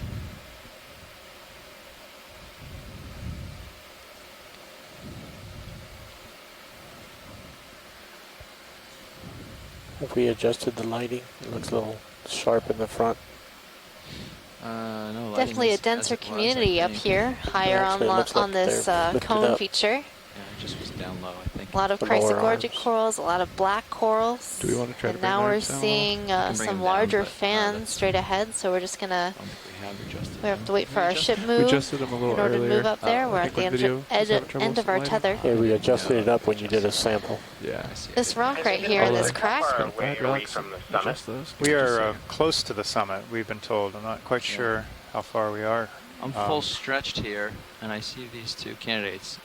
If we do it quickly, it won't disturb our I'm starting to think that maybe we should just go ahead, Nav. pick up any rocks that might, because Thank you, we might Nav. get to a point where we might not have any loose rocks left. Yeah, I noticed there's far fewer loose rocks here. So would you want one of these three here in this little pocket of sediment? Yeah, Maybe. I would think so. If we're close to the summit. They couldn't have come from very far. Right. So yeah, I think these would work. So pilot, how about one of those in maybe the one to the left? Whatever looks good. Okay, I'll poke them and see which one's loose. So Nav has just let us know that we are 200 meters away from the summit. And okay, sounds good. We have so about, I guess, just under under 2 hours. 2 hours to go. Copy that. Ooh, that is correct. 2 hours to go. That one is not loose. Look a little stuck. Nor is that upper one. They're all stuck. Those two small ones at the bottom look loose, but they may be too small. Yeah, that's pretty stuck. Yeah, so one of the problems with being neutrally or nearly neutrally buoyant is that even though the arm has a lot of strength, anytime we pull on something, it pulls us to it or pushes us away from it. So that's physics at work, guys. Yeah. Arms off. Well, let's just keep our eyes open. Maybe we'll find something else. Okay, we will keep moving on. That one certainly looked like it could have been. HD. I was just going for the poke. Copy that. We'll find something. I'm going to spin down hydraulics for now. Okay. Sirius has caught up a little bit, so I have some tether. We can go check out those fans. They look broken up and dead, but... So I'm not sure if these fans we're approaching are alive or dead. There's definitely a dead one, but there's also a live one.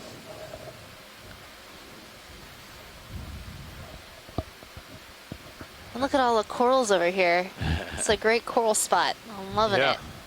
Oh, wow. Yeah, we're coming into, you'll soon see, on shore, you'll soon see the edge of a ledge. ROV now, Edge of a ledge. we have completed our move. So actually, I think this, let me see, I'll wait until we zoom in until I make a pronunciation about this coral. But it looks a little odd to me. Partial. I'm not sure if it was overgrown by zoanthids. Come in a little tighter so you can see what's going on.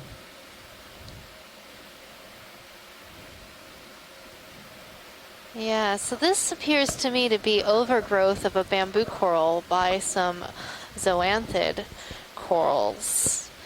So when the bamboo coral probably died and there was free skeleton, free of polyps, over to the skeleton these on the left. zoanthid corals came in I'll and just started follow your growing focus. over that skeleton. And that allows them to make use of this bare skeleton because they do not produce their own skeleton. Yeah, where's bare skeleton?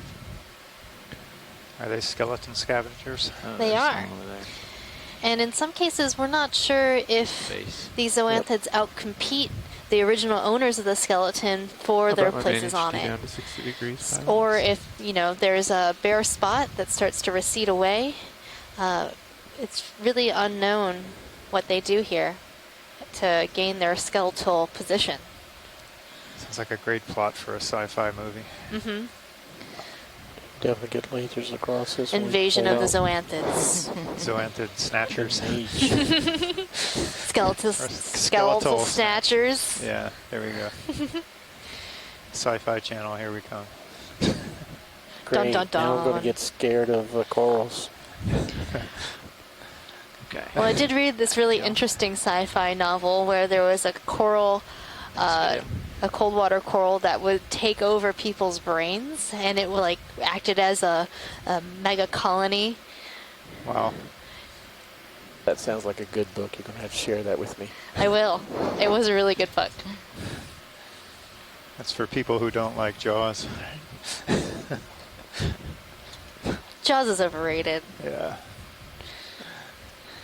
Did you say underrated? So, John and Eric, this looks like a little bit different lava flows here. Would you guys mind telling us a little bit about what we're seeing? Sure. How about Eric? Would you like to take a stab at that? It's been stopped for a little while. Sure. Well, the slope has changed quite a bit. Pause too long. Snap. Which Great will little affect screensaver. the speed at which the lava flows. But I'm not sure, John, maybe you have a different opinion. I'm not sure we've actually gone to a different type of flow, just more of a region where the lava is a little bit more broken up. The pieces that seem to be larger and more intact seem a little bit more Copilot. When did the last shipment still. I don't think we've got full screen. 2329. pillow type lava. Thank you. What do you think, John? Yeah, right. I didn't really kind of get into this enough yet to see, but I think I agree with you. I think it's just some more broken up of the same stuff right now. And we're clear. Pilot's clear. I'm not sure why. I guess I need to go a little bit farther, but maybe there's a next move going. change. It looks like there's definitely a change in slope here. I think we can keep over the this previous ledge. Yeah, I'm wondering if we've bearing got 070, bearing 270. Yeah, I think I want to do so. an experiment. I want to call just 0.1 moves consecutively so you have an idea of how Lots fast of we're rocks to moving, and choose then from. we can And I'm stop it seeing if we some want. sponges in the background. Is that alright? I'm okay with that if pilot is. And some more of these overgrown bamboo skeletons with zoanthids. Just calling moves, 30-meter moves at Quite 0.1. large and just bathypathes have and them large sea pen. Yeah. Things are getting bigger as we're getting closer to the top. Go ahead. Could we zoom this yellow-white colony coming into center screen? A squiggly fan. 30270.1. Okay, Roland, you can snap in here. Thank you. So this looks a bit different. Perhaps this is a plexaurid. And I'm seeing some hormathiid anemones growing on it as associates. Sorry, Roland. Stable now.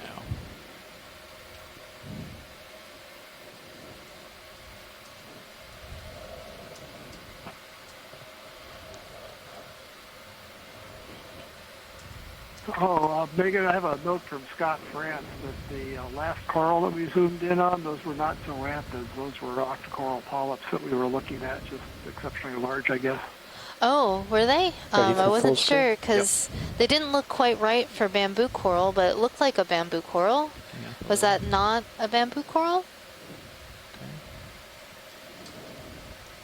It was a bamboo coral, but you were saying that it might have been overgrown by zoanthids, and those weren't zoanthids. Those were the polyps of the coral.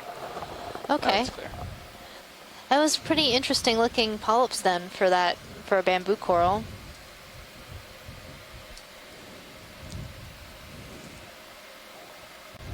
Yeah, so you and John aren't logged onto the chat room right now, but there's some commentary in the chat room about that. Yeah, sometimes our chat shuts down and we have to wait to be reconnected. Really. Yeah, plus we were probably engrossed in the imagery, so yeah, we'll get extended out.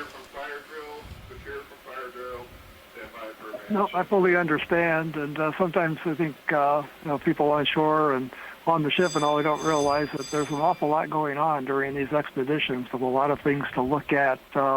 It's certainly an endeavor that is multitasking.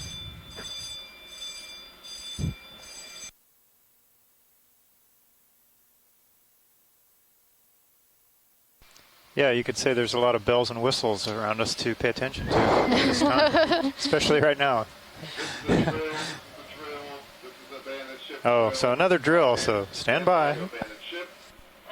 Okay, I'm stretched out again. So any zooms or fast collections are possible here.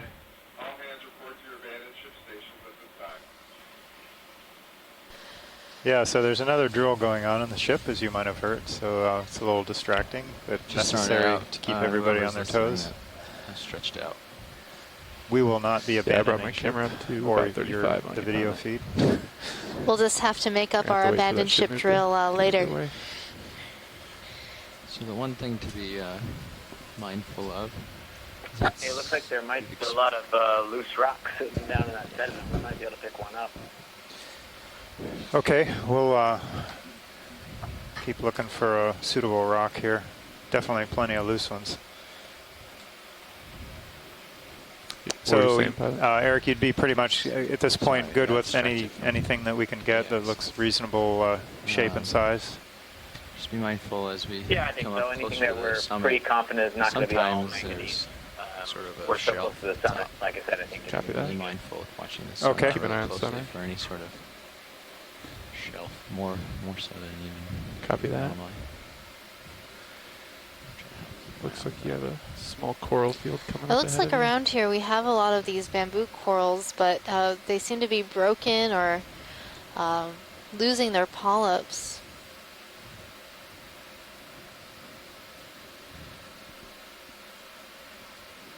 But we're definitely entering into a much denser community than we saw earlier in the dive. And I do think that we're starting to feel the last ship move.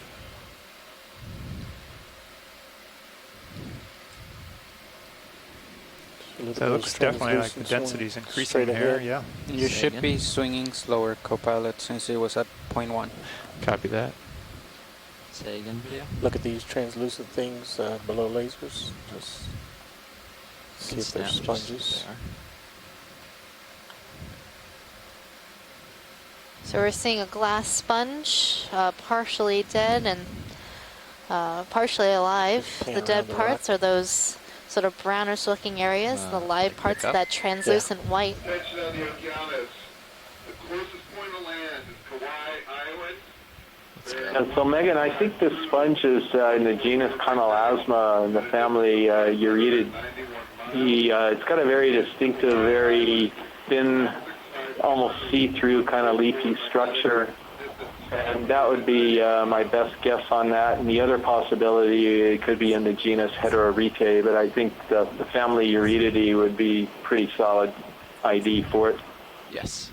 You want to see the brown area in particular? Okay. Bringing it into center. Back on in video. Yeah, Chris, I was about to say something, but then we had an announcement, so we paused. So, Chris or Scott, it looks like we have two different polyps on this coral. We have what looks like the regular bamboo polyps, but then we have this the whiter polyps. Do you think those are stoloniferans, and then we have live bamboo polyps on this colony? So instead of what I said before, zoanthids overgrowing, but stoloniferans overgrowing.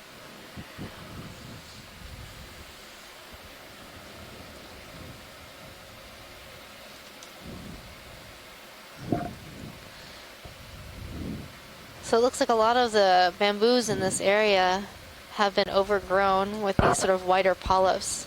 And then these peach or pinker polyps are what the actual bamboo polyps are supposed to look like.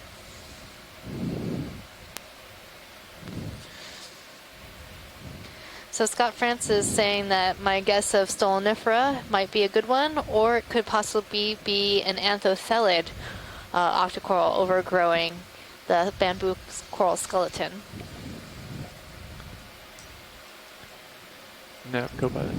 Go ahead, Thank you, pilot, for that How far zoom. into the ship are we?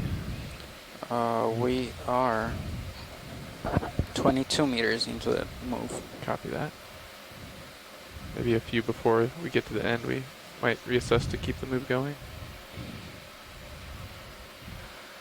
Well, that answers my question. I was, I knew it didn't look right. Those those white polyps for bamboo coral. Seems to be correct. But my guess of zoanthid was completely off base, given that those polyps had those pinnate tentacles, and that's how you identify an octocoral. Okay. Copy that, Nav. Just it might be. And these fully peach-looking colonies, those big fans, are fully alive bamboo corals. Port side in a bit.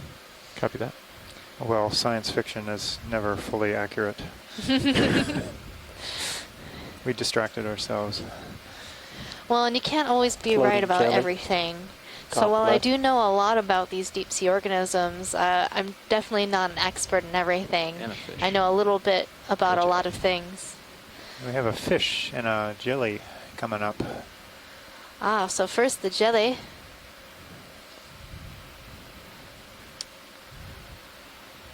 That is a really interesting jelly. Big. And it's doing a great little dance for us, allowing us to see all sides. That's really key to being able to identify these hydromedusa or jellies. Seems to have one large, long tentacle, but no other tentacles coming off. We'll let him go off screen. Go for the fish. Quickly. And this fish is resting nicely on the bottom, right underneath this wall of... Starting on the fish, just in case he swims. Kind of a massive lavas there. Yeah. Massive lavas covered by sponge. Have we seen this guy yet? No, we have not seen this one. Okay. Lasers are clear. Bruce? Copy that. Turn off lasers. Yeah. So if you look at this fish, it has a flat head, a kind of a concave top to its head, And the thing that jumps out at me is that those pores on the side, the whitish pores of the lateral line system, start behind the gill cover at the upper part, go along for some distance along the back, and then just stop. And underneath that, there's a second part of the lateral line that starts lower on the body and goes along the side of the body. This disjunct lateral line, that two-part lateral line, and the shape of this fish are characteristic of another family of cusk-eels, not the Ophidiidae, but a family called the Bathydidae. Bathydids connects to something we were talking about before, are actually live-bearing. They have the eggs develop within the female. They hatch at a fairly small size, and the young are extruded as small larvae, so they're not live-bearing in the same way that, say, guppies or swordtails are in aquaria, but are more similar to the rockfishes of the northeastern Pacific off Alaska through California. The pelvic fins, again, are up toward the back of the head, on the bottom of the body. They're just simple fin rays. There are no fan-like membranes on those fins. That's characteristic of the Ophidiiformes, the cusk-eel group. So this is a live-bearing cusk-eel in the family of the Bathydidae, which we haven't seen before. And the depth that we're at now is at the lower end of the range for this family. I'm not sure if they've even been recorded quite this deep. As for the genus, do we want to extend the move, or do you want to peek ahead first? Seems similar to genus Cataetix, and I'll have to write that in the chat room. It's Cataetyx. We see another genus, Diplacanthopomus, that has a more rounded head, but that depressed concave head is characteristic. Let's get another move.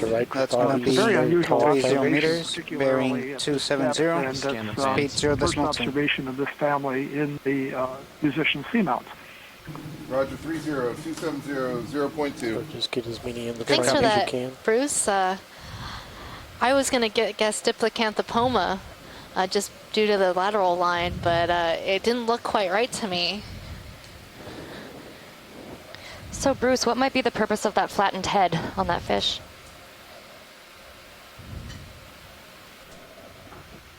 Well, that's a good question, the kind of thing we like to ask. We don't know if and there may not be a particular purpose for that. It's one of those consequences of evolution that may just be the way that this particular group, this particular genus of fish has evolved, how they've developed, maybe some side consequence of some other things, or just may not matter at all. It may be that some more detailed analysis of the swimming, the sensory systems and all would come up with an answer for that, but we don't know. It's again one of these questions about deep sea life that we don't know anything about. As Chris commented earlier, we can't do experimental work with these animals because of where they live and the difficulties of obtaining them and keeping them alive. So I don't have an answer. A lot of interesting possibilities, it sounds like.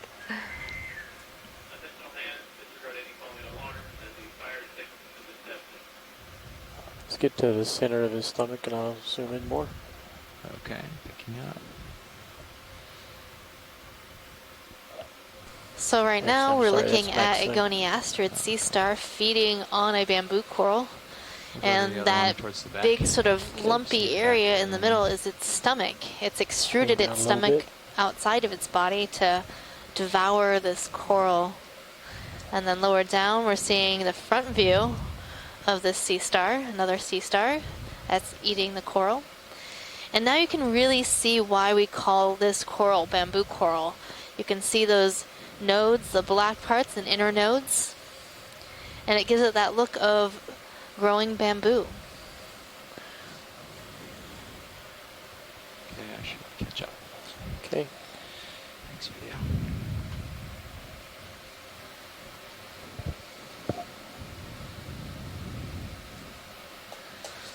So it looks like we've entered into a bamboo forest here. Just bamboo colonies lined up. Rather sudden. It seemed very big too, and all lined up in like a picket fence. Mm-hmm. And I've seen a number of stars. Eric, I've noticed on the chat that Scott France has suggested a couple times that we might want to collect one of these overgrowth corals. You guys want to take a look at the chat? Oh, thank you. Yeah, we were kind of missed that, so I'd ask. Thanks for the repeat.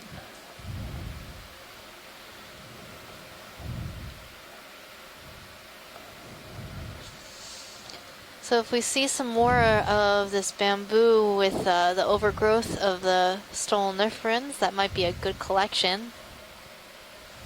And a rock. And a rock. Most any rock. It would be great if we could find a colony that had the live and overgrown on the same branch, so we can get sort of a 2-for-1 deal. I'm all about my 2-for-1s. That way we know, we can confirm the identity of what our base is here, though, so what the actual bamboo is, and then we can get the identity of the stoloniferan as well.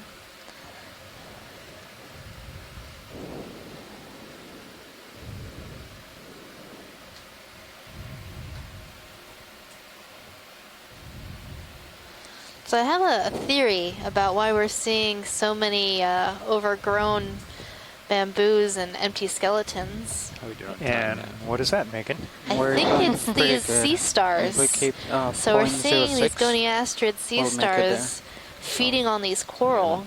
And once the coral polyps are consumed and they're no longer on the skeleton, that skeleton can easily break apart. So that's why we're seeing a lot of broken skeleton and bases without a lot of branches, because the currents could break apart that skeleton without the tissue holding it in place. And if the skeleton is bare and free of tissue, that allows for other organisms to come in and colonize. So I'm blaming it on the sea stars.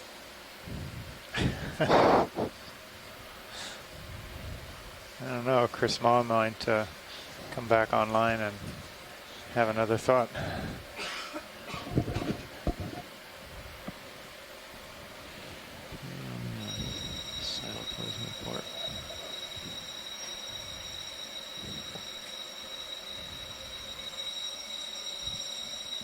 Interesting idea, though. That's my theory. Okay, you're sticking with it. Yep. Is that a crinoid or is that a coral stalk in the center? Got a stalked crinoid. We have a toppled coral over Like here. a stalk coral or stalk crinoid. It's like a Go ahead, either Rich. a paragorgid or a corallium. Copy that, thank you. And here we're seeing an umbellapathes, like the one that we collected earlier in the dive. Thanks. And then another one of those rocks just populated with Anthomastus corals. Just all over the place. Co-pilot, the and our ship just first stopped moving? marine debris. Copy that. All right. I'd be okay with. Let's get a nice zoom of this. Flying the flag of Plastic Nation. Collection. Mm-hmm. It does look like a flag. It does. Unfortunately. Last ship moves done, is that what you're saying? That is correct. Okay. So here we are, 591 miles north of Kauai, and we got some trash. We got some trash. You know, the sad thing is, almost every time we dive on features like this, we do see some sort of human impact. There's always a beer can, a piece of plastic, fishing line. Even in the deepest parts of our ocean. Bearing 270 will be good for that move as In well. the Marianas, Yeah. they were diving in the trench, and at about 5,000 meters, I want to say, there was a can of Spam. Wow. It was 25% less sodium Spam. You see any of these loose ones here that are something you'd like? I felt like that should have been a collection. Yeah.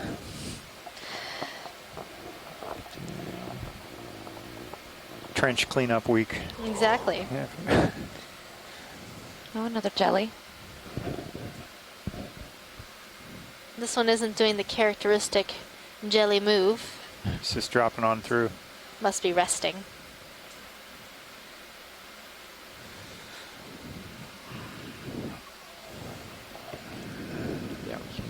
Seeing another one of those saccocalyx sponges, the stalked sponges with the open osculum on the top, so that's that large opening on the top. And saccocalyx is characterized by these sort of knobbly structures around the outside of its chalice top. Get up to it. Looks like a cup. On the move. And there's an eel up in the distance. Could be another cutthroat eel, but we can't tell from. We're going to zoom on this eel real quick. It's a bit smaller than the ones we've seen earlier. But it looks like another Iliophis to me. That's exactly right. You got it. So we've seen a couple of these, I think, on this side. If we did get an ID. Nav Science, was that good? Did you get an ID on that? Yes, we did. 30 meters, bearing 270, decimal 2 knots. So let's explore this bamboo forest. We're seeing a lot larger colonies up here. Yeah, the density and size has definitely increased as we've gone up slope.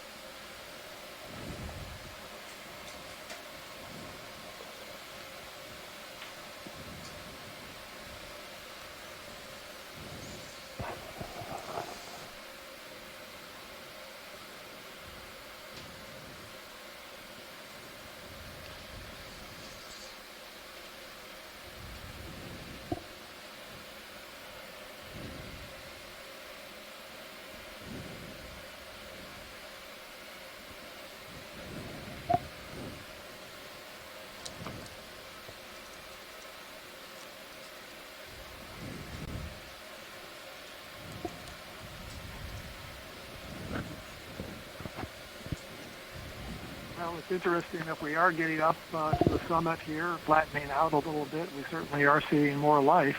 And that's what we were hoping for by getting to the top and spending some time on the top. That's right, Bruce. I'm really excited that we are seeing what we expected. It's really great to have our theories confirmed.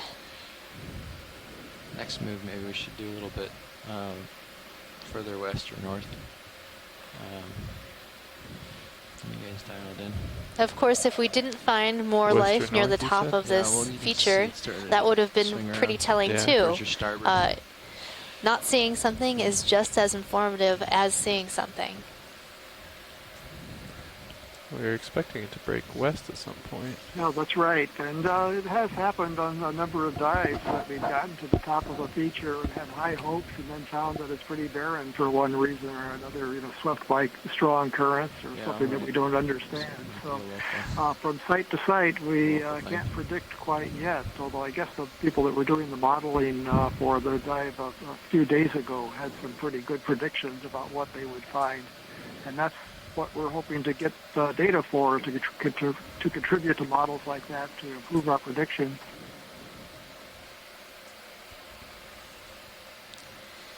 And that's the thing about models. No model is correct, but some models are useful. Now we're reaching the top of a sort of outcrop, and it's just covered with a dense community of coral. Numerous black corals, bamboo coral, chrysogorgid coral, soft corals, and some paragorgids. It's almost overwhelming.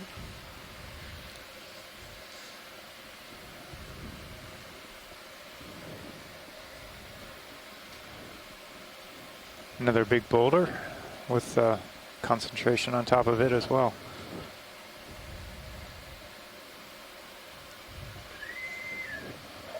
How are we doing on that move? 20 meters into it. Okay. What time was that initiated now? See a few pieces that look loose around here. I think it was quite stretched out. Did you want to poke and prod? 2354. Copy that. Thank you.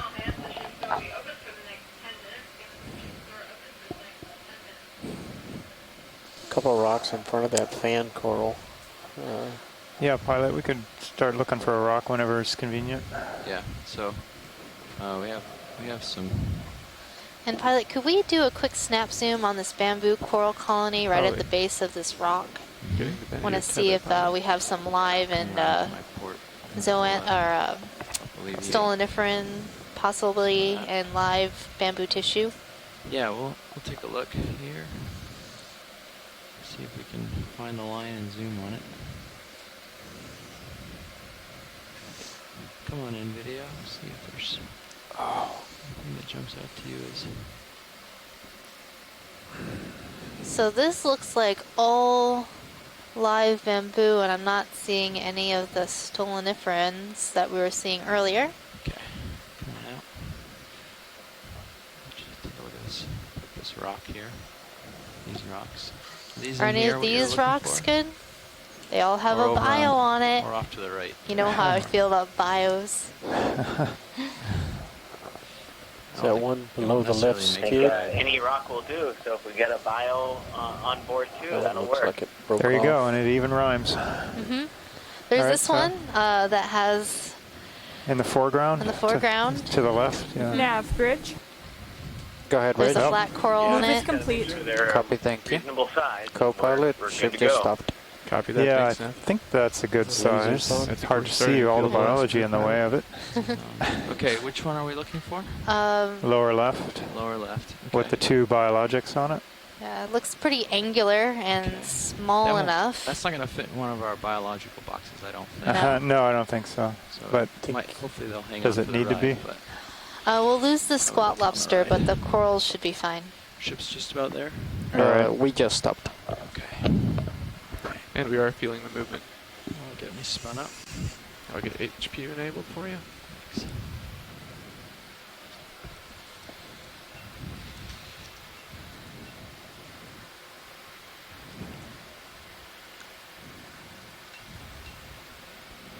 Okay. HPU enabled. Right. Starting the arm. Arm is live. Moving around. Reaching out. This will be specimen 4. Let me keep an eye on D2 if you can now. And feel free to turn your head a little if you need to keep me in view. I'm going to give this a little prod. We might end up continuing on if it's not loose. That one is in fact loose.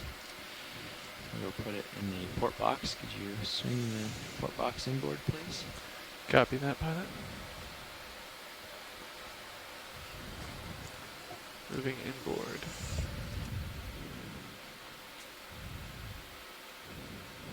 That's good, thank you.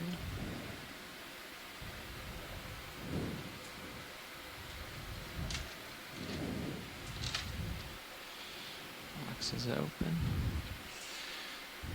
In an effort to get to the top, I think I'm just going to grab it and put it in. If that's okay with you guys. Okay, sounds good. Unless you really need a lot of zooms on it. No, I think we can tell this one is fine. Okay.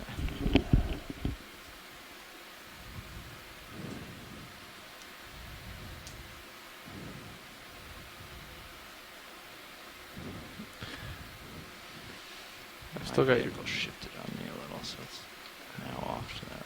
I've got your light pulling my man HD, but we are coming over the top of you a little bit. Okay. I'll have this in my grips shortly.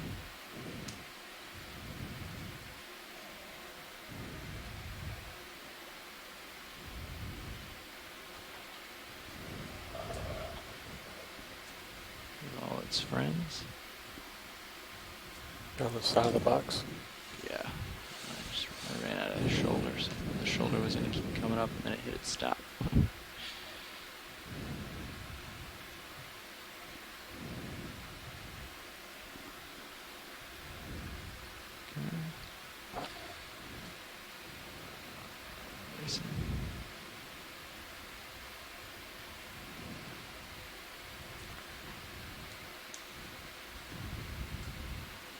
Nice grab. Thanks a lot. Nice collection. Yeah, good. Nice job, pilot. Going to move the So port John, wing did you want to outward. tell us a little bit about what happens to the samples once they come up in the ROV and are on the ship?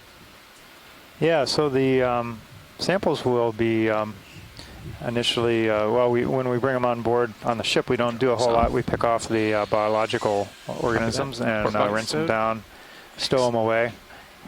When they're taken ashore, there's a agreement with the Oregon State University and a group there that analyzes rocks or archives rocks and does both actually. Right, so but the rocks will go there. They'll be archived. Some preliminary work will be done on them, and post some of that information will be posted on the internet for other scientists to look at. They can request samples for further work, geochemistry, dating, and they would get a sample, subsample, and take care of that themselves. So the rocks aren't just being kind of hunkered down in someone's lab. They're going to be made available to the yeah, I do see that. research community, and using those studies we can date them, get an absolute date on the lavas, and gives you a minimum date of the seamount, and also the geochemistry tells you something about the lavas and where the chemistry, where the lava, where the seamount fits in with the other surrounding chains, the Hawaiian chain or the mid-ocean ridge system or other such volcanic provinces. I'll turn to the right to follow you a little bit. And for the biologic samples that we collect, for the corals and sponges, we split them in the lab at the University of Hawaii. We send a portion of those corals and sponges to the Bishop Museum, and then the other portion to the Smithsonian. And all other specimens also go to the Smithsonian. About like that. Copy that. Thanks. Okay, so we've reached maybe possibly some sort of a false summit here. Sort of drops off in all directions. And we don't have another local high. Great, thanks for that background.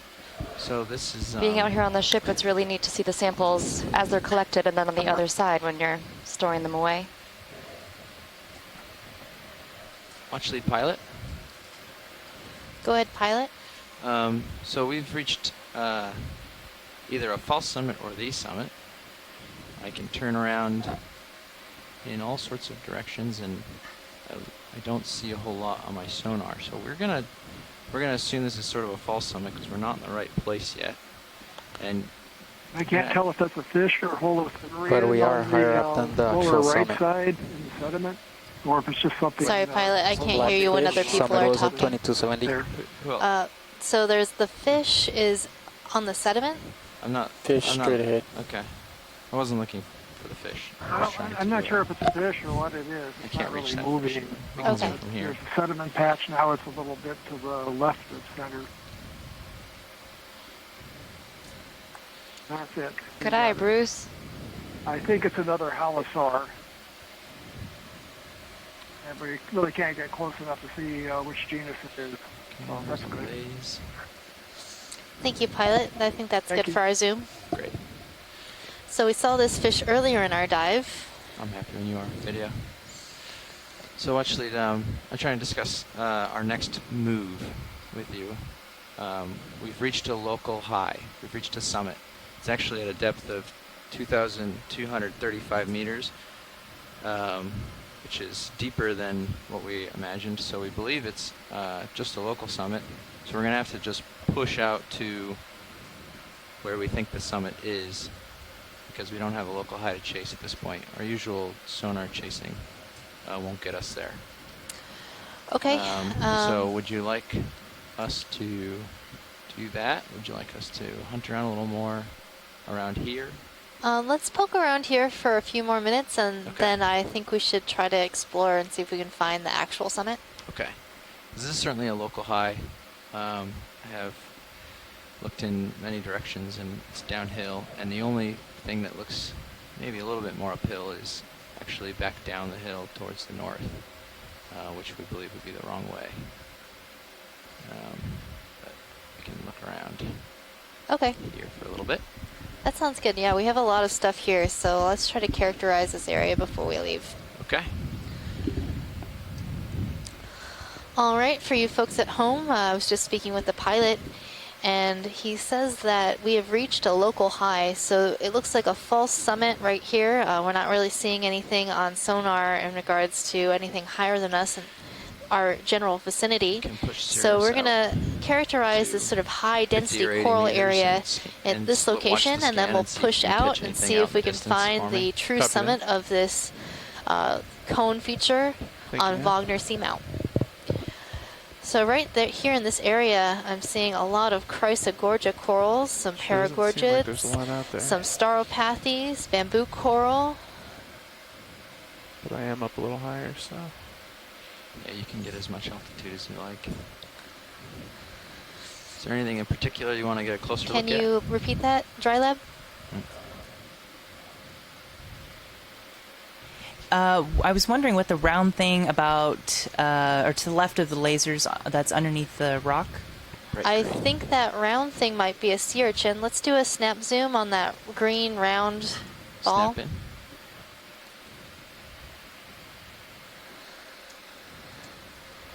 Yeah, so that looks like that irregular round urchin that we saw earlier. Real shiny, yeah. And look at this shininess, John. Here, if we oh yeah, that's quite a glassy, glassy better. coating, glassy rind, very polished looking. That's kind of typical of manganese crust, though I don't know exactly why sometimes it looks shinier than others. Here we have some that looks like it's been rubbed down, actually, and there's no particulates on it. Maybe that's due to the organisms that crawl across it, maybe like sea stars or slugs, whatever they are, sea cucumbers. Cucumbers. Cucumbers. But I don't think we really know. And we're seeing a really interesting black coral over on the side of that rock. I'm not sure what that is. So numerous black corals right in this area. And a really small Chrysogorgia coral, along with the Staropathes, this yellow coral. I turned my heading to 315 to keep next.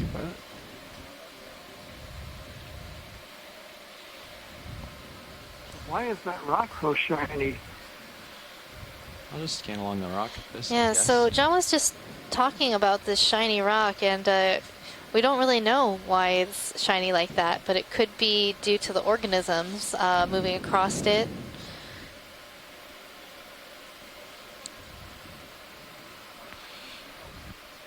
This is definitely a great place for black corals. I'm seeing a really high diversity of different types of black coral.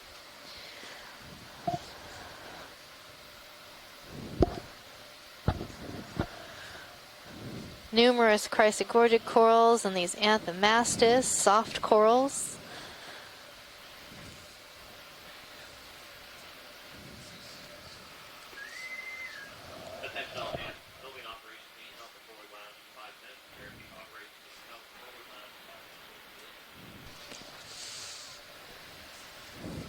All right, pilot, can we zoom out a little bit?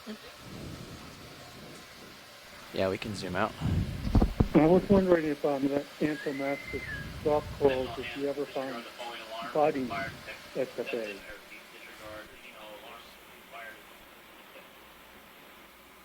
I'll drop down. All right, so if you do hear some alarms going on this, it is drill day today, so there should be some fire alarms going off in just a few moments. They're just testing the alarms. There is nothing to be alarmed about. White to the left. I got a ringing in my ears. Bling, bling. Sorry. Take some of these other things out of my ear here, real faint. Sorry, they're looking for that coral that's got the overgrowth. It has both of them on it. Okay. Does this one have both here? That's what you're saying? I was thinking the one in the far background, but it's hard to tell. Let's try for this one, and then we can check that one. Is that another coral skeleton? Now, can we zoom where the polyps are closed? Yep. Yeah, we can come in a little tighter. Yeah, so this looks like more of those stoloniferans, and then we have this portion where the polyps are closed. That might be just closed stoloniferans. Scott, do you want a sample of this?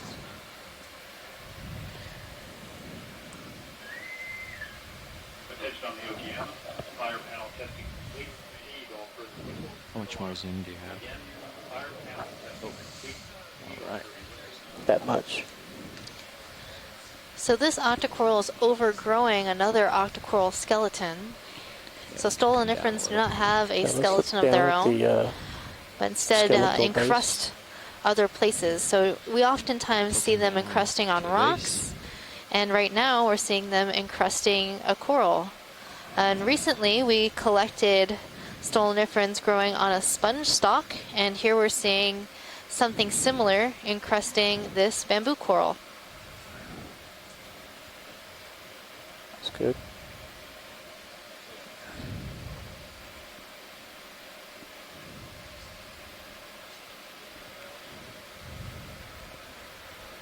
Okay, video's clear.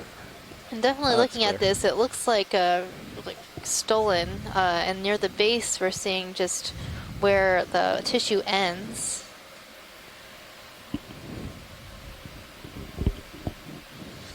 Can we zoom that bamboo coral just off to the right? In the background, or? On the background. Yeah. It's next to a pink coral, or a reddish looking coral, What do you got here? which also looks rather interesting. As long as you don't bring your altitude below 15, we're okay. I like that red coral. Okay. Just gonna sail around this other one.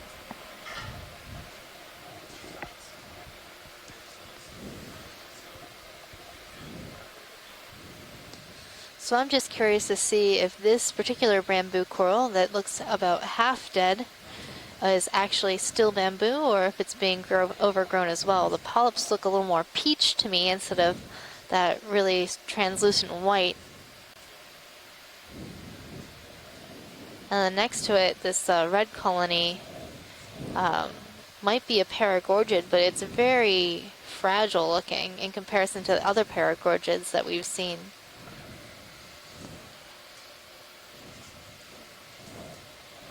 Okay, video, you can come on in. Okay, so this is actually live bamboo tissue, and then next to it on the bear skeleton we're seeing some hydrozoans overgrowing instead of the stolonifrons. And bamboo all the way to the bottom. Yep. I'll look up some of the other stems and see if we can catch them. So I am seeing some intertentacular spines, I think, in between the tentacles of each one of these individual polyps. Oh, thank you. Touch the red. And then right now we're looking at the hydrozoans that are overgrowing this coral.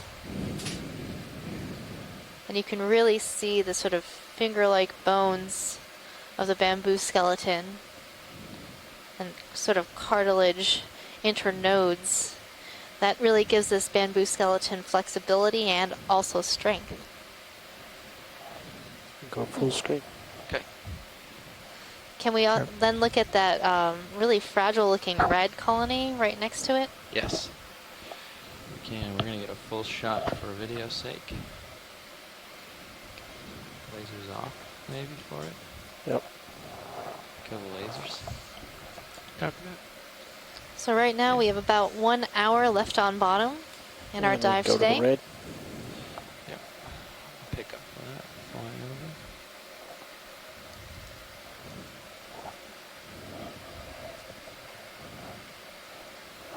Looks like there's a white one in serious view on your port.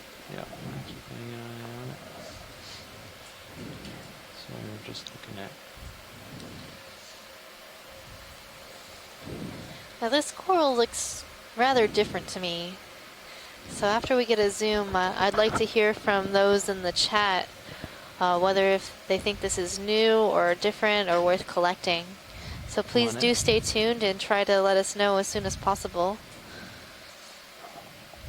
I think this might be one of those Swiftia plexaurid corals that we saw the other day. Hopefully. Yeah, I see it. But the polyps are all closed up, slower, so big it one. tricked me into thinking it was something else. So if the polyps were open, they would appear to be yellow, and the skeleton here is actually red. These are weird. What are they? Don't know. Let's go down to the big one. We'll get a good color contrast there. Well, thank you for that close-up pilot. That was really great. Looking for it. There it is. We're seeing a lot of associates here. Seeing a mysid shrimp. There's the shot. Along with this astroschemated basket star wrapped around the branches.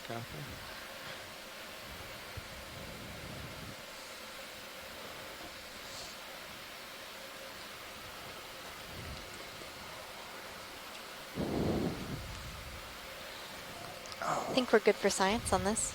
Copy. Get a little beauty in the science.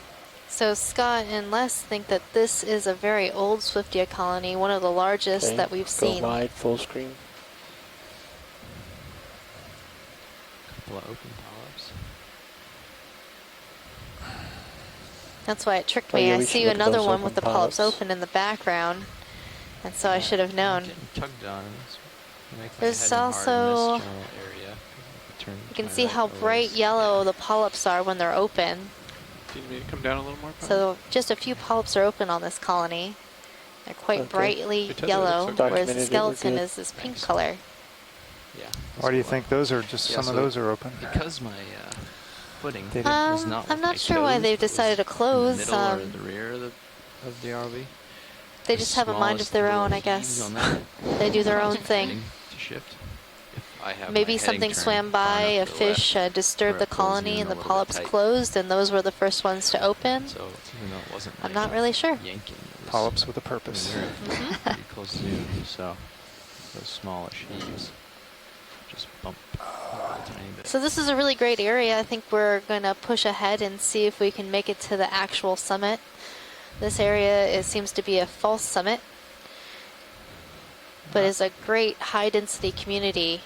So we pushed the sonars on Sirius, which is up high. So that last coral, the skeleton was red and the polyps were yellow. Is that typical in corals to see the skeleton one color and the polyps another, or? It's typical of the Swiftia. Swiftia. And some plexaurids might also show that. Do you think we might want to make Go a ahead, move here? Pirates. Okay, I'm lined up on it. So we are taking a look at the map and heading southwest, which is sort of the direction of waypoint 2 on the map, is not uphill. We brought up Sirius and pushed the sonar out to 80 meters, and there's nothing in view that would give us an indication that that's uphill. And we have this sort of in the north that is continuing to be uphill. But I have a feeling that we have reached a summit, and possibly the bathymetry is slightly off. I will push out here to this local high, and we might make a ship move to it to see what we can find once we get here. Yeah, I think if nothing else, then we could, you know, kind of circumnavigate the summit as best we can, and just make further observations. Okay. We'll push out to this. If you want to line up on me and get a little closer to this. Copy that. Heading turn. So to further answer your question, Katie, 005. Scott France says that the different colors are likely a result of the sclerites in one color and the skeleton 20 and the tissue being a different color. Yeah. Let's see where it takes us. I'm almost there already. Thanks, Scott.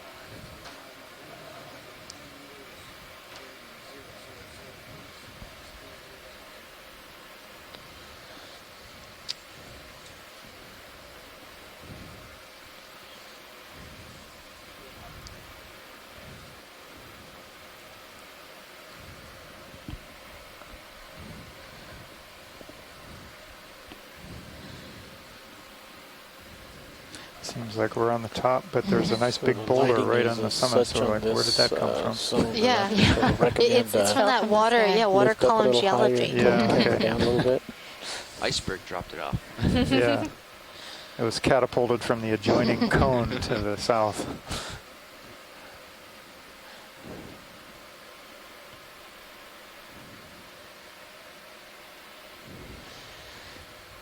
So if you're just joining us, this is your biology lead, Megan Putz, and I'm joined here today by... based on the lighting of this, lead, Sirius and the we're both ROV, at the University of Hawaii. And just a also, little bit higher Katie with the camera Wagner, your tilted onboard down. web coordinator. Really excited to be exploring show the Wagner most Seamount today. Here, go again. Wagner. Wagner. No relation to my knowledge, based on the lighting but definitely an exciting dive to participate in. I'd recommend flying just a little bit higher. We with the are ROV with the currently camera tilted down. at 2,251 meters, exploring the summit of this cone feature on Wagner Seamount in the musician Seamount. So all of the Seamounts in the Seamount chain are named after famous composers. It's looking much better. And a little fun fact about Wagner is he's most famously known for creating the leitmotif, which is that sort of typical song or portion of a song that characterizes a character in a opera. And also movie directors and filmmakers have started to use the leitmotif in characterizing characters within their movie. So an example might be the Imperial March from Star Wars characterizing Darth Vader. Out of this rock. Yeah. Dun dun dun dun dun dun dun dun dun. You should also look at this rock that's on. Couldn't help myself. I don't know. I think you owe somebody royalties for that one. Probably. Oh, it was less than 7 seconds. Okay. Just sneaking in as So I get tether. is that the rule? That's the rule. At least that's what our videographers have told me.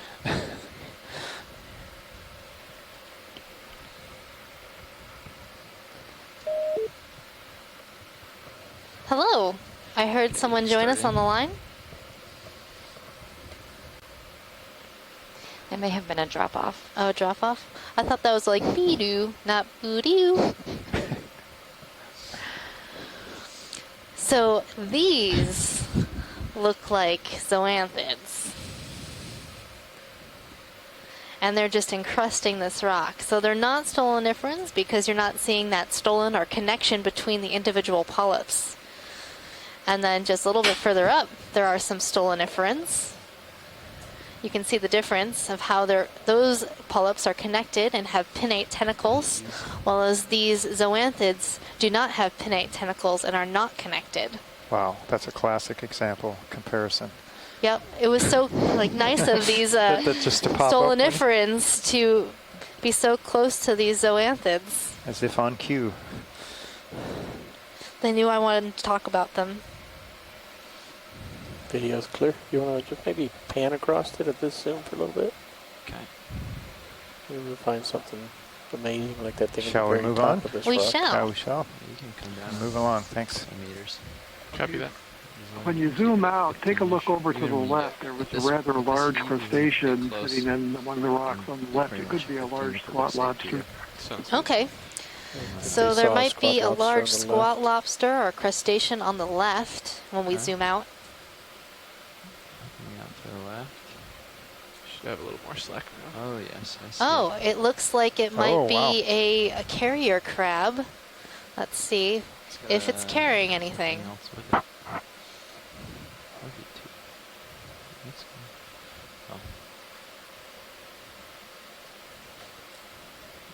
I can't get a lot closer than this for now, but you can zoom from here and we can get closer in a little bit. Just to give us an idea of what's going on. I think we are starting to move here. Good. There's another crab there. Oh, is he eating something? There's looks like another crab facing this crab. I have no idea what's going on here. It's a crab standoff. Yeah. You thought he was Ultimate crab something. fighting. We'll have to put this on pause for a minute. I will be able to get around. Yeah, it towards does the look like front another one on the other side. of this in a little bit when we get some tether, and we'll have a better idea of what we're looking at. So I'm not sure what this crab is. I'm gonna consult my animal guide. Is there anything else in the more immediate view you want to look at before I get around and look at that crab better? If I were to make a identification, I would think it's a king crab. You should have some more tether now. Likely in the family Lithodidae, possibly genus Paralomus. But a nice head-on view might help me out. Watch the tether and put it And in the chat, Scott and Bruce are noting it may have just molted, giving it the appearance of 2 crabs. Or there could be 2 crabs. Sounds good. Ah, interesting. Looking good so far. Just gonna come around to the face here. I think I have some extra tether, so should be able to get around. I'm really enjoying this view of the bamboo forest. There's a skeleton in the way, so I was not laying. I'll pick up and look down at it. Coming up a little bit. So I think some crabs do consume their molt. Maybe that's what this one is doing. So I'm gonna look down at this because there's some Get a obstruction. closer look. Oh, it's 2. But this other crab looks a lot smaller. It looks like the bigger crab has the smaller crab by the chelipeds. Maybe they're shaking them up. Yeah, that looks a little intense. My goodness. Maybe they're dancing. Huh. Oh. Oh. He does have them. I don't know what the plans are for this smaller crab. But it doesn't look good. Not sure the life expectancy. Watching a predation event here? Or some sort of mating ritual? Or some Who knows? parental tutelage. It's dance lessons. Dance lessons. That's my final answer. Oh, that's a nice thought. I'm the musician Seamounts. We're doing a waltz today. Going full screen the pair. Okay. A Wagner waltz. A Wagner waltz. But they do look to be of the same species. And in crabs, you can have a difference in size between the males and the females. To be able to tell if this is a male or female, you'd have to see the underside of the crabs. Did we get the lasers on these guys to see how big they are? I may have missed it if we did. We're pretty zoomed in, I think. Maybe that's why we're not seeing them. But also tilted down pretty. Yeah, see, they're dancing. Yeah, there we go. Dancing. It kind of looks who's like the lead? the bigger one. Lasers are right at the bottom, so they're there we go. 5 or 6 inch. Well, bodies are about 3 or 4 inches on the big back one. off a little. Get the lasers. There you go. Slight tilt down. Okay, we're gonna lose the lasers. I got you.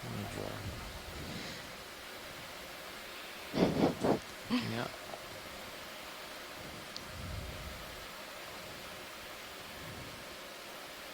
Want to come up just a tad, Pilot? Okay.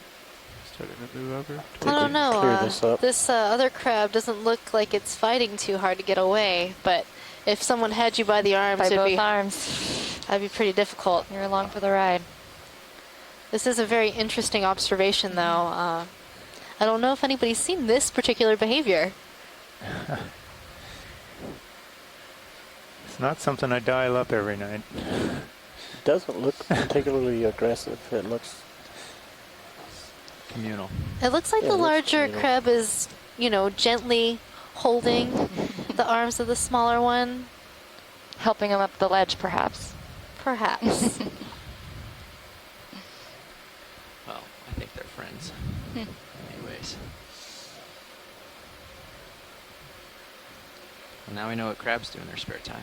Yeah, this is definitely what crabs do in their spare time. When you're at the summit of a seamount cone, you might as well. Sometimes when you have a friend, you just don't want to let go. Frame the skids. All right. That's interesting. Okay, continuing on. More to see, hopefully. Looking down on you, 75 degrees. Watch your rotation, the direction that you went. Say again? Said I don't remember which direction you did your rotation, so you don't get a spin. I kept track, don't worry. You'll want to swing starboard when you get a chance. Yeah. How far are we into that move? We're done with the move. I think we just keep your heading sort of. So that was a great observation of 2 crabs. Here, so we're not We're no longer doing the track along, so you just keep me in view. I think we're still feeling movement to the north, though. FYI. Okay. Yeah, just let yourself. See, there's nothing out there. Just let yourself spin around and keep me in view. We're just trying, without a real, definite place to go. We're just trying to find something to look at.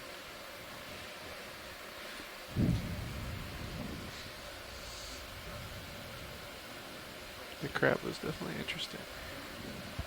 Okay, so we found a little something here.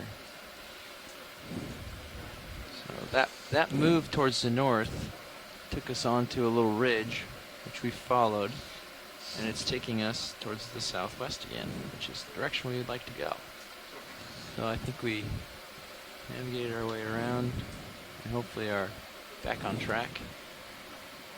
That sounds good, pilot. It seems like we're going up a little bit of a slope. Yeah, very, very slight. But we are just we're just bouncing along ridges up here, trying to make progress as we go. We're still at about 2230, so we really haven't gained much in the way of depth, but not much shallower, but we are a little. So hopefully when we reach the top of this summit, something else will appear. We won't chase it.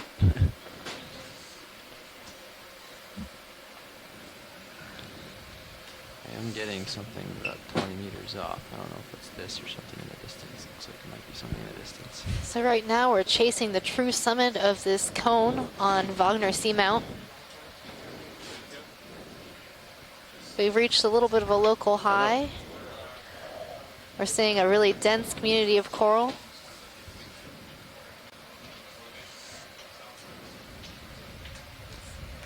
Right now our team of pilots and navigators are trying to figure out the best plan of action to where to go next. Okay, so I've got a little lull in front of me, but my sonar assures us that there's a high at 20 meters out. So we're going to get another ship move. I think that sounds like a good plan. Southwestern direction, and hopefully that gets us back. So my heading right now. For those just joining us, if you'd like to learn more about the Deep Sea Symphony expedition, you can check out our website at oceanexplorer.noaa.gov and click on the Deep Sea Symphony slider across the front page. 250, We're also on social media. You can follow us on Twitter at Ocean Explorer, Facebook, NOAA's Office of Ocean Exploration and Research, and Instagram at NOAA Ocean Exploration. So check us out. Roger. Thanks, Katie. I totally will. RV nav. Follow along. Hey, we would like to request a ship move, please. That's 40 meters at 250 degrees. And tell your friends. 0.2 knots. I mean, I've been telling everybody I know about what we're doing out here. It's super exciting. I've gotten some people who said, now I'm hooked. I can't not watch every dive. I know it's late for some of you on the East Coast, but totally worth it. Stay up late. Sleep in. Can't get enough of this undersea stuff.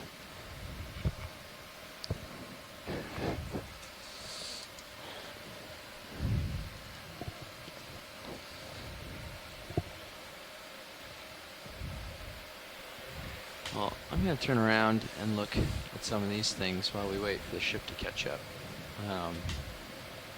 This zigzagging makes it hard for us to get trucking along, if you will. If I just back up, I know there's a few interesting looking things around here, so you can have a glance. Hopefully this isn't where we've already been. No, it is not. That would be embarrassing.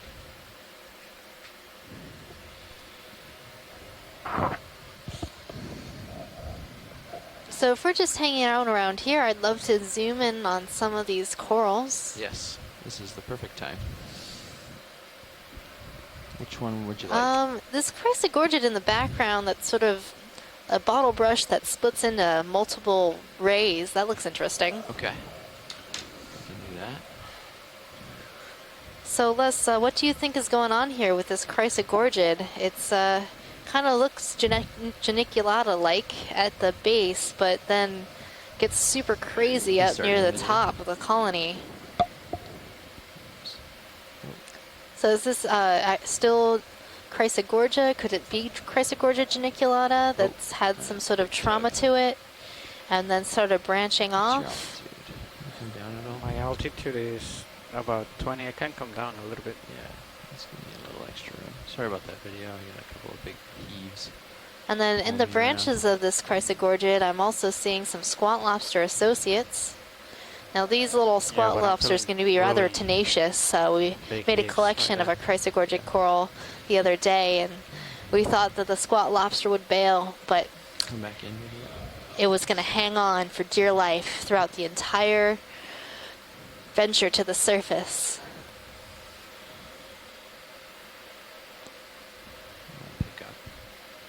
So the way to tell that this is a Chrysogorgid coral is the really delicate snowflake-looking polyps. That's usually what really turns me on to whether it's a Chrysogorgid or not. Other corals, like the plexaurids, tend to have sort of a grainy look to them, and the primnoids have body scales.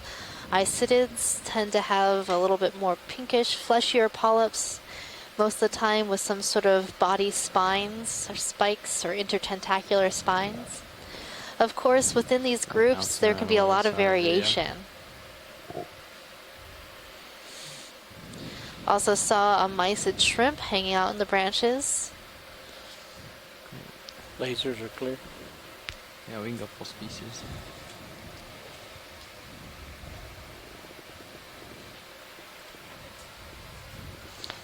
Thanks for that Zoom pilot. Yep. What else do we have around here? Video's clear. Okay, pilot's clear. I saw some pretty nice black corals. Bathopathes. Stauropathes. Fish? Or no? Do we have a fish? Oh, No, there is a polychaete. Polychaete. So the other day we saw a polychaete in the genus Swimma, but this looks completely different. This looks like a swimmer to me. But it is swimming, so you can see the chaetae along the sides. Those are those projections that are helping it swim. So how do they launch into the water column? They swim up into it and just get into the current?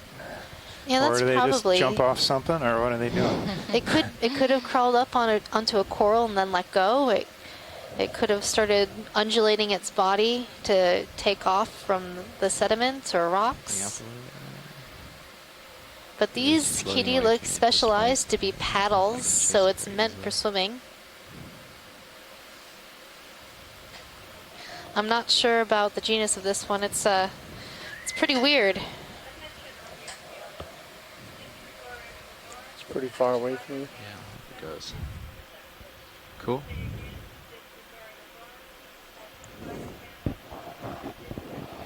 That was a fun distraction. I have a little more tether so we can push out along the ridge.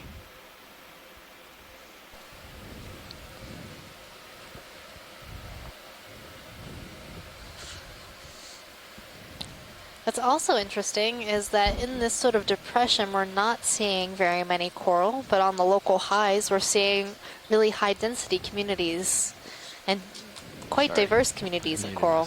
Yeah, 30 minutes plus 5 minutes. So in the background, we're seeing lots of those bamboo corals. And behind us was another bamboo forest, but in between these local highs, just a lot of sediment.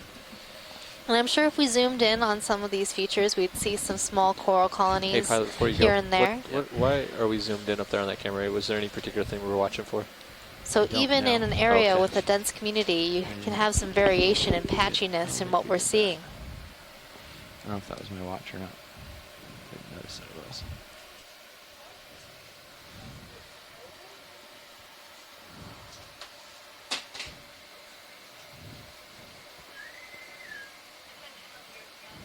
Copy video, thank you.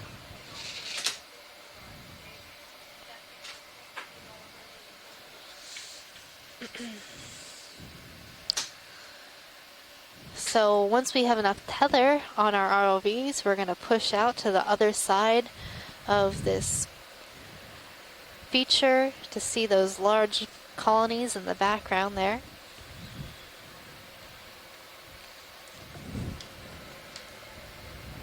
So for those of you who are not familiar with our ROV system, it's a 3-body system consisting of the ship, the Sirius ROV, and the Deep Discoverer ROV. So the video feed that you're seeing on video feed 1 is from our Deep Discoverer ROV. It's the ROV that gets close to the bottom and gets our great up-close, zoomed-in shots. And then if you switch over to video feed 2, you'll see the Sirius overhead ROV image. So you can see the Deep Discoverer in that view, looking at the bottom. And that's really great for our pilots so that we can keep an eye on D2 as it's close to the bottom, keep an eye on any sort of large features geologically that might just appear out of nowhere. Yeah, sometimes that view is good for, better for geology, depending how well it's lit. It's also great for spotting large fish. There's a number of times when we've seen sharks coming towards the ROV in the Sirius view, and then all of a sudden appearing in the D2 view. Yep, that is correct. And the ship is what really drives us along. So we'll move the ship, we'll move Sirius, and then we'll be able to move D2. Right above it. All right. So it's sort of like an underwater dance. What was your analogy from the other day, John? It's like if you were Sirius and you had your dog on a 50-foot leash running around down in the city with skyscrapers, and the dog is D2, and then you're strapped with a harness to a mile-long cable going up to a helicopter. And you're trying to maneuver them all down, down the monitor down here, down the road at one time, and trying to make them all. Am I able to change that, or is that move together? That sounds like quite a challenge. Okay. Whereas you know, the dog or the D2's running around looking at all the corals or sniffing all the interesting spots, and you're trying to control the whole package as well. Partial. That's a great analogy. All right, come in. So right underneath this rock, we're seeing a crinoid, some brittle stars. Looks to be a paragorgic coral with an astro-schumatted basket star on it, as well as the top of this boulder being covered with anthomastus soft corals or mushroom corals. Okay. Video's clear. Okay, come out. So we've been seeing a number of these anthomastus all over the place. They look a little bit different than the ones that we collected at Beethoven Seamount. Sea star top left. But they also have these really long polyps. So they may be the same. It's just that the ones on that rock have a lot more polyps. Maybe they're older or more mature. Maybe they're fed better. Maybe.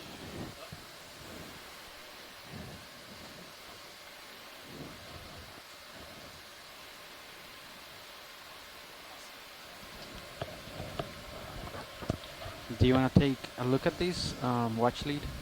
They're really high. Let's take a nice snap zoom of some of these bamboo coral. Okay. Coming down video.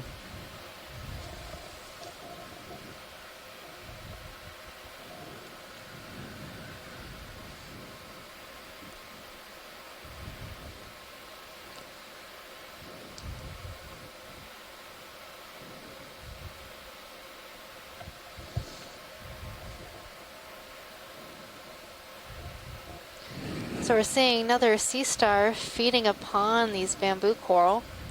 And then next to that bamboo coral, we're seeing a completely dead skeleton, partially covered with some overgrowth, likely of the octocoral solanifera.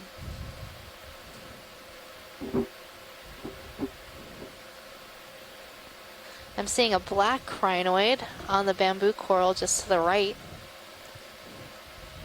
Looks like a huge amount of this coral fan is missing.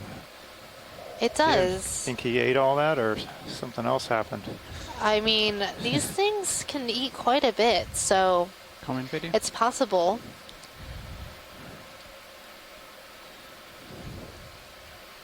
What's our target? Trying to Let's pan over to the left side. All right, come on. It looks a little different over here. Yeah. Where do you wanna look? Watch lead. Oh, there was a coral actually on the right that had a black crinoid on it. It's upper right. Now that we're zoomed out, it's coming into the Top upper corner. right-hand corner. Oh, okay, I got it. Just sort of caught my eye as something new and different we haven't looked at yet today. So we've seen a lot of these same same species around. Lots of different Chrysogorgia, these large bamboo fans, Anthomastus corals.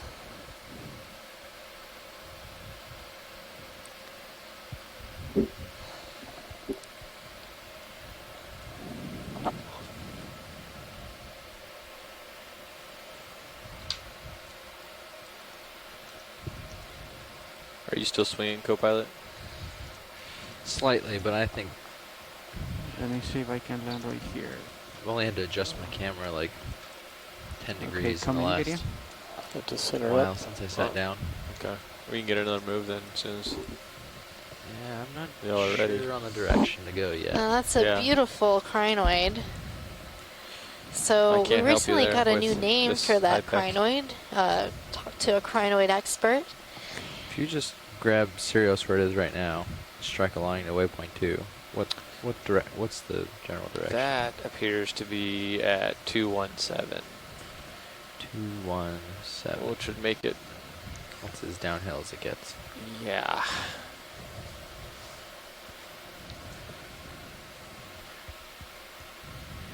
So I'm gonna go out on a limb and say this is not Come out accurate video. Well, it could be that at this location.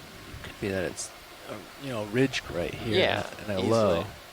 So 2 ridges and a low, and we're in the between it's 2 right ridges. here, video. We're also we've at been 20 calling, 36. Sort of go west till we hit This this. particular type of crinoid Ridge. sort of Shoot like it again, pilot. purple with maybe It's a kinda hard to long, land here. Yeah. long So if you reach out arms towards where you think that are free of pinnules at the these ends. sort of points. And Kinda line that 'em one, up I a little believe, bit. is in the family that's a ridge. You could go Xenometridae directly Flying west and over. hit and the that. genus How far should we go? Centrometra.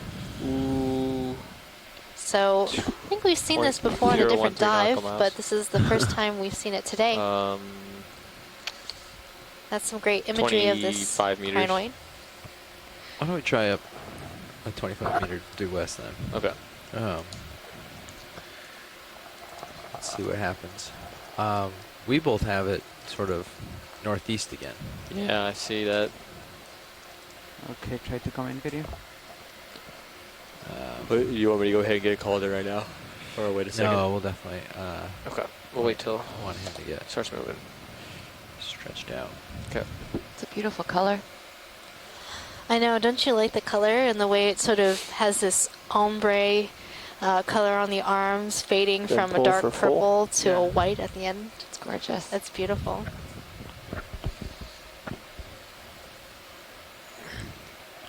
So I think this blob behind me All is right, where I we think came we're good from. on this And this particular blob colony. in front of Come me up. is where we want to go. So hopefully due west works out for us. Now I'm seeing this colony right in the background that's sort of Got you at waving in the 80 meters current. still. There's just That looks a bit different to me. Yeah, nothing real hard out there. I've been trying to find something.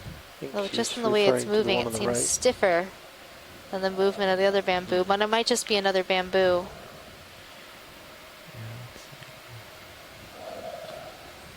Okay. Yeah, it's kind of hard to move that way. 20 minutes left. We should get Okay, cruising. I think we would like to collect a specimen of the stoloniferan coral that is encrusting some of the bamboo. 20 minutes left on bottom. Copy that. Are we moving right now? Nope, we are not. Okay. And then what coral? So there is just right down Tilt your camera down. to the left of this colony. There's some stoloniferan on, it's right straight ahead on the left of this large bamboo colony. I believe, is stoloniferan coral. If we can grab a piece of this. So right behind this one. No, just to the left of the lasers, this sort of bare skeleton, but there's polyps on it. All right.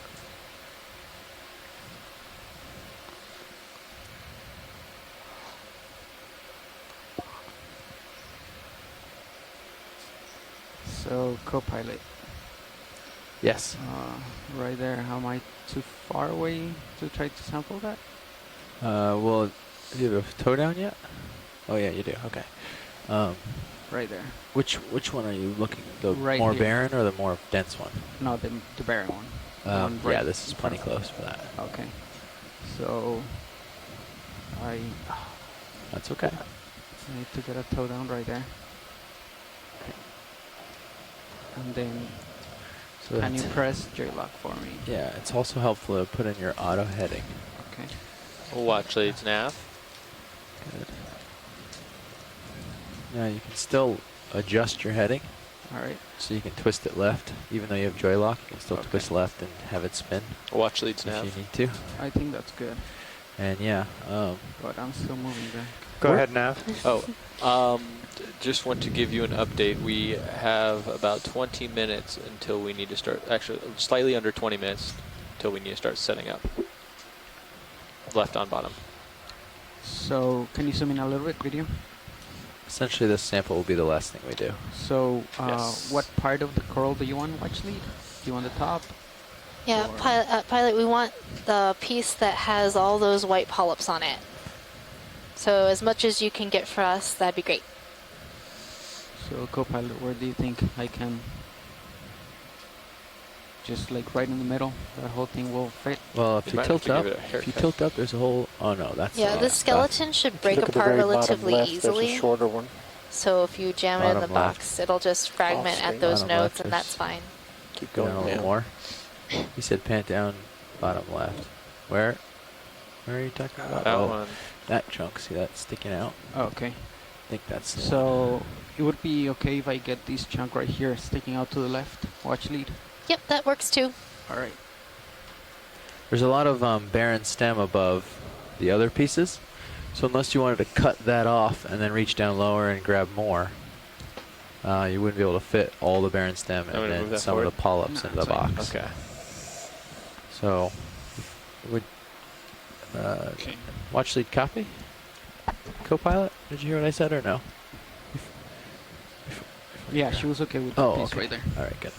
So, are we ramped up on the hydraulics?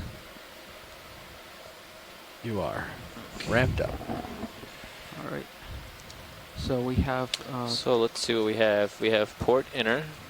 We have port outer. And that should be it. That appears to be it for BIOS. So you're gonna have to go starboard. Okay. So think it through. hydraulic. Okay. So let's see.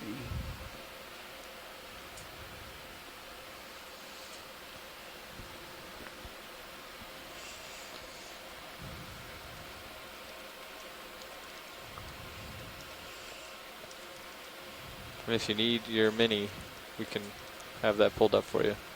Yeah, probably. Did you like that? Yep. Okay. Oh. We're a little bit too close.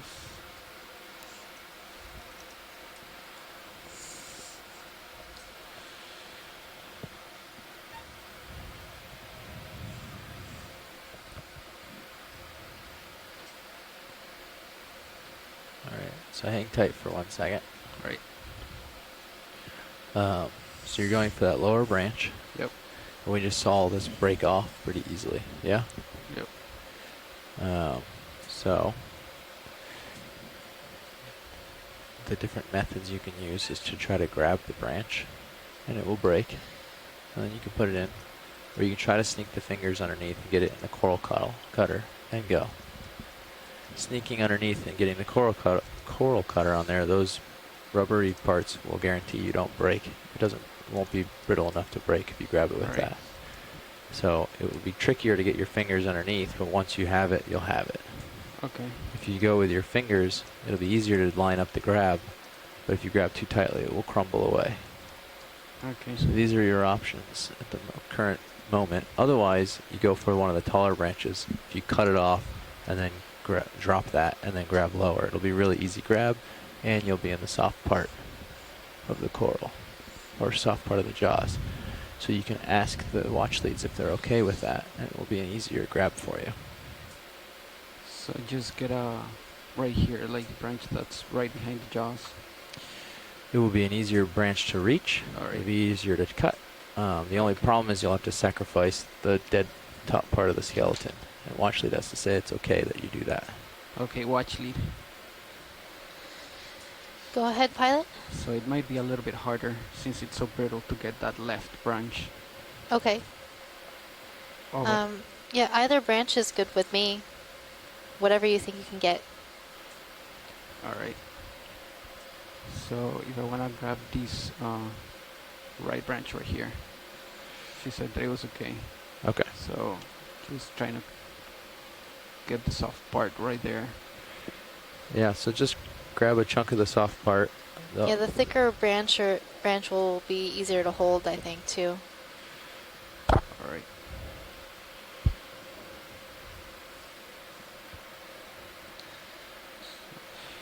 So go ahead and get a little closer to D2 and set your jaw. You want to bring you already set your wrist, so you want to bring your wrist up. Can you a little? Yep.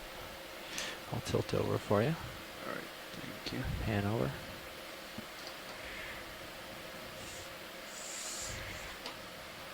Wrist up a little. Yeah. And you can use this hand to hold this joint, and that'll help keep that steady while you move the others.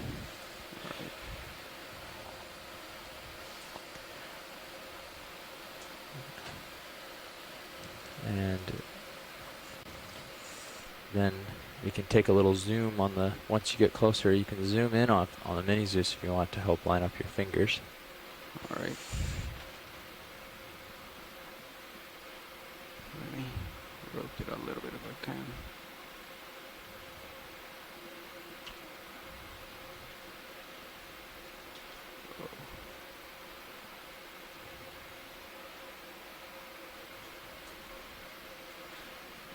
There you go.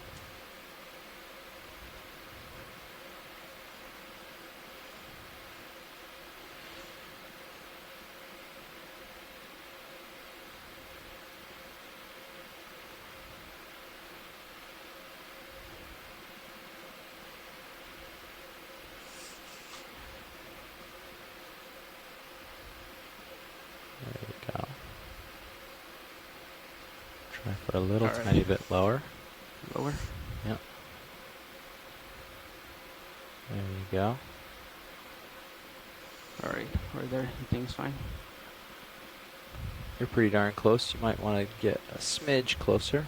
Okay. And then you'll go for the cut. Right there. About there?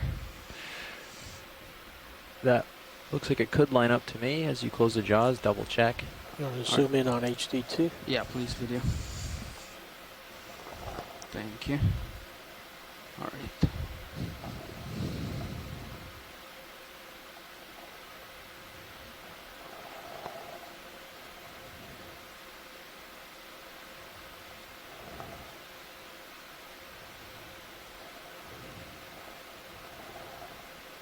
It's not closing actually. Oh, right there. Started closing. Yeah, there's a little bit of a dead band. So you want to get a little closer. There you go.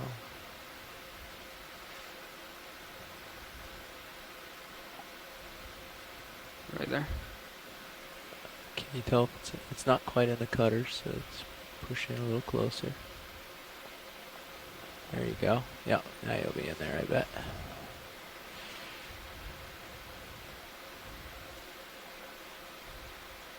Boom. Got it. Came off below. Yeah. You got a big chunk now. Alright. There you go. There's a good cut. Alright, can you come out with you? Alright. So did you lock the... Yeah. Okay, you did. Yeah, it's good. locked. So let's just...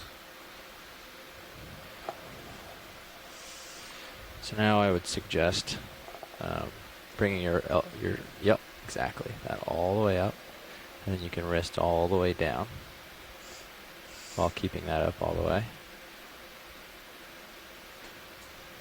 Perfect. Yep. Okay, I can open the drawer when you're ready.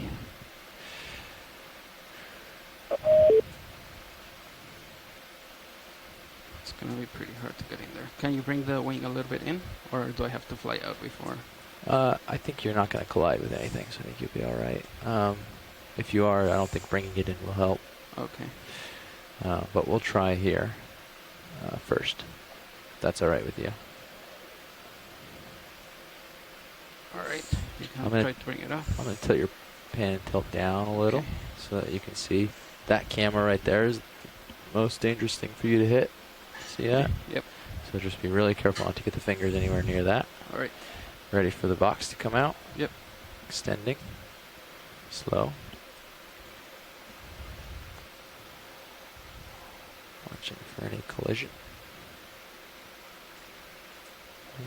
Oh, and it's touching. Okay. So you are going to have to take off. Okay. Retract it slightly.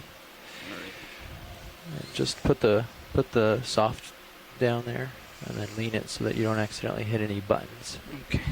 There you go. Then just joy lock, auto heading, come up. You can leave auto heading in. Okay. Just take joy lock out and back off a little bit. All right. Very easily. Very carefully. There you go. Yep. Should I come up and just press auto head? Auto depth. Sure. You can come up and do auto depth, and you can even try auto XY if you want. All right. Okay, that's good. Auto depth is holding. Let that settle out briefly. Take this camera and tilt it down for you a little. Come wide on the HD one. On yeah. There you go. Is your auto depth in? Yep. Okay. Now try to fight it a little bit. Hold still. Now you can put in auto XY. And then let go of the stick as soon as it lights up. There you go. And see if it holds. That looks pretty good. Yeah, go for it. Okay, ready for the drawer? I'm ready. Drawer extending.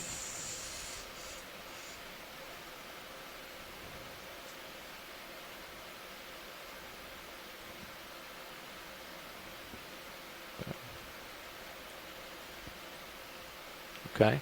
Right. Now I'd try to get the coral with your jaw into the drawer and let the dead part hang out. Okay.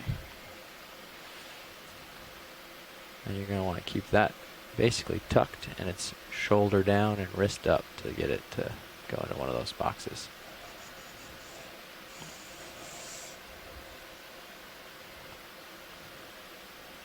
There you go. Yep. Very nice.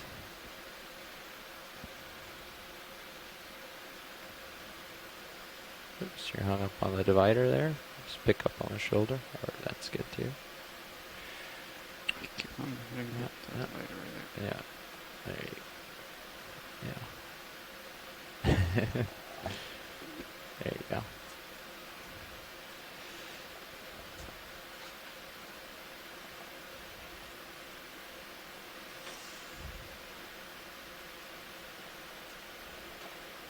There we go. Can I just release right there? Yep. Very carefully though. Push and hold the button all the way. And then push. Yeah. And then release slowly so that it drops without snapping. Pick up a little and then reclose the jaws so that they don't hit anything on the way out. There you go. Yep. Pick straight up. Very carefully. Okay. I'll close the drawer. Retracting drawer. And it's in the box.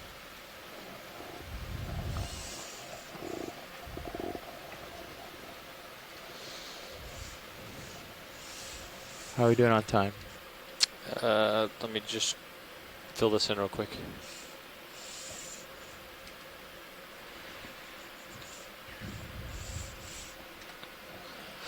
We are 4 minutes. 4 minutes till when you start setting up. Well, I get 5 minutes. There you go. That looks good. All right, we just have a few more minutes on you. bottom, so I think we're just going to explore this area for a moment before we have to No real leave. point for a ship move here. Yeah. There you go. Perfect. Okay. Yep. Now you can index out. And then go hydraulics. Perfect. All right. Spinning down HPU and disabling.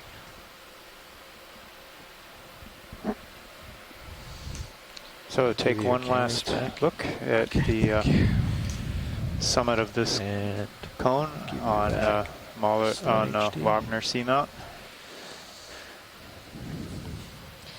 We saw a lot of different communities today. Near the base of this cone where we started our dive, it was there weren't that many coral, but you know, we saw a lot of diversity, especially in the black corals. And as we made our way up to the top, it just became a really dense community and ending in this bamboo forest. I was just... Yeah, and it's nice to be able to explore around this summit area. We often are struggling to make it to the top and don't have a lot of time, so this time we had a little bonus time through maybe better planning. And yeah, so that was the plan, though, was to shorten our transect so that we'd have at least 20, 30 minutes up here on the top of this cone so we could characterize the top because we rarely make it. And a number of our dives later in this series, the plan is not to make it to the top of our feature, either the full seamount or a cone feature that we're diving on. So you can actually boot the hydraulics back up and start putting the... and I'm really glad we got to see this community. It is very beautiful. Lots of chrysogorgids, lots of bamboo corals, lots of black corals, lots of anthomastus. You can follow me around to the left. And when we say high density community, we're talking about how many corals per square meter we're seeing. So in this particular case, we're seeing quite a number of them in a square meter. It would be quite difficult to count. So a lot of times in shallower water, we put down a rectangle or square and then count how much coverage we have within that square. So imagine if you did this here, we would have a number of corals within our square meter. And of quite of high diversity too. Seeing Swiftia, bamboo corals, black corals of multiple species, and even associates. So right here on this bamboo coral, we're seeing 2 different types of sea star. We have a goniastrid sea star near the base, which is actively consuming the polyps on this bamboo coral. And near the top, I think we're seeing Ophiacanthidae brittle star. Which one would you like video? Top of. Okay. so for tomorrow, we'll be pushing farther north. White one another, I'm not sure how many, say another 50 to 100 miles north of here to the Verde Seamount. It's actually a elongate ridge. And so we are getting farther and farther from the main islands and farther north into the northern central Pacific. And as we go north on these seamounts, keep on going, I guess. What's the age like of the different seamounts? Are they getting older or younger? They're getting older according to the dates that are out there. So we're like I said earlier today, we're around, this seamount apparently wasn't dated, but the ones near it were, so this would be in the range of around 90 million years. We'll be getting up to seamounts that are dated around 95 million years. So, and the beginning ones were the earliest ones, or the most southerly ones are 65 million years. So in terms of periods in time, like the dinosaurs and whatnot, where would those ages put these seamounts? Well, I'm glad you asked that. These are seamounts from the Cretaceous age, so that's the latter part of the age of the dinosaurs. So who knows? You could have had plesiosaurs swimming around here, though I guess I should check with their geographic distribution of their fossils before I say something like that. Were plesiosaurs more coastal animals, or? Probably. Okay, because they were quite large, if I'm remembering correctly. Yeah, they were large, but they could be swimming in the oceans at the same time, I suppose. I have to look at when they were active, actually, though. Oh, the last thing I would love to see is on the right side there is a red colony with yellow polyps on it. Okay, that's different. We haven't seen that today. Upper swing arms. Yellow with red. So red colony with yellow polyps all over it. Yellow right, yellow red. Yeah, it's coming around for it. Red colony, yellow polyps.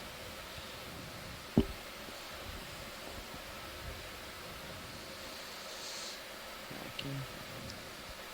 Dropping.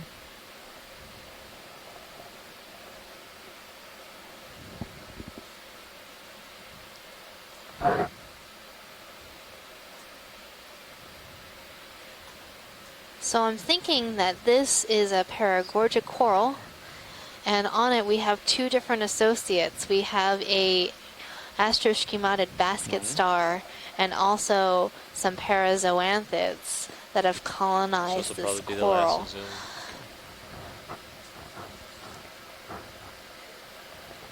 So parazoanthids are almost always growing on other corals. Yep, and that's what this is.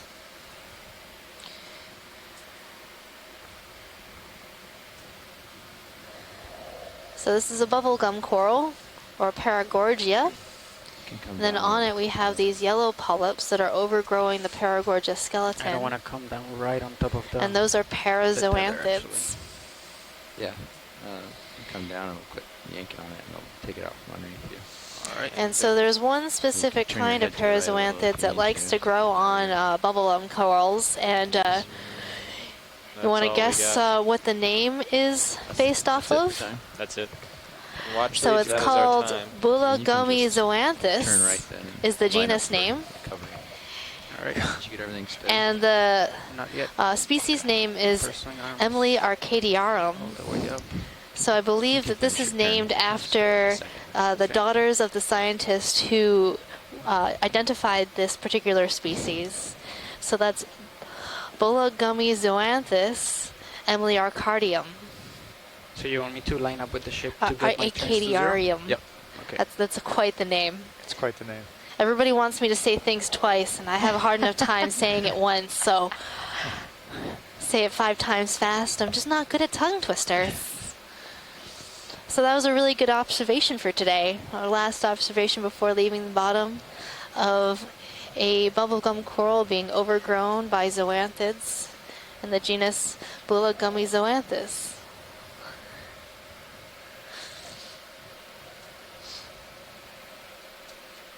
And watch these, I'm not sure if you heard, but that is our time. Lined up with the ship. We are heading up. All right, thank you, pilot. Take a peek here. So we are heading off bottom just now. I hope you enjoyed our dive. You've been listening to the great commentary of Megan Putz, your biology lead, along with John Smith, your geoscience lead. And our guest star, Katie Wagner, your onboard web coordinator. So we'll see you tomorrow for our dive at Verde Seamount. So Verde Seamount is quite interesting. It looks to be an extension of this ridge-like feature, and we'll be doing our transit at about 3,074 meters in depth along the ridge, and should be a pretty great dive. So join us tomorrow for more fun. Anything else to add, John? Bye-bye. All right, bye-bye. Krusty and Squishy, right, signing off. We're completely stowed. Lower swing arms, upper swing arms. Awesome. We can start coming up then, if you'd like. All right. We're off bottom. Coming up, 20. Bridge RV Nav. Giving you an update, we are headed off bottom.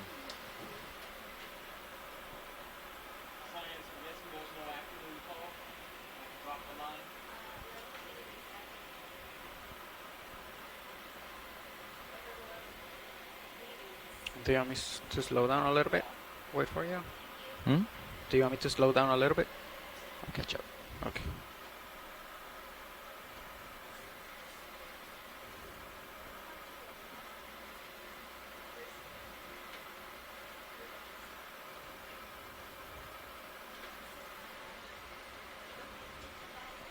Alright, going up 30 meters per minute.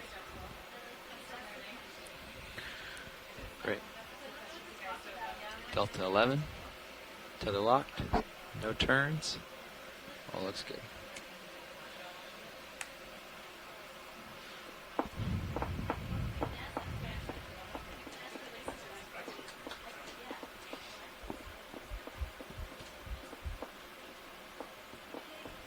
Is that your first sample? The first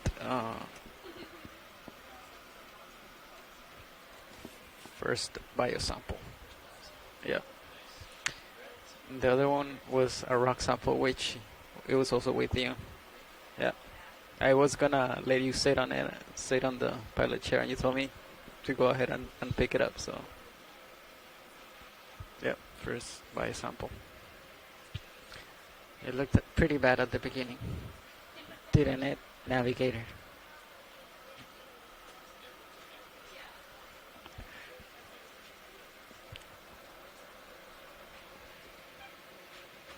Yeah, I wasn't sure how close I was to that coral.